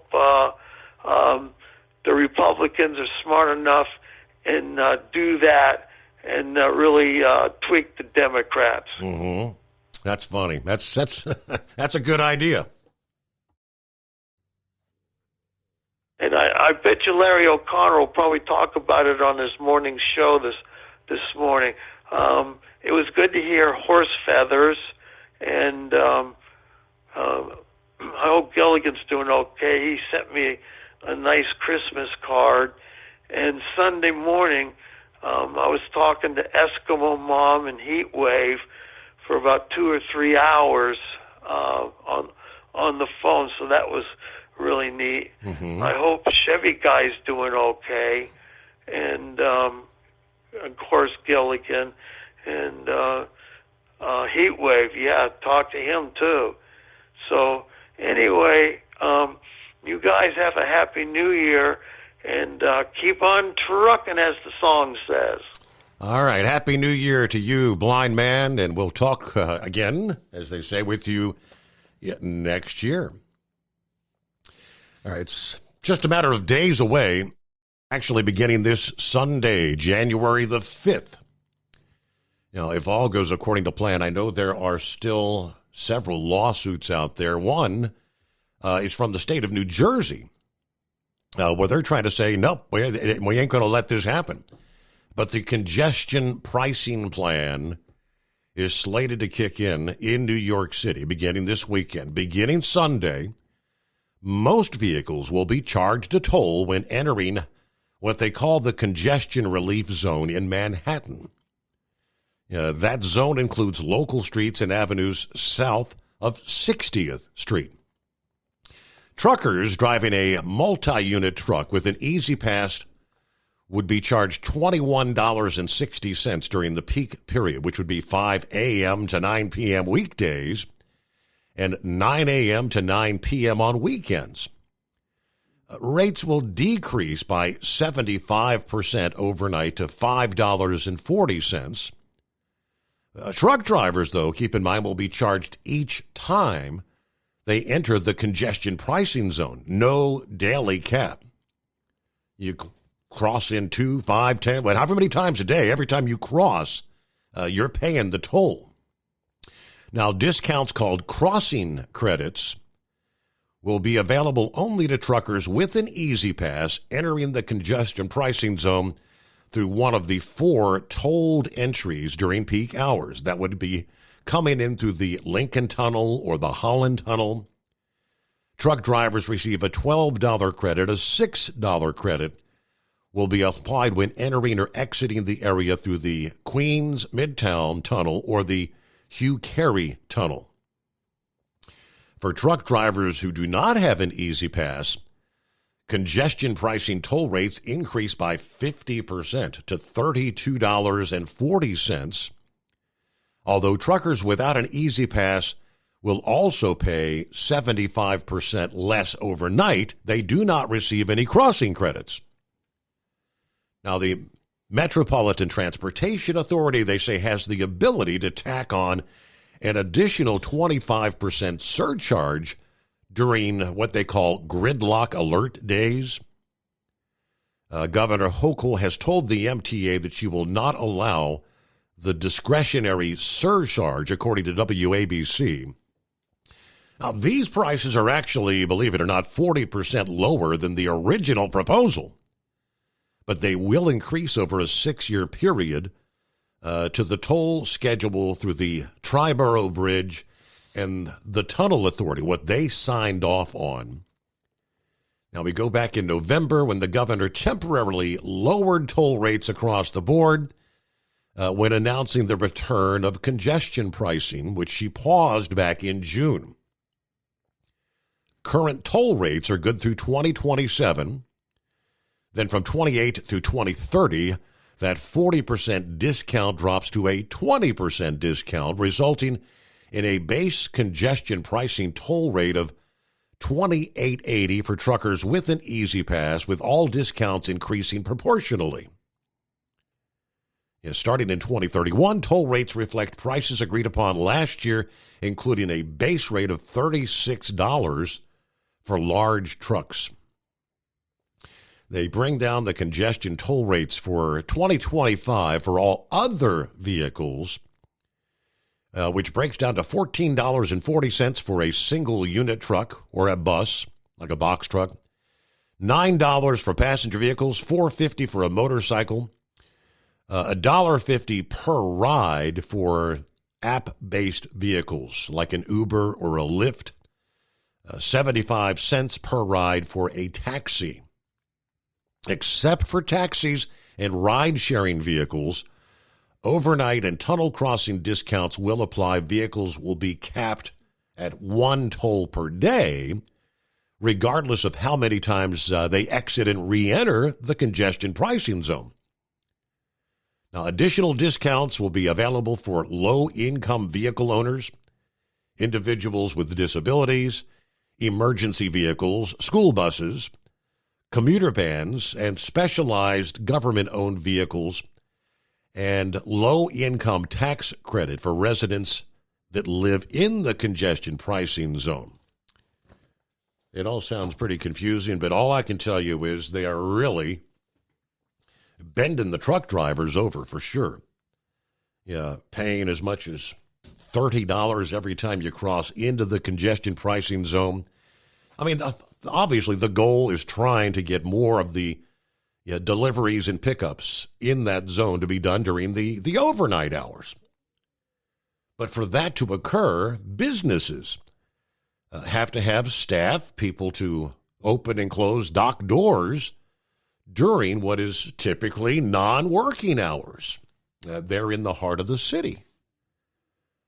So unless that changes, most truck drivers are end up going to having to foot the bill, which means what? You're not just going to absorb those costs. That cost is going to be passed on to others in the form of higher prices for whatever those trucks are delivering or picking up coming in and out of the city on any given day. All right, looks like Brain Dad on board here for the final day of 2024. Happy New Year's Eve. As I mentioned, give you more details on the cold waves, which one after another kind of stacked up farther along as we roll into the new year.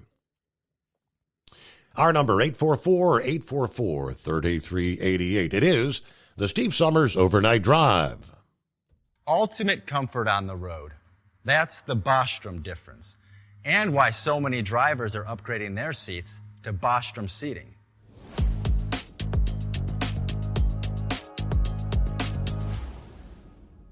With roots dating back to 1935, we know seating. We've developed a full line of high-quality products with the right seat for your application, all made right here in the USA. From our top-of-the-line Wide Ride Plus Certa for the long-haul driver to our entry-level Baja series for the vocational driver, we provide you with the comfort you deserve at the price point you're looking for. We know you're busy. You don't have time to search every distributor and dealership for the right seat, only to find the one you want won't fit in your truck. That's why we created BostromSeating.com. It's a complete seating solution. You can build the perfect seat with the features and options you desire, and we'll help you be certain it'll fit in your cab. Once you've built the perfect seat and have the part number in hand, you can shop pricing and availability. Our Where to Buy feature allows you to pick up a seat right where you are or anywhere along the road you'll be traveling. When you install a Bostrom seat, you become part of the Bostrom family. A family that includes other drivers who recognize this is more than work. It's a ride. One that requires the next level comfort and support only Bostrom can provide. Go to BostromSeating.com to design your ride with ultimate comfort for the open road. Hands on the wheel, hands off invoicing. At Transcap, we're built for high speed and service, just like you. Our fast freight factoring helps you make more money, not chase it down, because we handle all the invoicing BS and back office work. Apply for fast funding at transcap.com/getcash. It takes just 60 seconds. Or call 888-250-TCAP. That's 888-250-TCAP. And mention Steve Summers Overnight Drive. From Feature Story News in New Delhi, I'm Neha Punia. U.S. Treasury officials say Chinese state-sponsored hackers breached the department's systems this month, stealing unclassified documents in a, quote, major incident. The attack reportedly exploited vulnerabilities in third-party security software. U.S. officials say hackers with links to China used a stolen digital key from a third-party service provider to override security protocols, remotely access Treasury workstations, and retrieve sensitive documents. That third-party provider, Beyond Trust, notified the Treasury Department on the 8th of December, prompting an investigation. China's embassy in Washington has denied responsibility, accusing the U.S. of making baseless allegations. Washington has previously blamed Beijing for hacking campaigns targeting government agencies and critical infrastructure. Ira Spitzer, San Francisco. Members of the United Nations Security Council are calling for an easing of tensions between Israel and the Iranian-backed Houthis in Yemen. Mitch McCann reporting from New York. Israel requested the council meeting, and before it began, its permanent representative, Danny Danon, held a press conference and had a message for Houthi leaders. Let me remind you what happened to Hamas, to Hezbollah, to Assad, and to all those who thought to destroy us. This is not a threat. It is a promise. Exchanges between Israel and the Houthis have intensified in recent weeks, including a Houthi missile attack on a school in Israel and then a playground. Meanwhile, reports indicate that Israel carried out strikes on Red Sea ports in Yemen, as well as on the Sana'a International Airport and 2 power stations. At the Security Council, member states acknowledged rising tensions and called for all parties to de-escalate. The Council was also briefed by the Assistant Secretary General for the Middle East, who called the current situation another dangerous moment. An India-made rocket has taken off to attempt space docking for the very first time. This rocket is carrying 2 satellites, and the mission will test India's space docking capabilities, which are crucial for manned travel to the moon or for supporting a space station. Shreyoshi Mukherjee filed this report from New Delhi. If successful in this mission, India will become only the 4th country in the world with space docking technology after Russia, United States and China. The chief of India's Space and Research Organization, ISRO, said that the launch was a successful accomplishment. Experts say the docking-undocking capability in a spacecraft is essential for future missions like getting samples back from the moon or sending a person to the moon.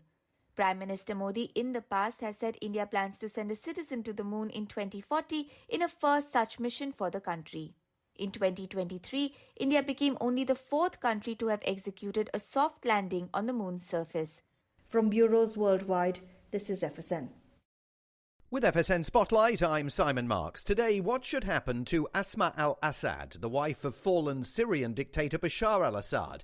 She's in Russia, where she and her husband have been offered asylum. It's reported that she is suffering from leukemia, doesn't want to stay in Russia, and doesn't want to stay with her husband. She's a British citizen, born in the UK, with the right to live in Britain if she chooses.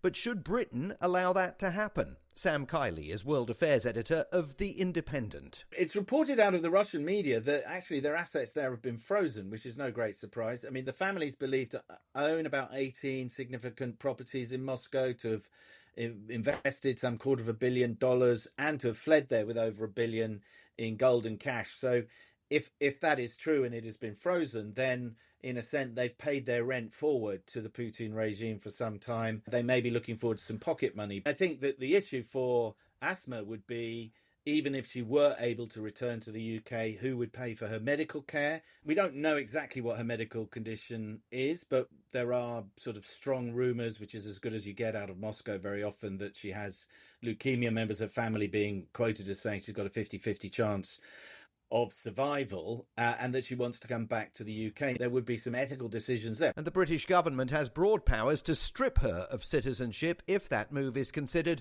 conducive to the public good. With FSN Spotlight, I'm Simon Marks. The main news again. US Treasury officials say Chinese state-sponsored hackers breached the department's systems this month, stealing unclassified documents in a major incident.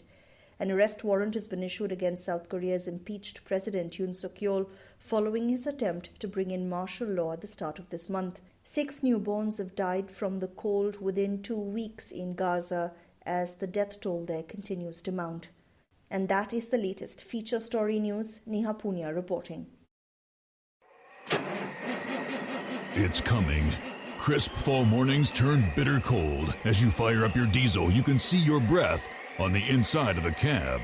Imagine looking deep into your engine. Freezing temperatures impact your diesel's fluids, especially fuel. On a 23-degree morning, the paraffin wax in your untreated fuel starts to morph from fluid to large crystals. These crystals clump together and form a gel. At minus 10 degrees, your fuel hits the point where it no longer pours like a liquid. It's so dense that the flow through the fuel filter will slow, causing hard starts or no starts. Get prepared now for the cold that is coming. Hot Shot Secret Diesel Winter Anti-Gel is a premium fuel additive that lowers your fuel's pour point to minus 65 degrees. If it's that cold out, you shouldn't be on the road. You ought to be at home in front of the fireplace. Hot Shot Secret Diesel Winter Anti-Gel Premium Fuel Additive. Available now online at hotshotsecret.com. Hot Shot Secret.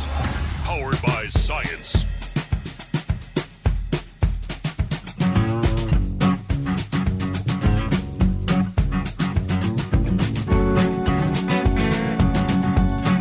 And we enter our final hour via our final program for 2024.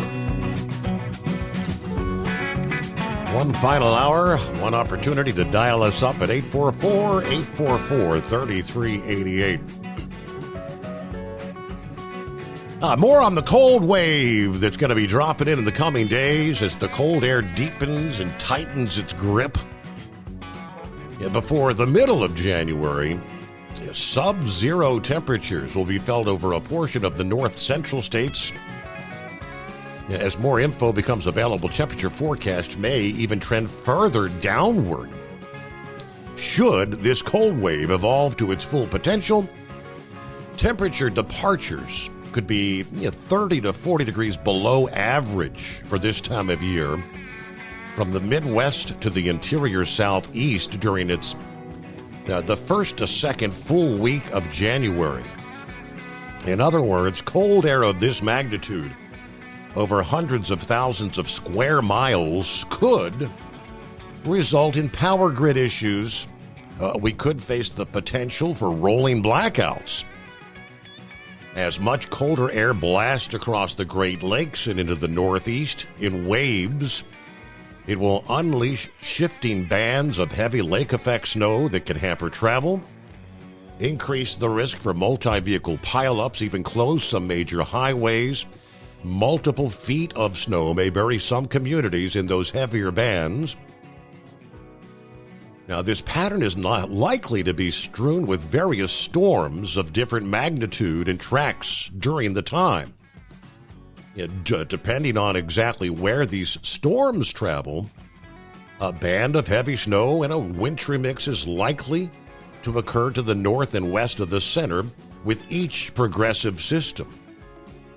Right now, too early to pinpoint the exact track of storms, but this upcoming pattern is conducive to supporting storms that bring snow or a wintry mix rather than plain old rain to many areas. Not only may some storms bring a general snowfall or two to parts of the Midwest, there's some risk that accumulating snow may reach the Mid-Atlantic and the New England coastal areas, and maybe parts of the south central and southeastern states. Of course, where the storms produce a significant snowfall, that snow cover will assist with the southward spread of more Arctic air. Major metro areas, Chicago, Boston, New York City, Philadelphia, Charlotte, Atlanta, others could all be on the receiving end of accumulating snow during this pattern. It's not entirely out of the question that at least one of the storms late next week will attempt to bring a period of snow and or ice in a zone from Houston to New Orleans, way down to the south. This type of weather pattern occurring during some of the historically coldest days of winter has a big chance of leading to major travel disruptions and most certainly a big surge in energy demand in much of the central and eastern U.S. As I mentioned in hour number one, this is going to be probably the most formidable test on the Texas power grid since the major failure of that grid several winters ago.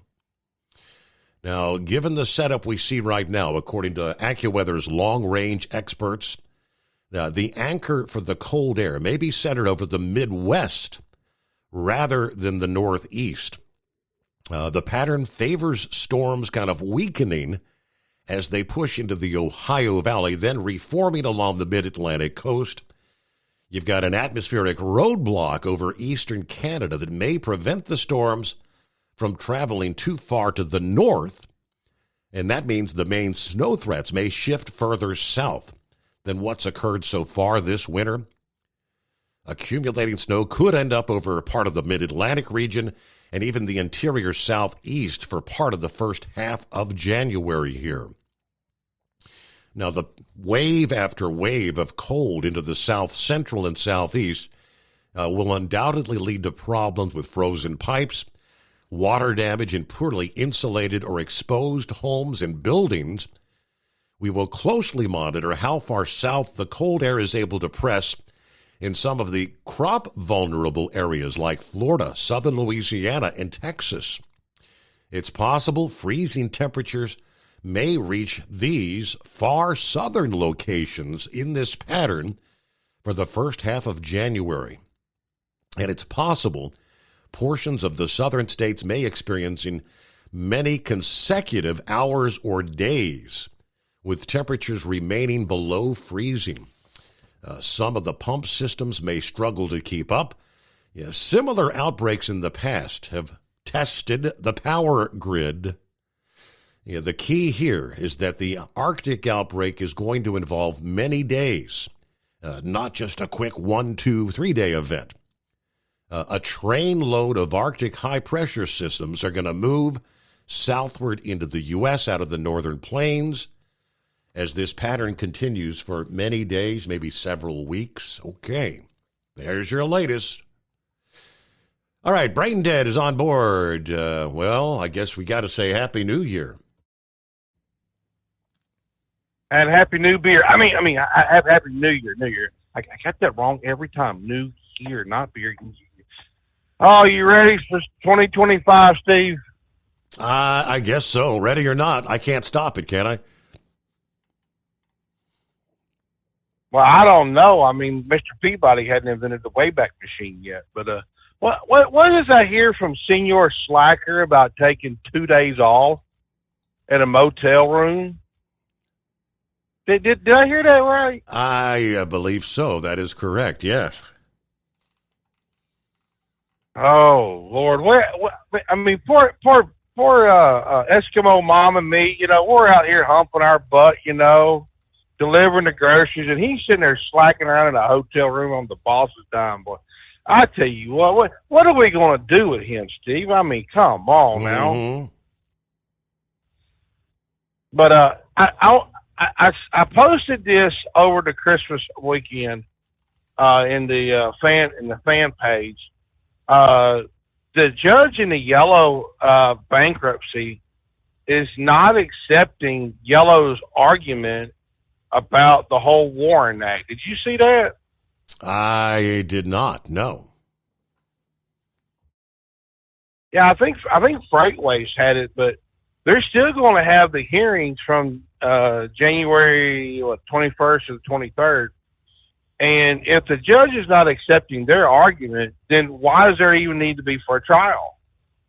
I mean, it should be pretty cut and dry. Mm-hmm. But see, this is the thing though about corporate America. Corporate America could give two craps less about everybody. I mean, it's all about the P&L, and you can figure out what those words are. I mean, it's profits before people. They don't care. I mean, at Yellow, Truck Driver Appreciation Week, the only thing we got was a handshake and a hot dog and a hamburger and say, hey, here you go. But over here, though, yeah, we got a little bit of gifts. So, I mean, a little bit of something more than just a hamburger and a hot dog. But, a lot of the CEOs want that bonus. But they fail to realize where they come from. Not every one of those CEOs and COOs and, put all the alphabets together, remember where they come from. And I totally agree. But yeah, I heard old brother Rambler there. Now Rambler, if you're still listening there, I think they're broadcasting this game over Hulu, the hockey game over Hulu. So in case you decide to do your old man impersonation and sleep through it, you could probably go, if you've got the live TV package, you should be able to go back and go through it. But I tell you this, Steve, with that outdoor series of the NHL outdoor series, yeah, that has been a really good that's been a really good series that's taken them back to their roots back 100 years ago. Because the last time they did a game at Wrigley was here about 4 or 5 years ago. Excuse me, and it was the Red Wings and the Blackhawks, which was 2 of the original 6 hockey teams. So, I mean, they've got a good matchup this year. Yes, St. Louis is ahead of us by 1 spot, and the Predators by 1 spot. So, we're not to the All-Star break. It's going to be interesting to see. And I think, if I think right too, Rambler, there's probably another game like they do like this outdoors. I'm thinking it's sometime in February, but I'd have to go back and do my research. But Steve, I'm almost back to the warehouse, and poor Dingbat, she's driving me crazy tonight. So we'll holler at you later. Have a good New Year. All right, it's what do they call it? The Winter Classic, I guess. There tonight, is that correct? NHL.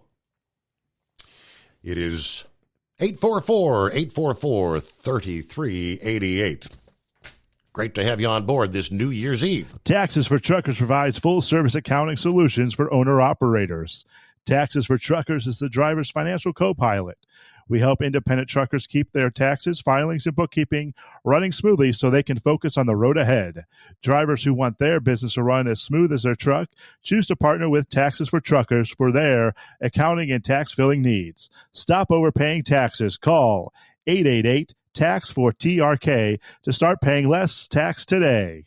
At Hot Shot Secret, we share the science behind common diesel problems. For example, ultra-low sulfur fuels. Fuel has two purposes, combustion and lubrication. Ultra-low sulfur fuels have diminished the fuel's ability to lubricate. Hot Shot Secret Everyday Diesel Treatment with LX4 restores lubricity, protects your engine, and optimizes performance. Everyday diesel treatment is available at truck stops, Tractor Supply, O'Reilly's Auto Parts, and online at HotShotSecret.com. Hot Shot Secret, powered by science.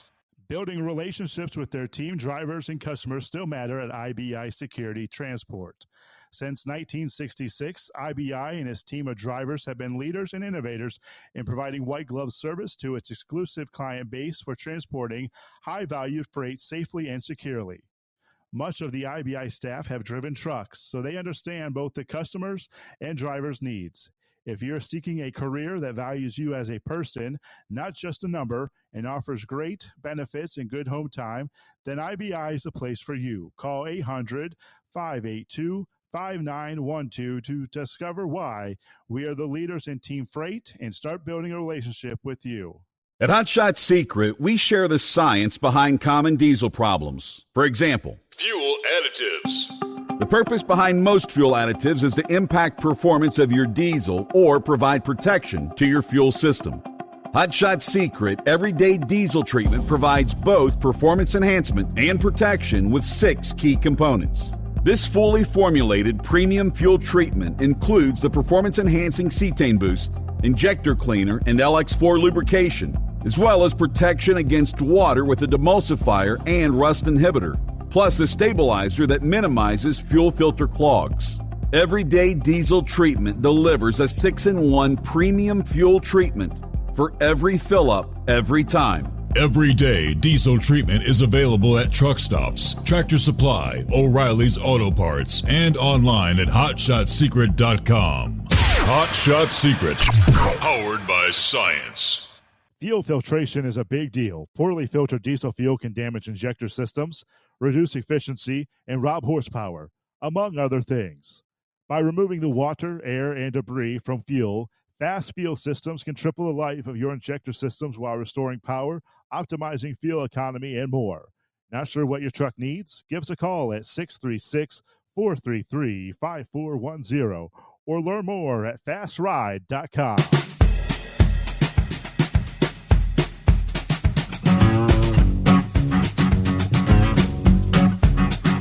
All right, other industry headlines this New Year's Eve with Clear Lines at 844-844-3388. Looks like it's official now. The broker financial responsibility rule has been delayed until 2026.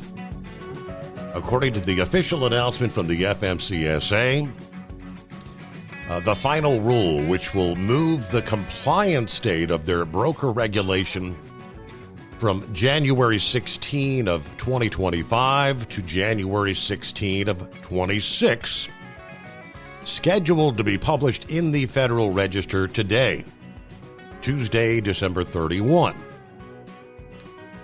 Now, the agency's 2023 final rule takes several steps to improve broker security regulations, including the suspension of operating authority if the available financial security falls below $75,000, The FMCSA said they're unable to keep the 25 compliance date because the new registration system is not and will not be ready. Now, as the online registration system is not expected to be available before January 16, the FMCSA extends the compliance date to provide regulated entities time to begin using and familiarizing themselves with the system before compliance is required. OOIDA said this is unacceptable. Last month, OOIDA filed comments with the agency in opposition to a delay. We alerted the FMCSA nearly a year ago that the unified registration system is a work in progress, and there have been numerous problems with the rollout of this historically. We mentioned skepticism about the final rule providing sufficient time to complete the URS rulemaking process before the January 25 compliance date. We are disappointed that these warnings proved to be accurate. Now, with incidences of fraud continuing to rise, OOIDA told the agency that truck drivers cannot afford another year to go by without stricter regulations on the brokers. Delaying this aspect of the rulemaking will now allow brokers to continue stealing transportation services in excess of the bond amount. That's simply unacceptable as freight fraud remains commonplace throughout the industry.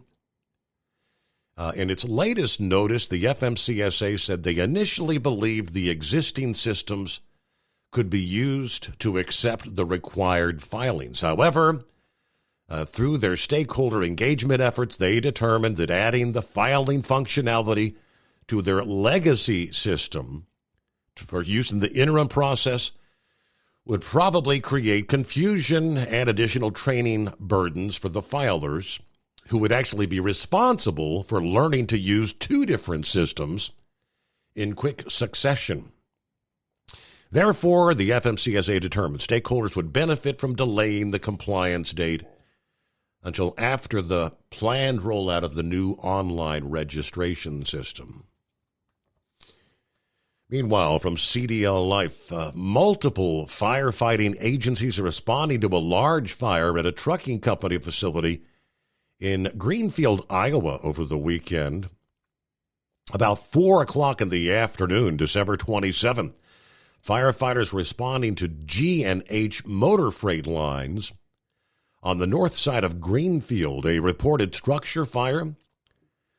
Officials say the blaze started in the shop, then moved rapidly through a storage facility and into a second-story office area. Greenfield Volunteer Fire Department said the building is a complete loss. Firefighters returning to the scene Saturday morning after hotspots reigniting, causing piles of powdered egg, apparently, to continue to burn for an extended period of time.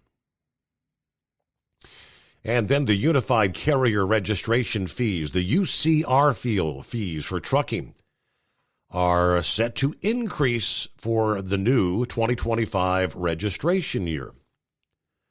According to the final rule published in June of this year by the FMCSA, UCR fees for the 2025 registration year will increase by an average of 25% overall over this year's 2024 fees, with varying increases between $9 and up to $9,000 per entity. It all depends on the applicable fee bracket. It's all based on the number of trucks that you're operating. Obviously, the large fleet companies costing thousands of dollars more. The FMCSA said the purpose of the fee increase is to cover the $13 million shortfall to meet the overall statutory revenue required of $112 million. They acknowledged that motor carriers, private motor carriers of property, brokers, freight forwarders, and leasing companies will indeed incur a greater burden as a result of this fee increase. But under the UCR Act, motor carriers, private carriers of property, brokers, freight forwarders, and leasing companies subject to UCR are required to submit annual fees based on the size of the fleet to supplement funding for state highway motor carrier registration and safety programs. So nonetheless, pretty significant increase as they ended up $13 million short on their expected goal for this year. Totally separate topic, but a year where we've seen much discussion, much continued growth and expansion of artificial intelligence. A guy by the name of Geoffrey Hinton, who is widely regarded as the godfather of artificial intelligence, has issued a rather stark warning that artificial intelligence could indeed drive the human race to extinction within the next 10 years. Hinton also believes AI could make humans the equivalent of 3-year-olds, with the machines becoming the grown-ups. Doesn't sound like something straight out of a science fiction movie. What are we doing here? The Telegraph reported that a recent interview with BBC Radio that the British computer scientist who was instrumental in developing the foundation of modern AI expressed grave concerns about the rapid advancement of the technology that helped create and its potential to threaten the existence of humanity. Now, Hinton was actually recently awarded the Nobel Prize for Physics for his groundbreaking work in the field, but now actually believes AI could lead to the downfall of humankind within the next, as I said, the next 10 years. Yeah, that's pretty short order, folks. This at a time, AI is making unprecedented strides. The technology is developing much faster than he even anticipated. He likened the current situation to the likes of the Industrial Revolution, where machines replaced human strength, but cautioned this time AI could replace human intelligence and actually possibly take control.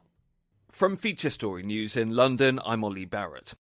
US Treasury officials say Chinese state-sponsored hackers breached the department's systems this month, stealing unclassified documents in a major incident.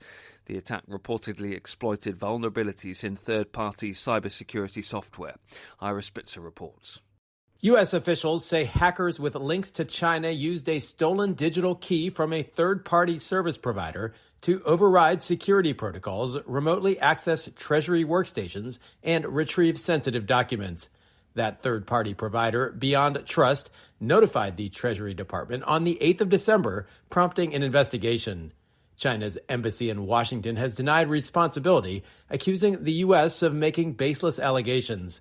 Washington has previously blamed Beijing for hacking campaigns targeting government agencies and critical infrastructure. Ira Spitzer, San Francisco.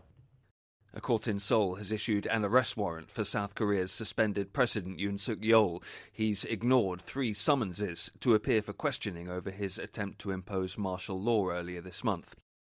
Pakistan says unregistered Afghans can't stay in the country after today and will be deported. The announcement follows a period of escalating tensions between Islamabad and Kabul, with both governments accusing each other of sheltering terrorist organizations and destabilizing the region. Hira Mustafa reports from Islamabad.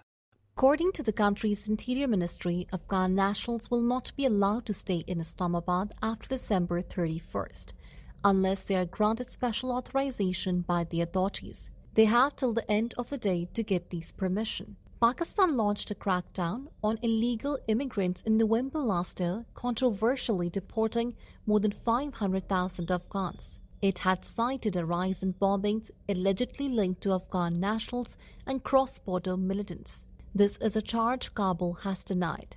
Tensions along the Darien Line, the disputed border between Pakistan and Afghanistan, have escalated significantly over the past few years. Both countries have engaged in cross-border strikes in the past week, each claiming to target terrorist groups operating within the other's territory. Hira Mustafa, Islamabad.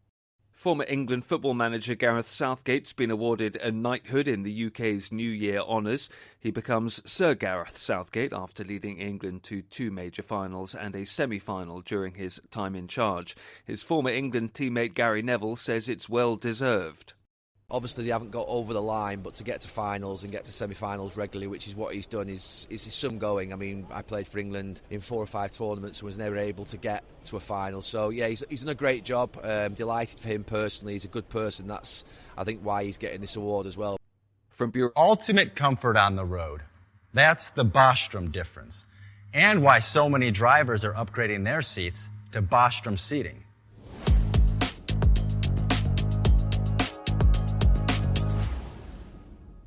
With roots dating back to 1935, we know seating.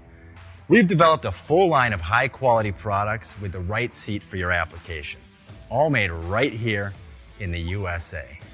From our top-of-the-line Wide Ride Plus Certa for the long-haul driver to our entry-level Baja series for the vocational driver, we provide you with the comfort you deserve at the price point you're looking for. We know you're busy. You don't have time to search every distributor and dealership for the right seat, only to find the one you want won't fit in your truck.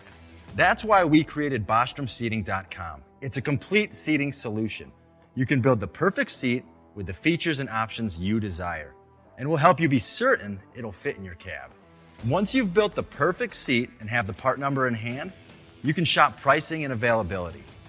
Our Where to Buy feature allows you to pick up a seat right where you are or anywhere along the road you'll be traveling. When you install a Bostrom seat, you become part of the Bostrom family. A family that includes other drivers who recognize this is more than work. It's a ride, one that requires the next level comfort and support only Bostrom can provide.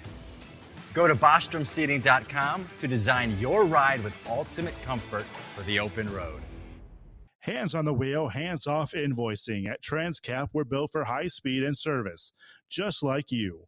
Our fast freight factoring helps you make more money, not chase it down, because we handle all the invoicing BS and back office work. Apply for fast funding at transcap.com/getcash. It takes just 60 seconds. Or call 888-250-TCAP. That's 888-250-TCAP. And mention Steve Summers Overnight Drive.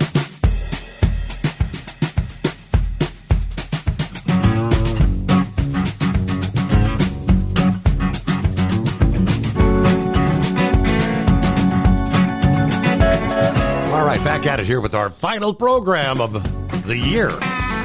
This New Year's Eve. Yeah, back to the godfather of artificial intelligence, who actually says he has a difficult time sleeping. He says, I try to comfort myself by thinking, well, if I didn't do it, somebody else would have done it. Yeah, nonetheless, that doesn't help getting a good night's rest. We left off where he stated this time AI could replace human intelligence and potentially take control. Think about it. We've never had to deal with things more intelligent than ourselves before. How many examples do you know of a more intelligent thing being controlled by a less intelligent thing? Very few examples. The now 77-year-old computer scientist who invented the method in the 1980s that enables machines to autonomously find properties in data and identify specific elements in pictures believes that AI could make humans the equivalent of a 3-year-old, the machines becoming the actual grown-ups. predicting AI would dramatically change ordinary people's lives, just as the Industrial Revolution did, as documented by Charles Dickens. But he emphasized that the future of life with AI would greatly depend on how political systems handle the technology. My worry is that even though it will cause huge increases in productivity, which should be good for society, it may end up being very bad for society if all the benefit goes to the rich and a lot of people lose their jobs and become poorer. He stressed the importance of government regulation in ensuring that large companies prioritize safety in the development. The only thing that can force those big companies to do more research on safety is government regulation. I am a strong believer that the governments need to force big companies to do a lot of research on safety with this. Now, his concerns are echoing those of a growing chorus of other prominent figures in the tech industry. Elon Musk, for one, Bill Gates, they've also warned about the potential dangers if it is left unchecked. As the technology continues to advance at an unprecedented pace, it is crucial that governments, industry leaders, and researchers work together to ensure AI is developed responsibly with the safety and well-being of humanity there at the forefront. What have we done? But it's not a done deal yet. We're continuing to pursue this. Maybe one of these days we will wake up and say, what did we do and why did we do this? All right, got the official word from the FBI. Eagle brought this up a few days ago and we've seen this trend of professional sports athletes being targeted by organized crime. The FBI issued that warning that indeed it is being led by organized crime. The warning, according to ABC News, amid a string of recent burglaries at professional athletes' homes. These homes are targeted for burglary due to the perception they may have high-end goods, designer handbags, jewelry, watches, cash. According to the FBI Liaison Information Report, they also mentioned that organized theft groups allegedly burglarized the homes of at least 9 professional athletes between September and November this year alone. While many burglaries occur while the homes are unoccupied, the report continued some burglaries occur while residents are home. In these instances, individuals are encouraged to seek law enforcement help, avoid engaging with criminals. They may be armed or use violence if they're actually confronted. But the FBI stated these groups hailing from South America use physical, technical, and online social media surveillance to gain information on their prospective victims so they can know in advance where valuables in a home may actually be stored. These preparation tactics enable the theft groups to conduct burglaries in a very short amount of time. Organized theft groups bypass alarm systems, use Wi-Fi jammers to block Wi-Fi connections and disable devices, cover security cameras, and obfuscate their identities. They have encouraged athletes to report any suspicious activity, keep a record of any valuables, use caution. Don't post those sort of things via social media like, here, look what I got. Look at this new Rolex I just got for Christmas. Those sort of things. All right, the case with Joe Burrow here a few weeks ago. Joe Burrow's home burglarized, and I believe it was his girlfriend who was actually in the house at the time that the thieves had entered the home. 844-844-3388.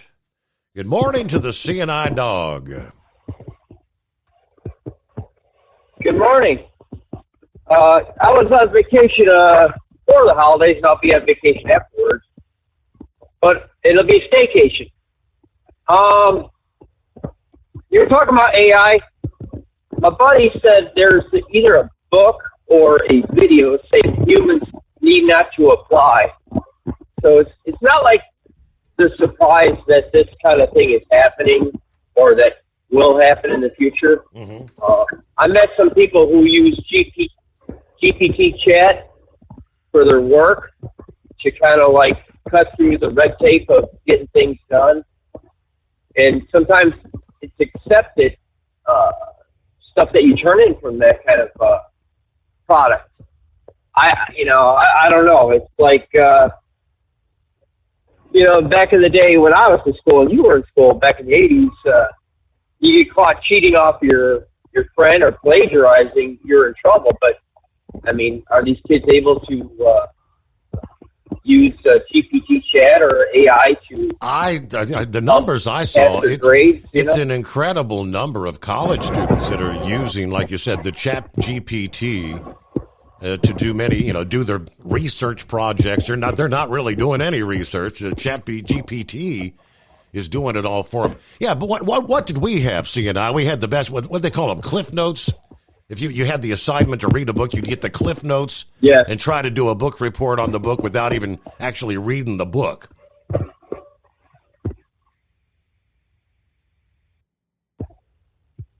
Oh, well, I don't know. I think they're shortchanging themselves because education is very important because when things go down, you want to know what you're doing. You just don't want to just say, well, yeah, I just skated by, and that's all I got. Enjoy the show. I will probably call you later in the week. Yeah, it'll be the new year, that's for sure. We'll be back here Sunday night, Monday morning, okay? This is our final program of 2024. All right, we'll begin winding down the holidays, as they say. Talking about the bitter cold that's coming our way. Some models right now, as we mentioned earlier, saying maybe the coldest we've seen since 1994. I mean, we're talking 30 years ago. This is going to be a hell of a cold outbreak.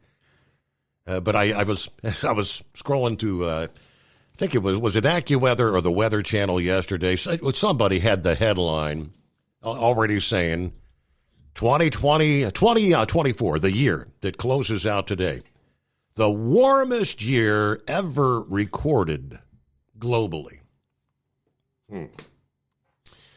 Okay, these things kind of run in cycles, don't they? I had a tidbit I pulled up from a guy by the name of Tony Heller, who is described as a climate realist, not one of these tree-hugging disinformation fearmongers when it comes to the changing climate.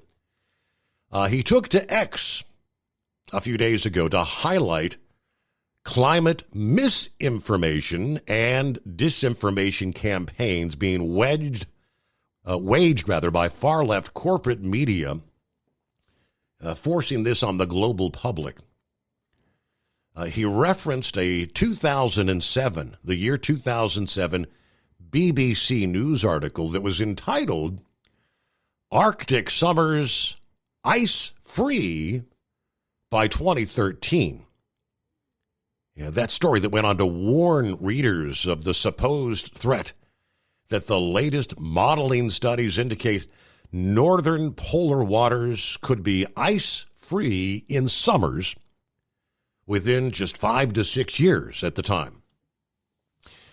He said the BBC's baseless claim was designed to instill climate fear across the public to ram through their radical degrowth climate agenda across the Western world, which, of course, for the last 4 years, this country's leadership has been all on board.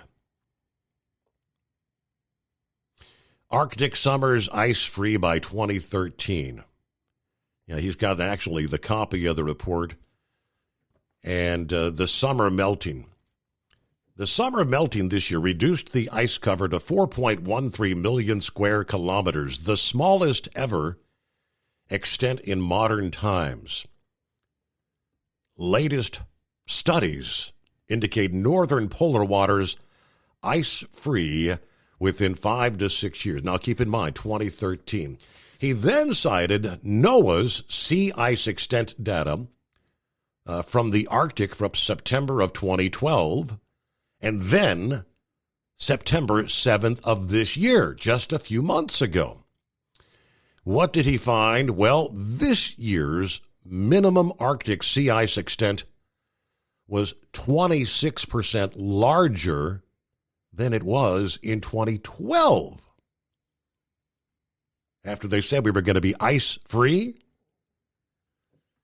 All right, he says they keep all this information out of the news because it does not serve their narrative, which that's 100% correct. Taxes for Truckers provides full-service accounting solutions for owner-operators. Taxes for Truckers is the driver's financial co-pilot.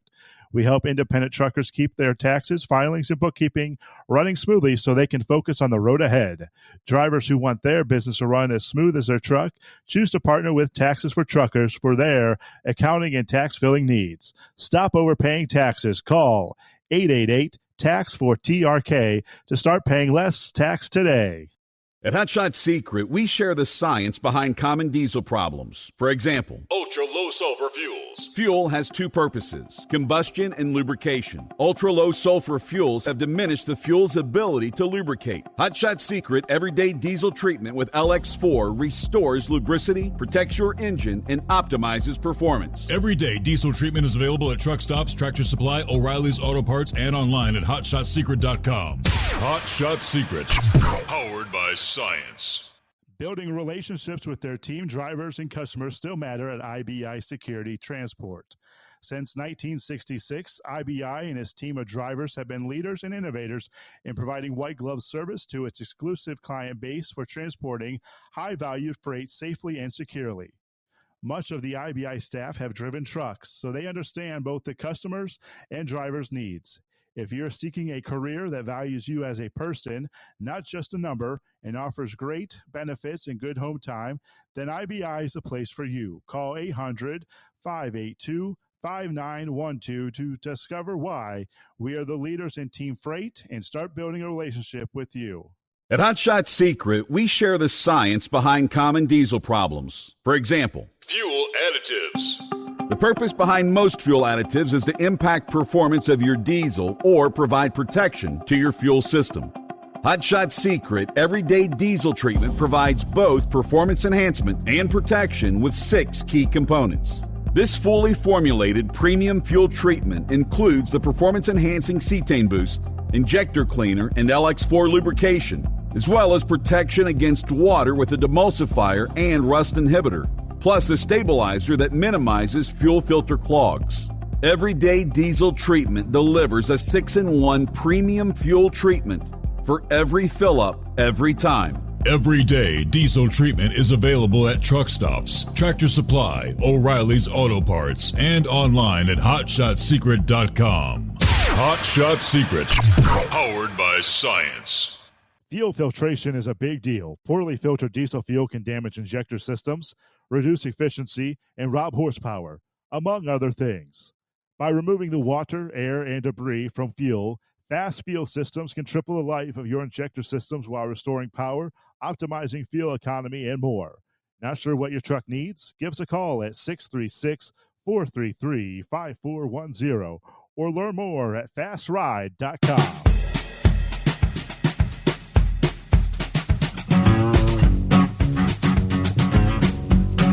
All right, got college football closing out the year. Several bowl games today, and of course then bowl games featuring playoff contenders. The first game of which gets underway this evening, 7:30 p.m. this New Year's Eve. Penn State versus Boise State. If you weren't with us in our first hour, the prognosticator of prognosticators, says he's going with Penn State. Then, of course, full slate of action for your New Year's Day. Texas versus Arizona gets it started at 1 o'clock, New Year's Day. Big Ed's going with Texas. Then it's on to Ohio State versus Oregon. Number 1, Oregon, undefeated on the season. He sounded a little hesitant, but he said he's going with Ohio State. He picked them at the start of the season to go all the way. And he feels like that would put a big feather in his cap if he made the correct prediction out of the box. Lastly, what do you got? New Year's Day evening, 8:45 p.m. kickoff. Notre Dame versus Georgia. Big Ed's going with Georgia. Yeah, all I know is by the time we return for our next program in the new year, what at this hour is 8 teams remaining in the mix for a national championship. Will be down to 4 teams who will be there. Of course, we start the day off here at high noon this New Year's Eve with Alabama versus Michigan. I'll presume Captain Ron. Go ahead, Captain Ron. Yeah, go blue. Go blue. That's what I say. And one day to the next new year. How about that? We're one day closer to the greatest day of the week. And, of course, that will be 2025. Our next program will be on the greatest day of the week. There you go. Hey, yeah, how about that? So, a couple of things I heard you need to do for New Year's was you need to open the back door to let the old year out, and then open the front door to let the new year in. Okay. And then the other one was you need to go to the bathroom before midnight because you don't want to carry the same shish kebab to the next year. I hadn't heard that one. That's pretty good. Yeah. Well, that's all I got. Happy New Year to everybody, and we'll talk to you next year. All right. One final question. Do you make any New Year's resolutions, Captain Ron? No, I don't. Because I blow them the first day. Okay. That was probably the answer I was looking for. If I do not. I don't think I've ever made a New Year's resolution. But yeah, and most people, as Captain Ron said there, studies show that 70% of people who do actually attempt to make a New Year's resolution abandon those good intentions, sometimes within weeks. Some actually make it a few months. I know they always talk about people that make that New Year's resolution. I'm gonna get healthier. The gyms around the country, that they'll have a surge of people that start the new year. I'm going to wake up and go to the gym at 6 a.m. before I go to work at 8 o'clock. Get my workout in. And they're flooded with people to start the new year. And literally within a month, most of those people aren't even coming to the gym anymore. It's good intentions, right? January can be a good time to reflect on self-improvement, but acknowledge it takes work to make those resolutions stick. They offer a few tips about making resolutions. And for those when your willpower starts to falter, be realistic when you're making resolutions. It's quite daunting to say, I want to lose 50 pounds this year, and I'm never going to eat dessert again. She said, well, how about maybe you're not going to have dessert during the weekdays. You'll just have dessert on weekends or on special occasions. Make it something you can be realistic about.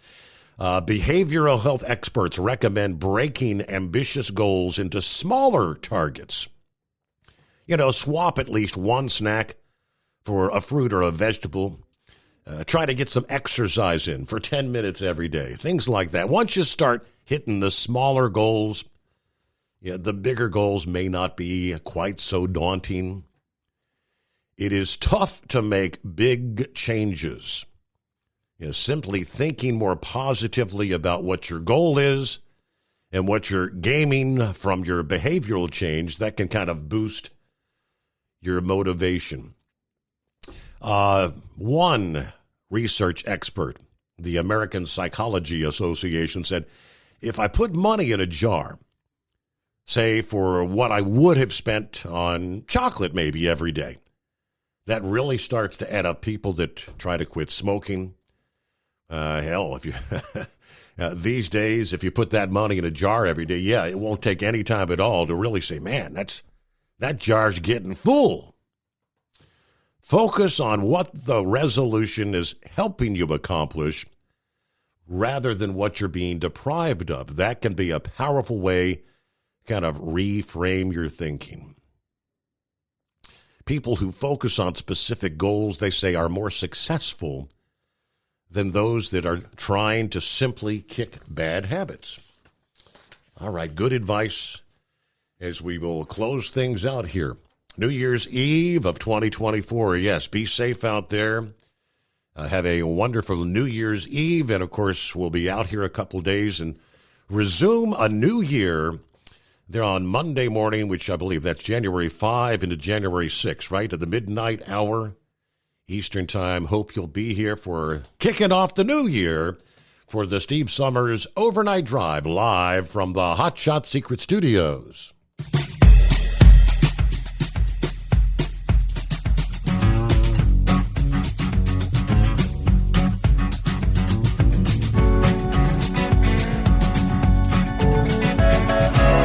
Never guess the places that I've been.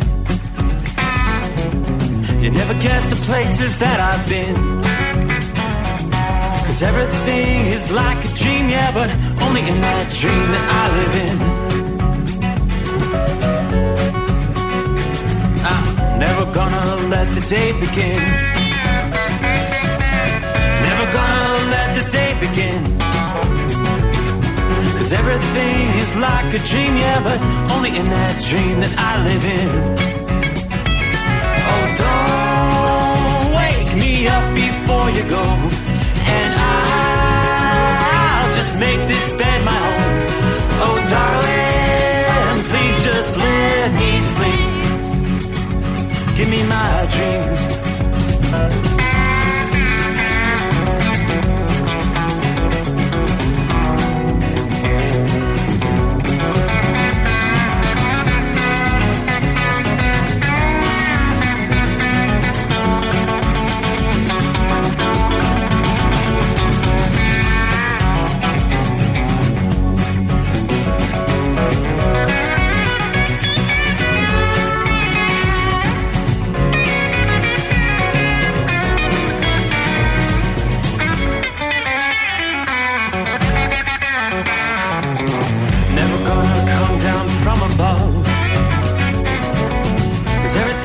Better from above.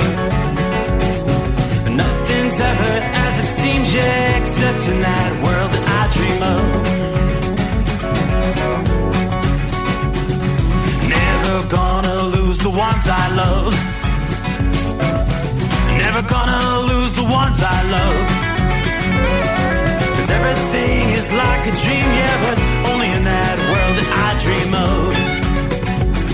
Oh, don't wake me up before you go, 'cause I